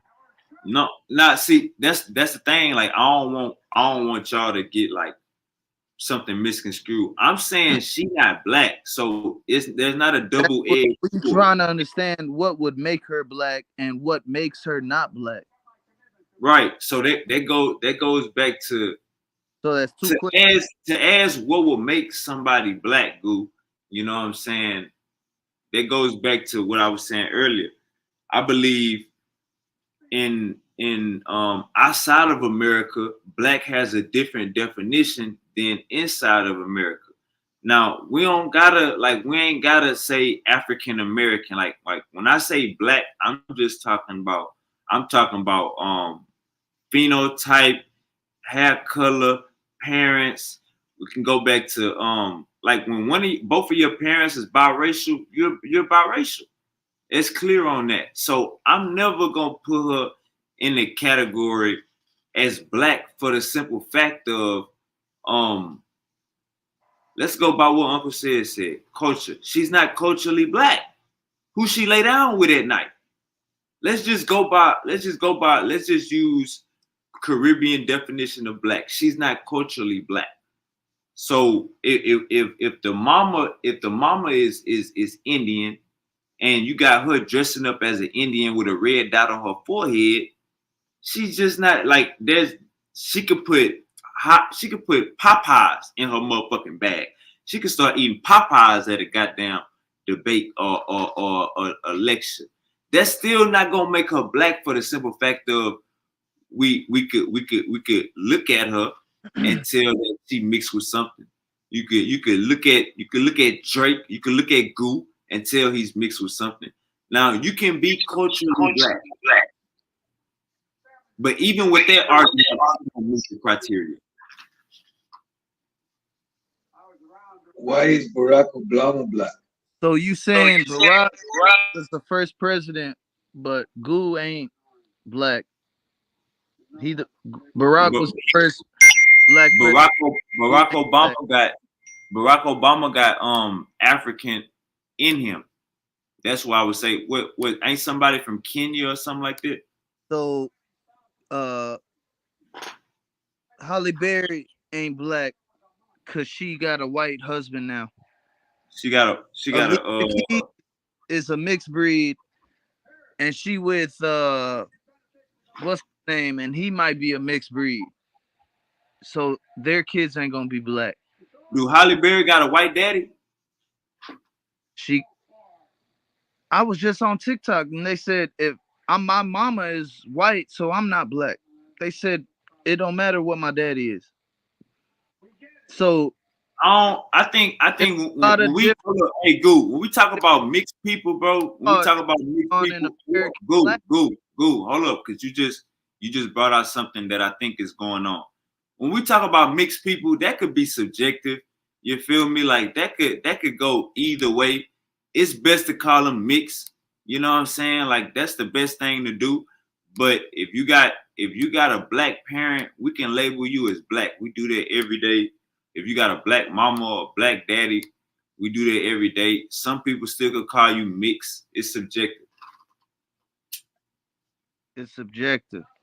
Okay. So if you talk with a slur and say nigga every other word and you from the ghetto, you a nigga, but if you grew up in the suburbs and your daddy black and your mama white, you white because No, you don't no, talk I think like no. mother in Hey, the look, it ghetto. don't matter what the daddy. It don't matter which parent is black. To me, it's just best to say that person is mixed. You know what I'm saying? If we gotta call it, we're gonna call Barack Obama black. Y'all calling Kamala Harris black? I don't see it. What's the difference if he talking like when? Cause we both know you talk a certain way, they gonna say you white. He act like a white boy. He watching anime. That nigga, he don't even know. He never seen Belly. Like he white. What makes you black and what makes you white? Hey, if you black, hey, check me out. From As a that standpoint, hold up. From that standpoint right there, bro, if you black and you never seen like hood movies or you not hip to black culture, you still black, bro. Like that's just what it is. You just got you know what I'm saying, people that never been around, like you said, in the suburbs. And you still black. considered mixed, not black. Say it again. I thought I could have sworn you just said Now you I think you just made that up. I think you just everything that what we was just talking about, you just literally said if a regular black person didn't watch Belly, grew up in the suburbs, what would they be? They still black. Just if you got two black parents and you don't know about hip hop, you don't fuck with the hood, you still black. Like there is not no line between a motherfucker having two black parents. The line comes in. what about mixed? Whether your mama black or your daddy black and the other It's, is it's white. it's subjective. It's subjective. It's subjective. Some people gonna call you mixed. Some people gonna call you black. It's subjective. Okay, now I understand where you come from. Okay, that was my question. So basically, what you're saying is blackness is perception in American society, especially if you black, your parents both black, then you black regardless. But if one parent is black and another is another race, and you act like the typical other race that's not black, you mixed.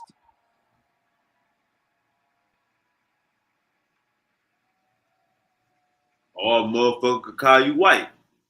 Or yeah, or Mexican or whatever the other parent is. Yeah. So blackness So is attributed to hoodness. it So is Barack yeah, Obama is yeah. identified as black because of him Which is coming a out lie. of the Which, Uncle said that's a lie because we both know we have successful black people all over America in Congress. They don't act hood ghetto. The only one I can see is that girl from Atlanta, and she's on their ass. Marjorie Taylor on her ass every time they go and have the meetings. That's the only person I can say who's showing me that gritty. That I could tell she from the hood. I could tell she came, Hey, hold on. We and got a built fake. herself up. Hold up, guys. We got a fake argument going on. Uncle said, Goo just made an example. He just gave an example. If you got two black parents, you stay in the suburbs, you never watch the movie Billy, you're not hip to the culture, what are you? You would still be black. Uncle said, if you got two black parents, your ass is black, even if you in the suburbs. But you me can't, and you know, we call those people white. We call those black people white. We both know that. Who? We don't. Yes, We we were do. just having a conversation, and you Yes, understood what I was saying. Yo, hold ass, up. we say you white. Hold up. I just gave you a breakdown of what I was saying, and you understood it. Then Uncle said, come on, and you act like you didn't understand it. Nobody said that black is hood. We saying that black is if you got two parents, you got two black parents, your ass is black. If you don't got two black parents, then it's subjective. You can be whatever. Said both understand. You don't even have nothing to say. Wrong, but what you're giving us is, if you don't act a certain way. Did I just say that? Both Did I parents just say black. that? Did I just say that? Black. Did I just say that? One parent that's white or one parent did I bring up acting? Did I bring up acting a certain way? Did I bring up acting a certain way? Or did I just say specifically? But by your answers, or did I just say if you got two black parents? You indicated that, brother. You did. Or did I just say if you got two black parents? It sounded like you drunk. I said if you got two black parents, you black. You can't run from it. You trying to attack me for drinking? Got a black parent. That's not factual because I've been talking coherent this whole time. So you drunk. You drunk. You probably got to mute up. You drunk. You drunk. You probably got to mute up.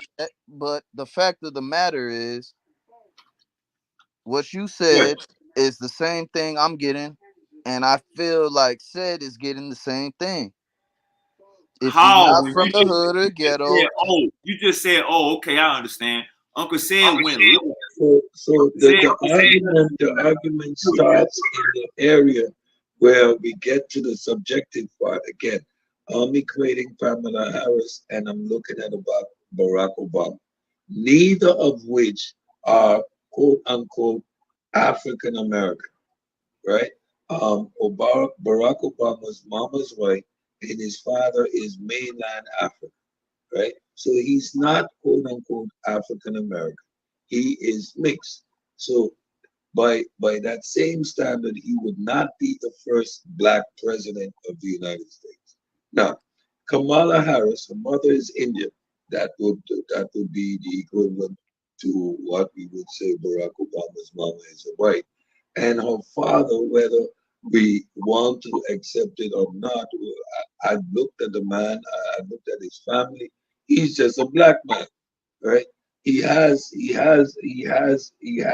European in his lineage, but what makes us a unique? So when you say he a black man, so when you say Kamala Harris' daddy is a black man, you're saying both of her parents are black. Both of Kamala Harris' daddy parents are black. Yes, his daddy's black, his mama's black.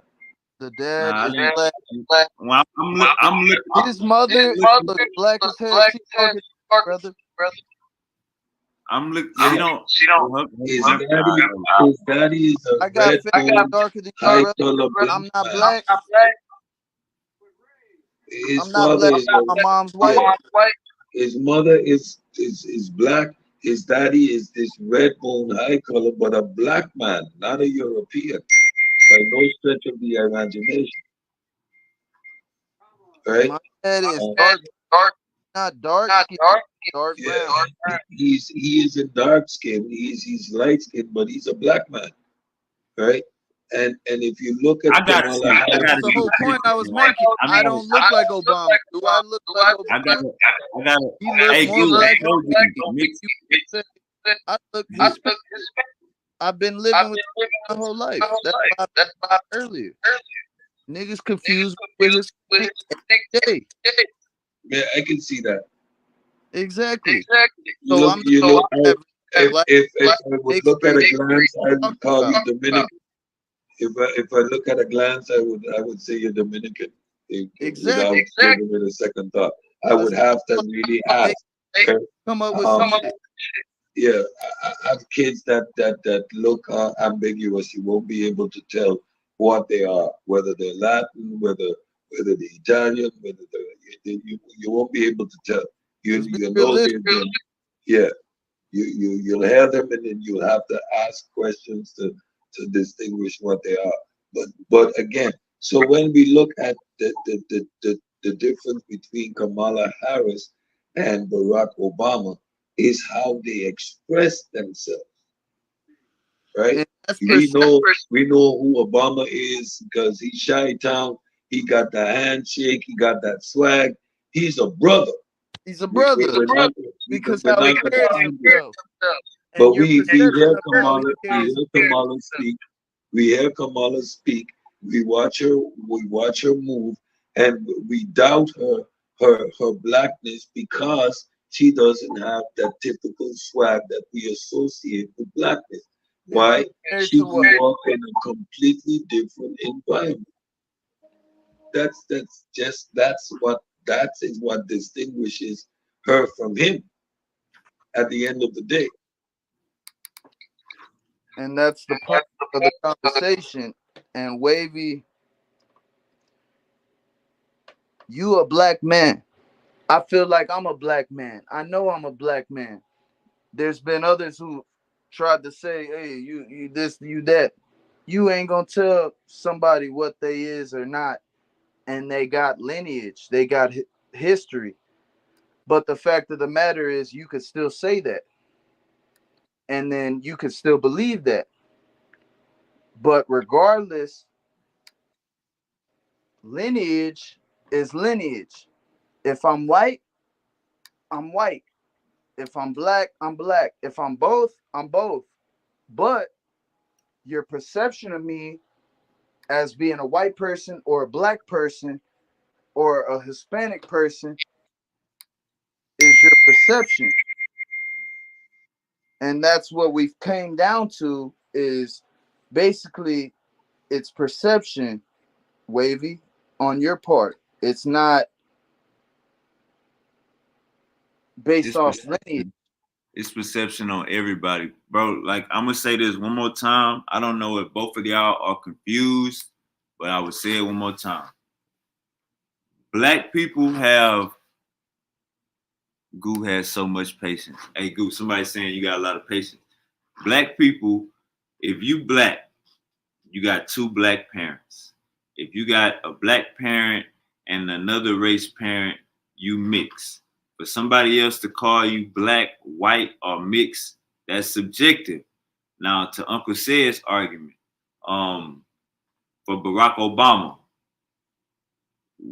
we Barack Obama never denied himself of being black. We took Barack Obama, snatched his ass up, and he under our goddamn umbrella. Now you got some people doing the same thing with Kamala, with mixed people. That's how it go. They can claim one side or the other side. It's subjective. You know what I'm saying? It's up to them. If you got two black parents, you can't hide from being black. Like, so I don't know what a conversation got confused to black mean hood or black mean ghetto. That's a straw man argument. In reality, if you got two black parents, you black. If you got two, if you got two, if you biracial, you got a black parent and something else, it's subjective. Like that's the clearest I can make it. And if we looking at Kamala Harris, if we looking at Kamala Harris' grandpa, um, on her dad's side, Kamala Harris' dad's dad, this is not a black man. Let me show y'all the picture. Oscar Harris, this is not a black man. I mean, maybe in Jamaica, this a black man, but this ain't no goddamn black man. And when we go to Kamala Harris' grandma, on her Kamala Harris' daddy, mama, I mean, I see this like me looking at goo right now. Like I see the mixture. I see that this is a mixed lady. So if we gonna say that Kamala Harris, if you want to say she's 25% black or her daddy is 50-50, I'll let that go. But to say that they automatically black, you know what I'm saying? Like I don't see it. Uncle said, Goo, y'all got the floor. It's like this. I got two black parents. they make what is it? Albino child. The Hey, albino Goo. Hey, child. Goo. Hey, Goo. Hey, Goo. Let Uncle say it go, bro, because you about to say something crazy. Please let Uncle say it go. Go ahead. Go ahead. Please let Uncle say it go. Uncle Sid, you there? That man, you see that? That's a Caribbean man.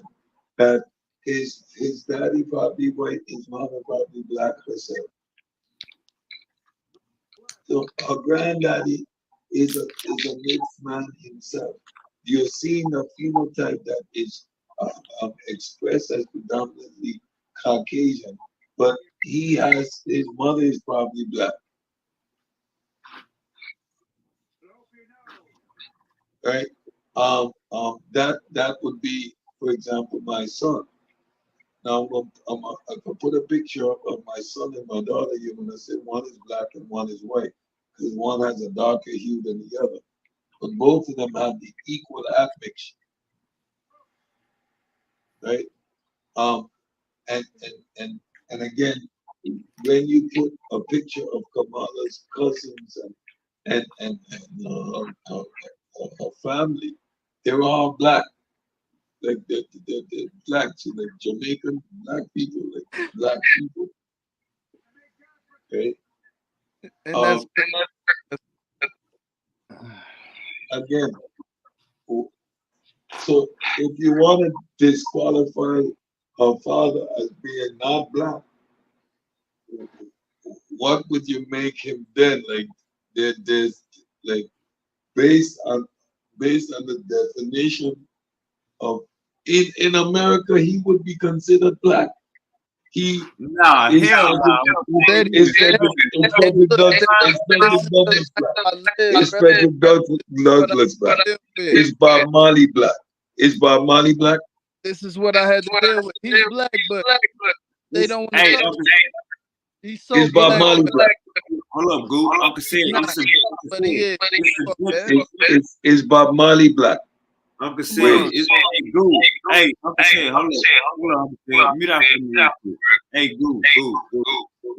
We can't be 5 people talking at one time when it's only 3 people on the panel, because I got an echo. So listen to me. Uncle Sid, it's subjective with Bob Marley. Go ahead, Uncle Sid. Hold up, Goo. Let us rock. He got an echo, Goo, so you got to mute your mic. So we would never say it's subjective with Bob Marley. We would just say Bob Marley a black man. Done. Nah, I just said it's subjective. It's subjective with Bob Marley. No, it is not. Stop lying. Go. He not talking. Go. 1 second, brother. 1 second. You got the Holy Spirit. I know you got the Holy Spirit, Go. I know you got the Holy Spirit. He asked me a question. You got to mute out. Mute your mic. He asked me a question. Now, Uncle said, with Bob Marley, it is subjective. They said he had a white father. It's subjective. We don't go around throwing those terms around. I don't go around throwing those terms around. If your ass is mixed, your ass is mixed. I don't play the in-between game, Uncle said. Like and define mix. European admixture. Like we all mix. This what I mean by mix. This right. We all are mixed. I agree. We all are mixed. Me and Bob Marley and I stand next to each other. Which one of us is black? You gonna be black. But Bob Marley has the same phenotype, and his hair's twice as nappy as mine. Like I said, you are darker than Bob Marley. You darker than Bob Marley by 2 shades. No, like that's a misconception. You put me next to Bob Marley with the exact same color, and his hair is twice as nappy as mine. My hair is curly. But you can my get hair your grow out. My hair grow out is curly, like mixed type of hair. Bob Marley hair. Bob Marley hair. Hard, nappy hair. You look at us. I wouldn't say Bob Marley had nappy hair like that.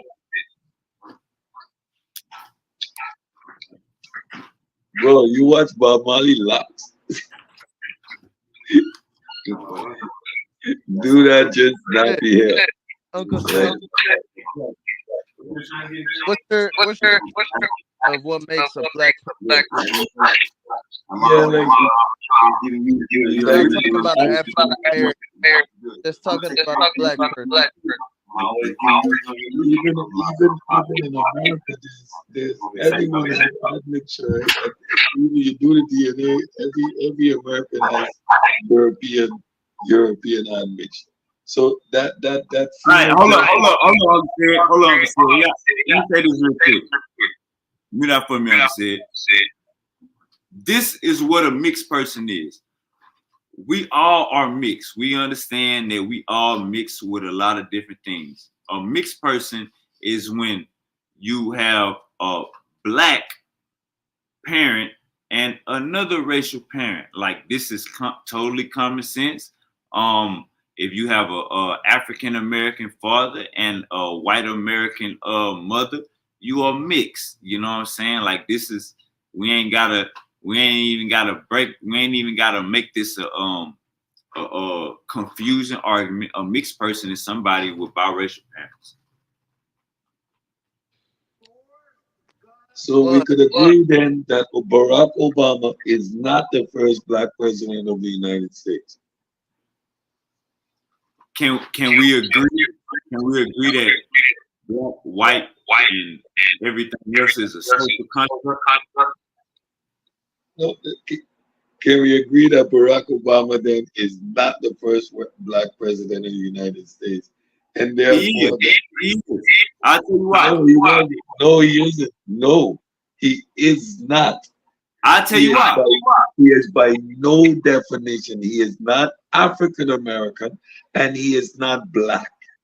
So by no definition of the term is he the first. It's because he looks different than me, but we both got mixed racial parents. But we have this exact same admixture. So what makes one black and the other not? He looked more black, and I look more Hispanic. Hold up, Goo. All right, Uncle said, mute up for me real quick. I'm gonna report you, and you can go right after me. All right, so this is what I'm saying. When it comes, this shit is subjective. That's what I said. If your ass is mixed, it is subjective. So we know that racist is social constructs. We grabbing motherfuckers. So we grab Barack Obama. All he needed was that goddamn black daddy. We grab his ass. The same way motherfuckers is grabbing Kamala Harris right now. Don't act like motherfuckers is not saying Kamala is black and she acting like she black. That's the same thing with Obama. We agree Obama is mixed, but he the first black president because he got that black in him. Now you don't gotta be African American to be black. You don't gotta be so we ain't gotta confuse what black is. What's the difference? Hold on, no. What's the difference? Goo. What's the difference between what? African American and black. There is no difference, bro. So why'd you mention it? Tell me what I said again. You said we don't gotta get confused with black, and we don't gotta get confused with African American. That's what I said.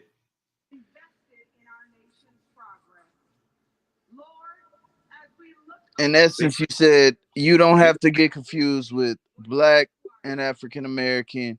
You don't gotta get confused with. This is what I said. Obama being black. His daddy black and his mama white. You drunk a little bit. This is what I said. I said that you don't gotta be African American to be black. Meaning your ass can be if you African, you black. These are social constructs that we made up. We grabbed Barack Obama ass. His daddy from Kenya, we grabbing his ass up. Jamaica, white people in Jamaica, ain't no guy. We can't just automatically claim Jamaica as black. That's what this confusion got. That's what this conversation got lost in. Go ahead.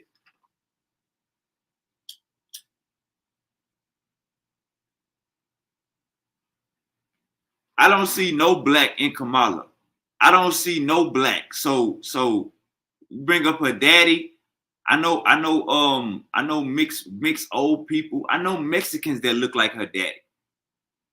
So my goddamn neighbor look like her daddy, and he is Mexican. So I don't see Kamala Harris' daddy as black. Uncle said. One thing that I can say is, y'all freestyle black. Y'all freestyle black. I'm not gonna say y'all freestyle black. Y'all use black in a different context. It's just like that. Like, so when you say, well, Barack Obama wouldn't be the first black president, I would say yes, he would be the first black president because he got that in him. You can't make that argument about Kamala that she got that black in her. We go to her daddy. Her daddy looked like her daddy got two mixed parents. You know what I'm saying? So what we going? That's going back to the Indian argument. We 7% Indian. So now we go claim Aboriginals. That's what y'all making. That's what it's seeming like when we call Kamala black. Instead Obama is that the whole 50. Go ahead, Uncle Sid. And these are social constructs, by the way. These ain't scientific conversations, because scientifically, if we go scientific, bro, you ain't black. That's a valid point in terms of his Kenyan roots, which are African. Hey, dude, you gotta keep your mic muted, bro. Like, I don't know if you know, but you're not really saying nothing. Keep your mic muted, bro. Oh, keep your mic muted, bro. You're not saying nothing. Has a degree of Hey, dude, keep your mic muted, bro. Dude, keep your mic muted. You're not saying nothing. Go ahead, Uncle Sid.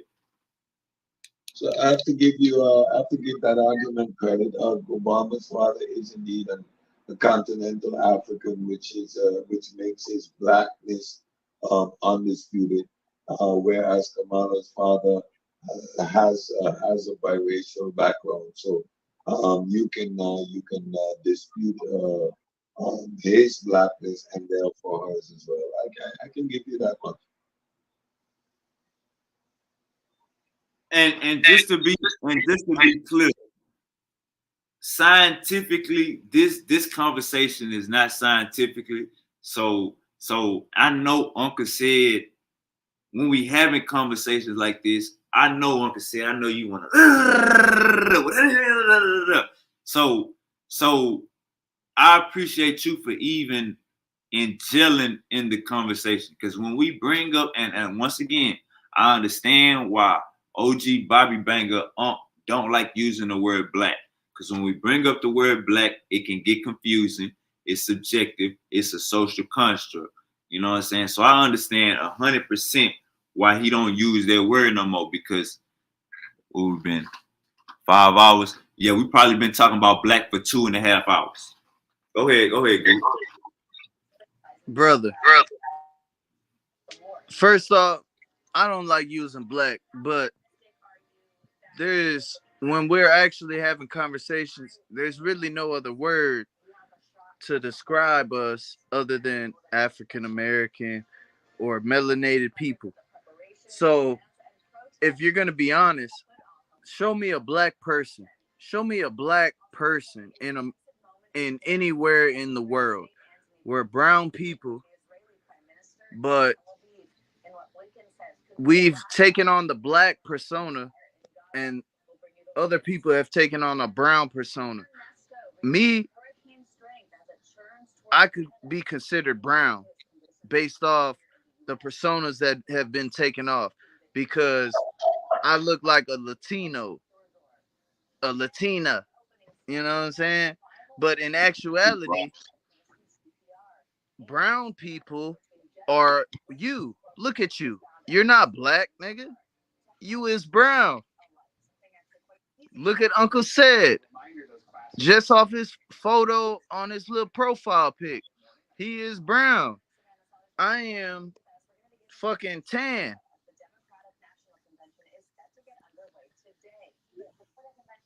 But we went all over the place today, man. And shit, I had a good time. Either way. Hey, what you sipping on? What you sipping on? What you drinking? What I'm drinking on? I'm drinking on you because you've been following that Trump code and it's not adding up. And You ain't got no fucking factual evidence to back up nothing said, and I brought up facts and we spoke on Hey, it. Now we're anybody speaking on speaking black on people. All right, hold up, dude. Hold up, dude. All right, I'm hold up, not dude. black. I am black. Mixed breed. I don't know what I am at this point if I'm following you. Go, you black. All right, hold up. Let Uncle Sid talk. Go ahead, Uncle Sid. yeah, these are fun conversations to have, especially when you're having it with this level of decorum. Not all conversations are going to be framed around the black and whiteness of science, where you can draw hard conclusions. These are indeed subjective conversations, and it's a good exercise for the mind to explore our own reasonings and our own thought process and how we come to our decision making process. And it's one that we should engage in these political discourses. Of course, when it comes to the subjectivity of this terminology called black, um, we see we see right here how difficult the discussion becomes. I'm looking at my brother there, and I'm understanding the reality that some of my kids are going to face, seeing that their phenotypes put them in a much more ambiguous position than even you are, my brother. So so so it is a worthwhile conversation to have because like my kids, they have no dispute about how they identify themselves. They are black, right? Like I'm black. not black enough. I'm not white enough. You see, and that's why that makes these social constructs and especially after and I'm gonna say this after the Drake Kendrick uh, battle, all of a sudden Drake wasn't black enough, which puts a whole genre of people that were quote unquote black without question to now be considered to now have their race be questioned. You see all the names that we brought up: Holly Berry, Mariah Carey, Steph Curry. We're going to start to question the ethnicity of all these people that have always identified themselves as quote unquote black. I saw this coming. Um, I tend to make a distinction between African American and blacks outside of the U.S. to stay sensitive to the FBA position because I've been told before on other platforms that I'm even excluded from engaging in this political discussion because I'm not FBA, right? And which is a bit skewed or a bit ludicrous argument because America is the heartbeat of the world. So American politics is engaged with everywhere in this world, right? Everyone all over the world has an opinion with regards to the presidential elections in the United States. But I was excluded from the discussion because I'm not a VA. So That's not right. And that's not yeah, right. That's not right. I'm seeing these arguments starting to pop up, and they are most predominantly post Kendrick Lamar Drake battle, and it's unfortunate. It's more division amongst us than unity, I'm a bit sensitive to that one. Hey, said I can say this.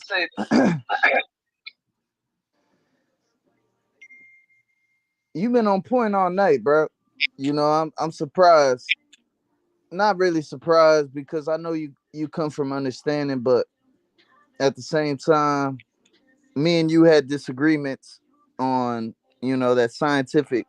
effort, the scientific aspect of what we discussed in the past. But the fact of the matter is,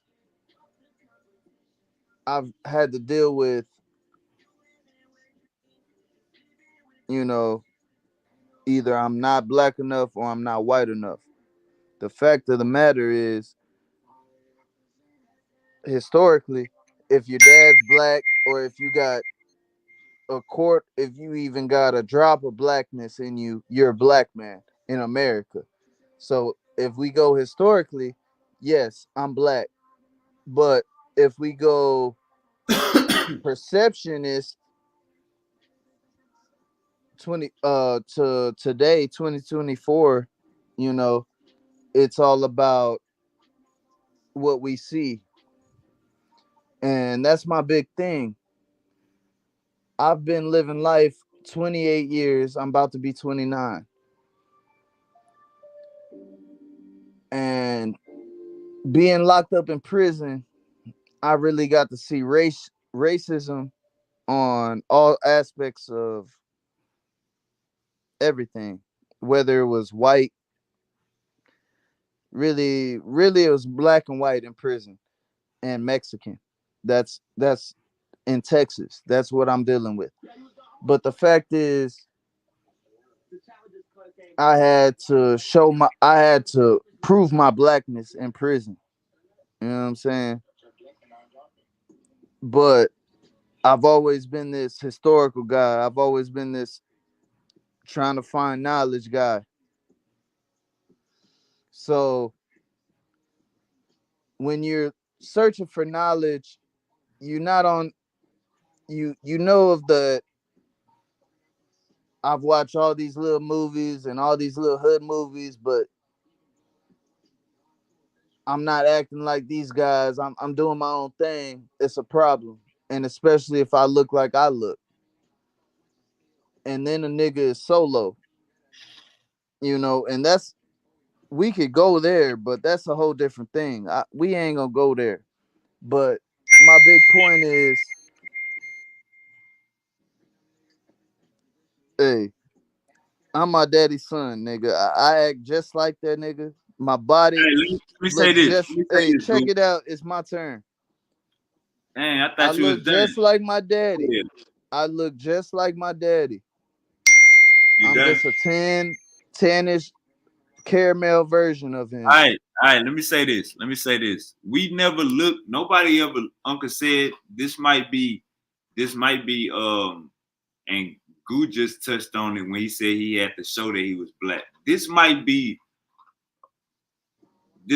harsh, but mixed people, yeah, we don't black people don't look at mixed people as the same. Like, so we never looked at Drake, like, even though Drake got a black daddy from Tennessee, we never looked at Drake like he was black. We always looked at Drake like he was mixed. So that's just the reality. Human beings are Yeah, territorial. that's a reality. I'm That's not just disagreeing with you. that's just so you just called yourself yellow and you just said I was brown. You know what I'm saying? The reality I is never we said I was off yellow though. I one said I was second. Yes, tan. yes, you did. Yes, you I did. said I was tan. One I said second. I was tan. I'm talking about 30 minutes ago. Your ass said you was yellow. But the conversation, the understanding is we go off of where we looking at. That's just common. We go off of what we looking at. We got these social constructs called black, called white, and called mixed. And we just going off of what we looking at. So Uncle And said we yeah, never that's America. look, That's brother. America society. Hey, you drunk, mute your mic. We never looked at Drake like Drake was quote unquote one of us. We looked at Drake like he was something different. That's just in reality. Looking at Goo, looking at Jesse on the panel, black people look at them like they're something different. They got something else in them. Now, whether they take that as a bad thing or a good thing, or whether the person that's being subjective is using that as a bad thing or a good thing, that's all in the context of we're just describing what we're looking at. No, but that's also the situation And brother, you've that been you're on getting described in. You've been on Modelo's and Dos Equis all goddamn night. We've been discussing this conversation, and you've been trying to target me drinking, nigga. I drink every day, nigga. So what the fuck? Your ass is off topic. When has it not affected anything, bro? I drink every day. Yellow. So let it make sense. Yeah, Nigga, I get fucked up every day, nigga. What is you talking about? But I was about now. It's about my bedtime now. Nigga, deep peace over here, nigga. What the fuck you talking about, nigga?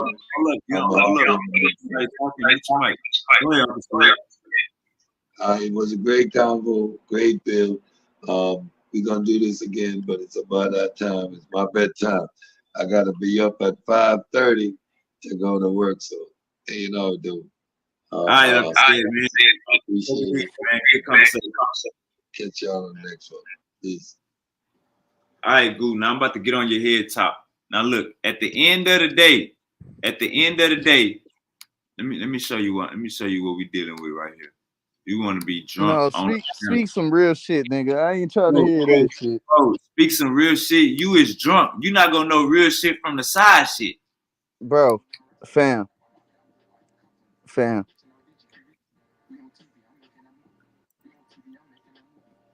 You called yourself yellow. You forgot. You said I was yellow. I called myself yellow. I might have, but I called myself tan too. I called myself tan. That's a light version of brown. You not black. You brown. And my daddy is either darker or the same color as you, brother. He really, you be having them little studio lights and shit. Man, nigga, I'm big black man over here, nigga. Look. Hey, it's 10. Oh my bad. It's 11. It's 11:45, brother. How many, and just for the record, so I can know for you not to do this shit again. How many beers have you taken down, my brother, tonight?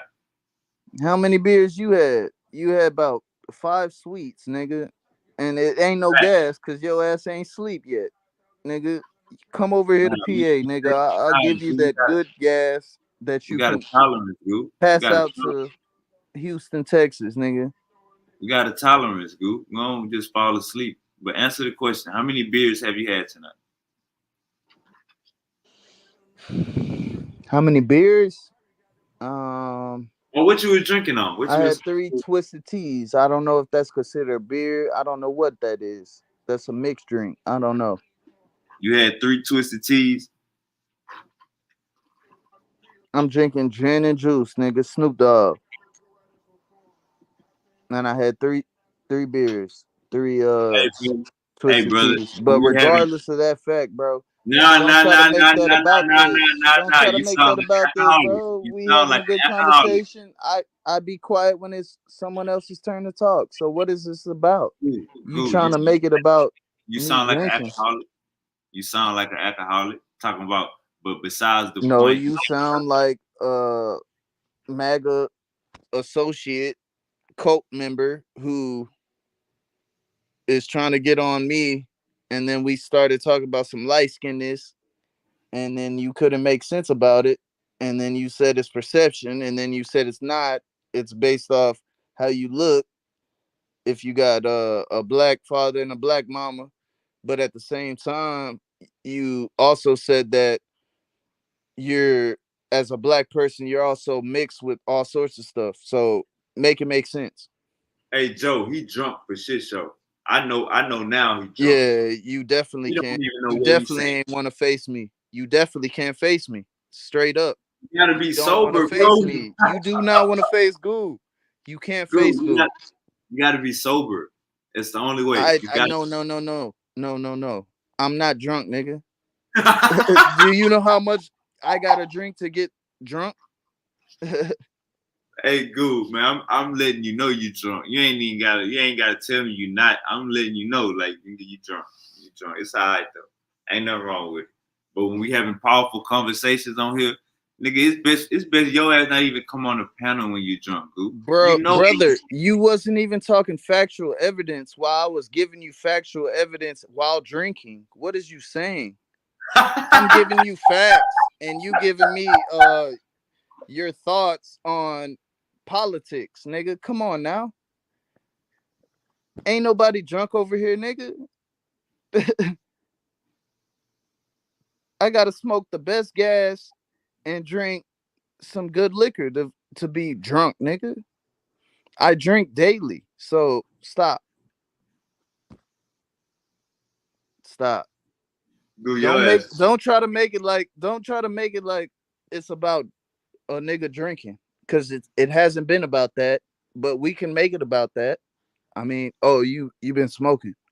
Oh, Yeah, go back and watch the show tomorrow. You're gonna be like, what the no, hell was I'm I? not. No, I'm not. Because we had a good conversation. And you've been trying to throw that in there, and I'm not having it. And it's not going there. A nigga drink every day. I I already drink went there. every day, brother. Ain't no drunkenness to me. And if I get tipsy, cool. I'm still having a conversation and we still debating. So, nigga, make it make sense. So we just got through debate. No, we had you talking about some shit, and Uncle said was agreeing with damn near 85 to 95% of what I'm saying. And what is that? Exactly. Your little perception is perception. You said that the perception is if you not don't got a black mother and a black father, you not black in America. And anybody else, we look at you as mixed breed. That's cool. And you not saying nothing I'm not used to. And you just really just showing your true colors. But at the same time, talking about Donald I Trump. told you he drunk. I told you he At the drunk. Y'all, same look, time, you get mad at me. at the same Y'all, time, you fucking with the Donald Trump a cracker, and you actually saying, yeah, I fuck with that cracker. Like, who the fuck? What black person actually says I'm fucking with a cracker, and then you actually define a cracker and then say, yeah, I'm still fucking with him? Who says that? You did, but I'm drunk.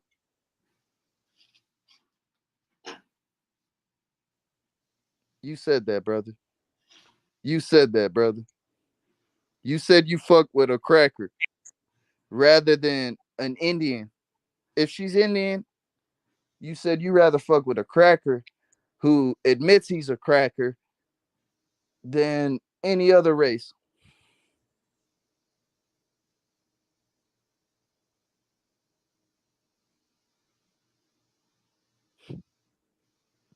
you drunk, brother. Yeah, That's read the what's crazy. comments. That's your defense. I'm drunk. You drunk. No, But no, no, no, no. you just said, you just, all right, look. All right, it's my turn to speak. I'm waiting. I'm really All right, waiting. all right, so look. Goo, you are heavily intoxicated. It altered your conversation tonight. It got to the point to where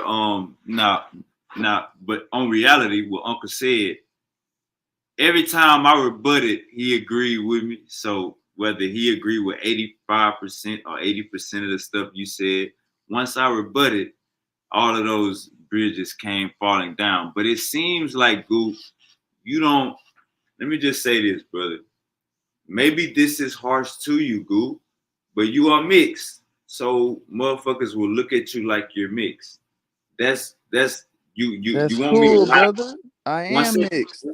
one second, one I second. am mixed, though. All right, So keep what it is to you yourself. talking about? You drunk? Are you drunk? Mute your mic. You're mixed. You can't run from it, my brother.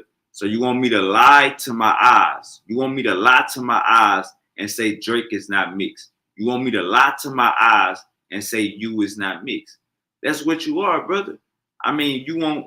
That's not being hard. I mean, that's not showing nobody true colors, nigga. That's being realistic.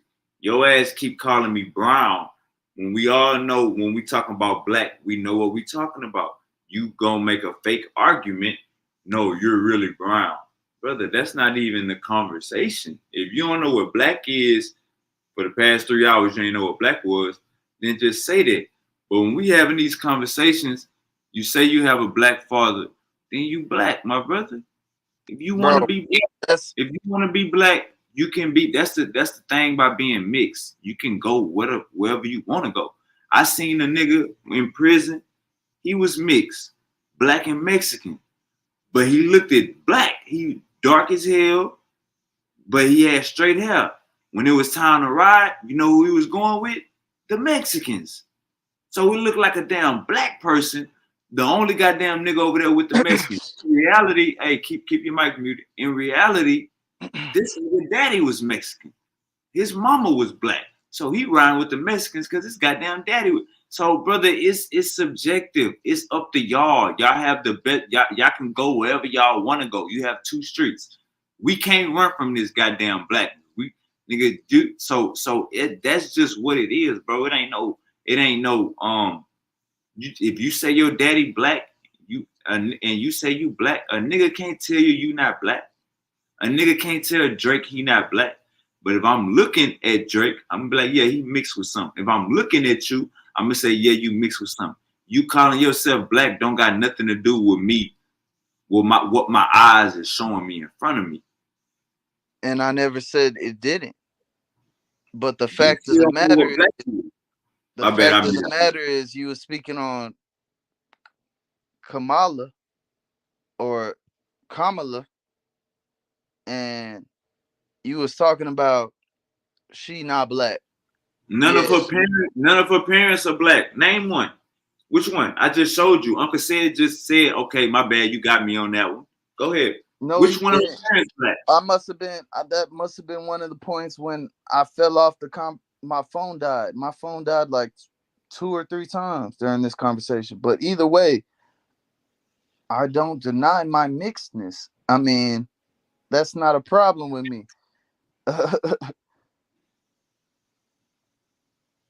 First off, nigga, it's BDE, Big Dick Energy over here. So I'm not worried about that shit. You know what I'm saying? I'm big black man over here, boy.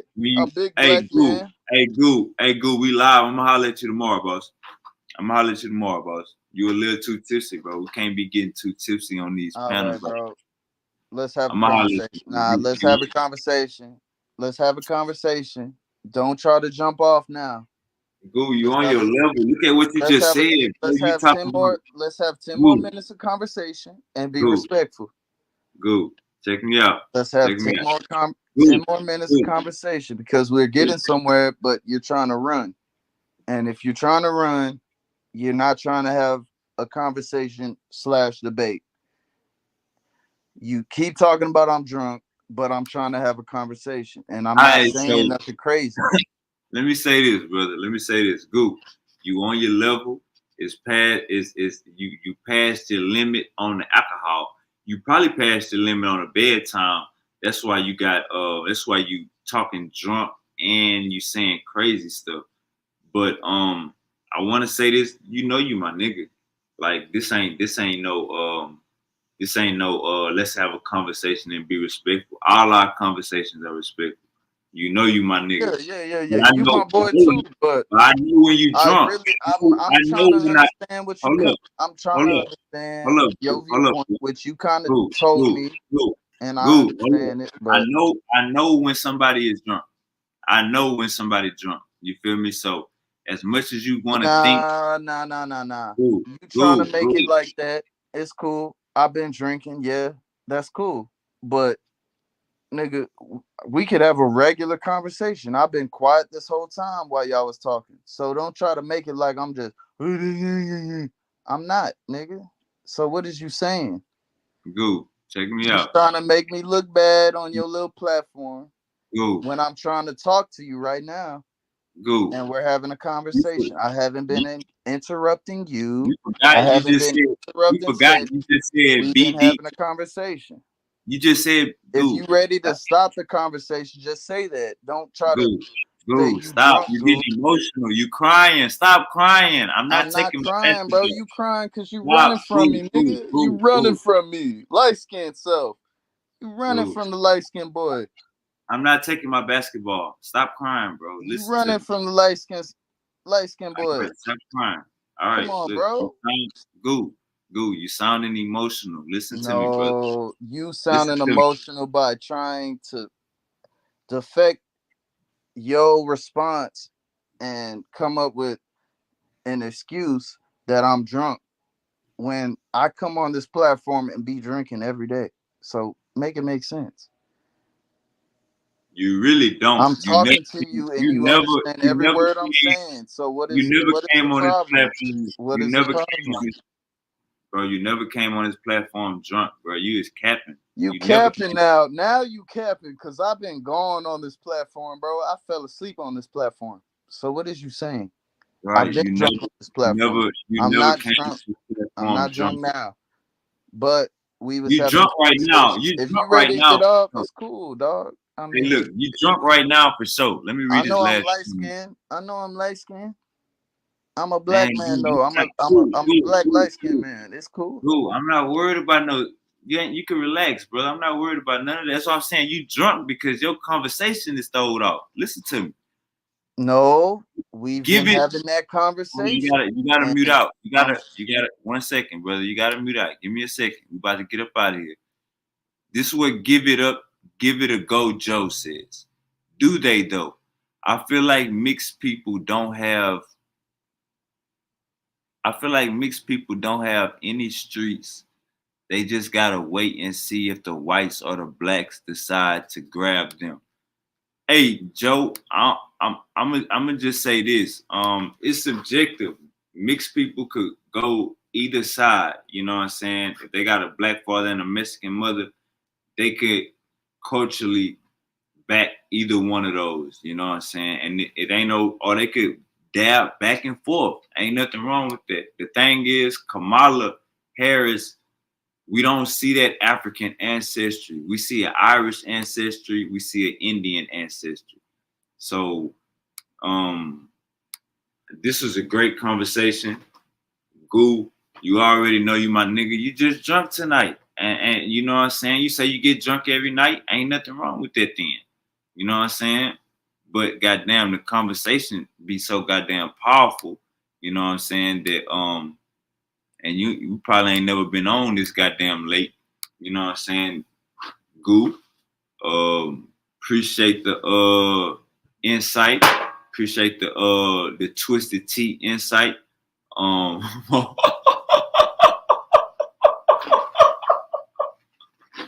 Man, I thought you was gonna laugh, Goo. Nah, but hey, Goo, man, appreciate the that's conversation. Uncle said, Jalen, that's funny. what'd you say, Goo? I said that's funny because we've been on here later than that, and you talking about I ain't never been on here that late. You ain't With never been on here this late drinking, bro. What the hell? bro. We've been on here 1 in the morning, 2 in the morning, You and wasn't I've been drunk. drinking the whole time. So what is you Nah, saying? that's cap. That's cap. That is cap. Can't nobody ever say they seen Goo drunk on the panel besides tonight.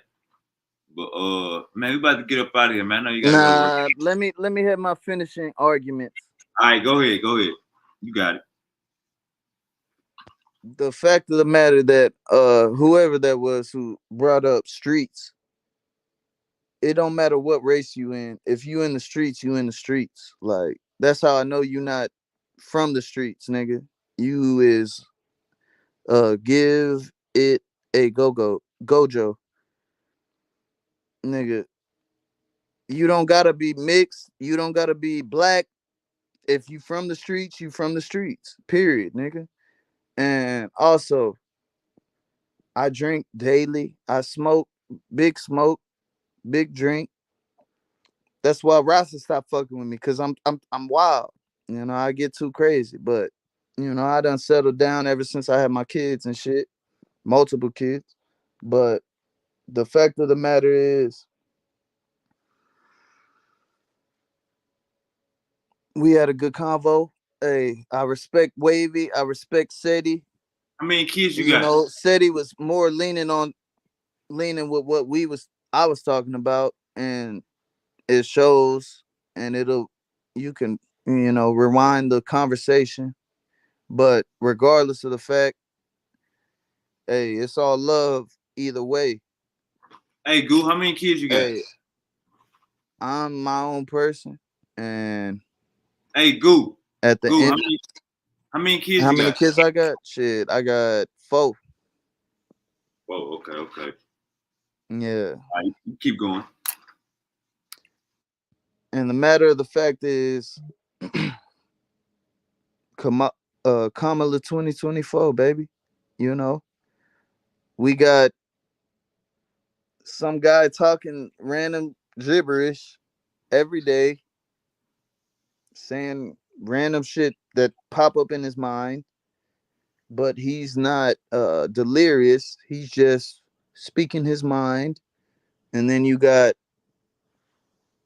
somebody who's qualified, who happens to be a woman, and they targeted her color, her race, which really doesn't matter to real black people, is not caring.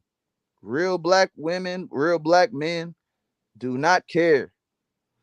But the Republicans have brought that up, and now that's why we're talking about her race. But in factuality, we do not care about her race.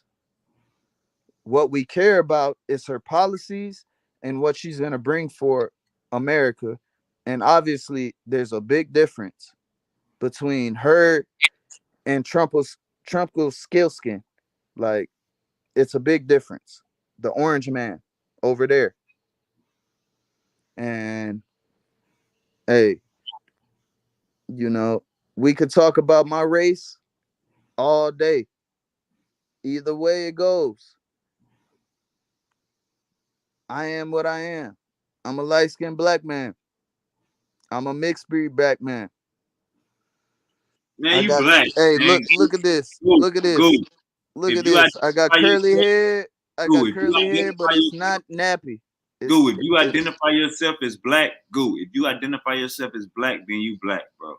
When I say it's nah, subjective, that's what I bro. mean. I don't need. Look, Check me that's the out. thing, though. Goo, We Goo, had this Goo, Goo, conversation. It was cool. Goo. If you Hold up, feel a hold up, certain type of hold way, up. it's If I'm cool. using Goo, I'm stop not crying. worried about that, and I Goo, don't stop. look at you differently. Goo, stop crying. Stop crying. No, you don't stop When I crying, say, nigga. when When I I'm say, talking to you, hold you up, stop accept what crying. I'm saying to you, nigga. Stop crying. When I say it's subjective, what I mean is, bro, if you say you black, then you black. That's No, what I that mean. that don't mean that. That's not what that means. Goo. Stop crying. You crying right now. When I say it's subjective, I mean if you say it, then it's that. If somebody else say it, then it's that. That's what subjective mean. Meaning it's not concrete. You say what the fuck you want. If you say you black, then you black, bro. Stop crying and making this about something that it's not. This not no goddamn argument. It's not a color argument, bro. Okay, I believe you, bro. I believe you. But regardless of the fact, I am what I am. You know what I'm saying? Whether you or me say it, I am what I am. Regardless, whether I say what you are and you say what you are what you are. Yeah, And you drunk. that's when that All right. spiritual that's when And that that's spiritual the aspect closing come in argument. That's there. the closing That's when argument. that spiritual aspect come in there that you don't believe in. That's the closing remarks. He said, I am that I am, and you are that you are. Go your ass drunk. We about to get up out of here. We got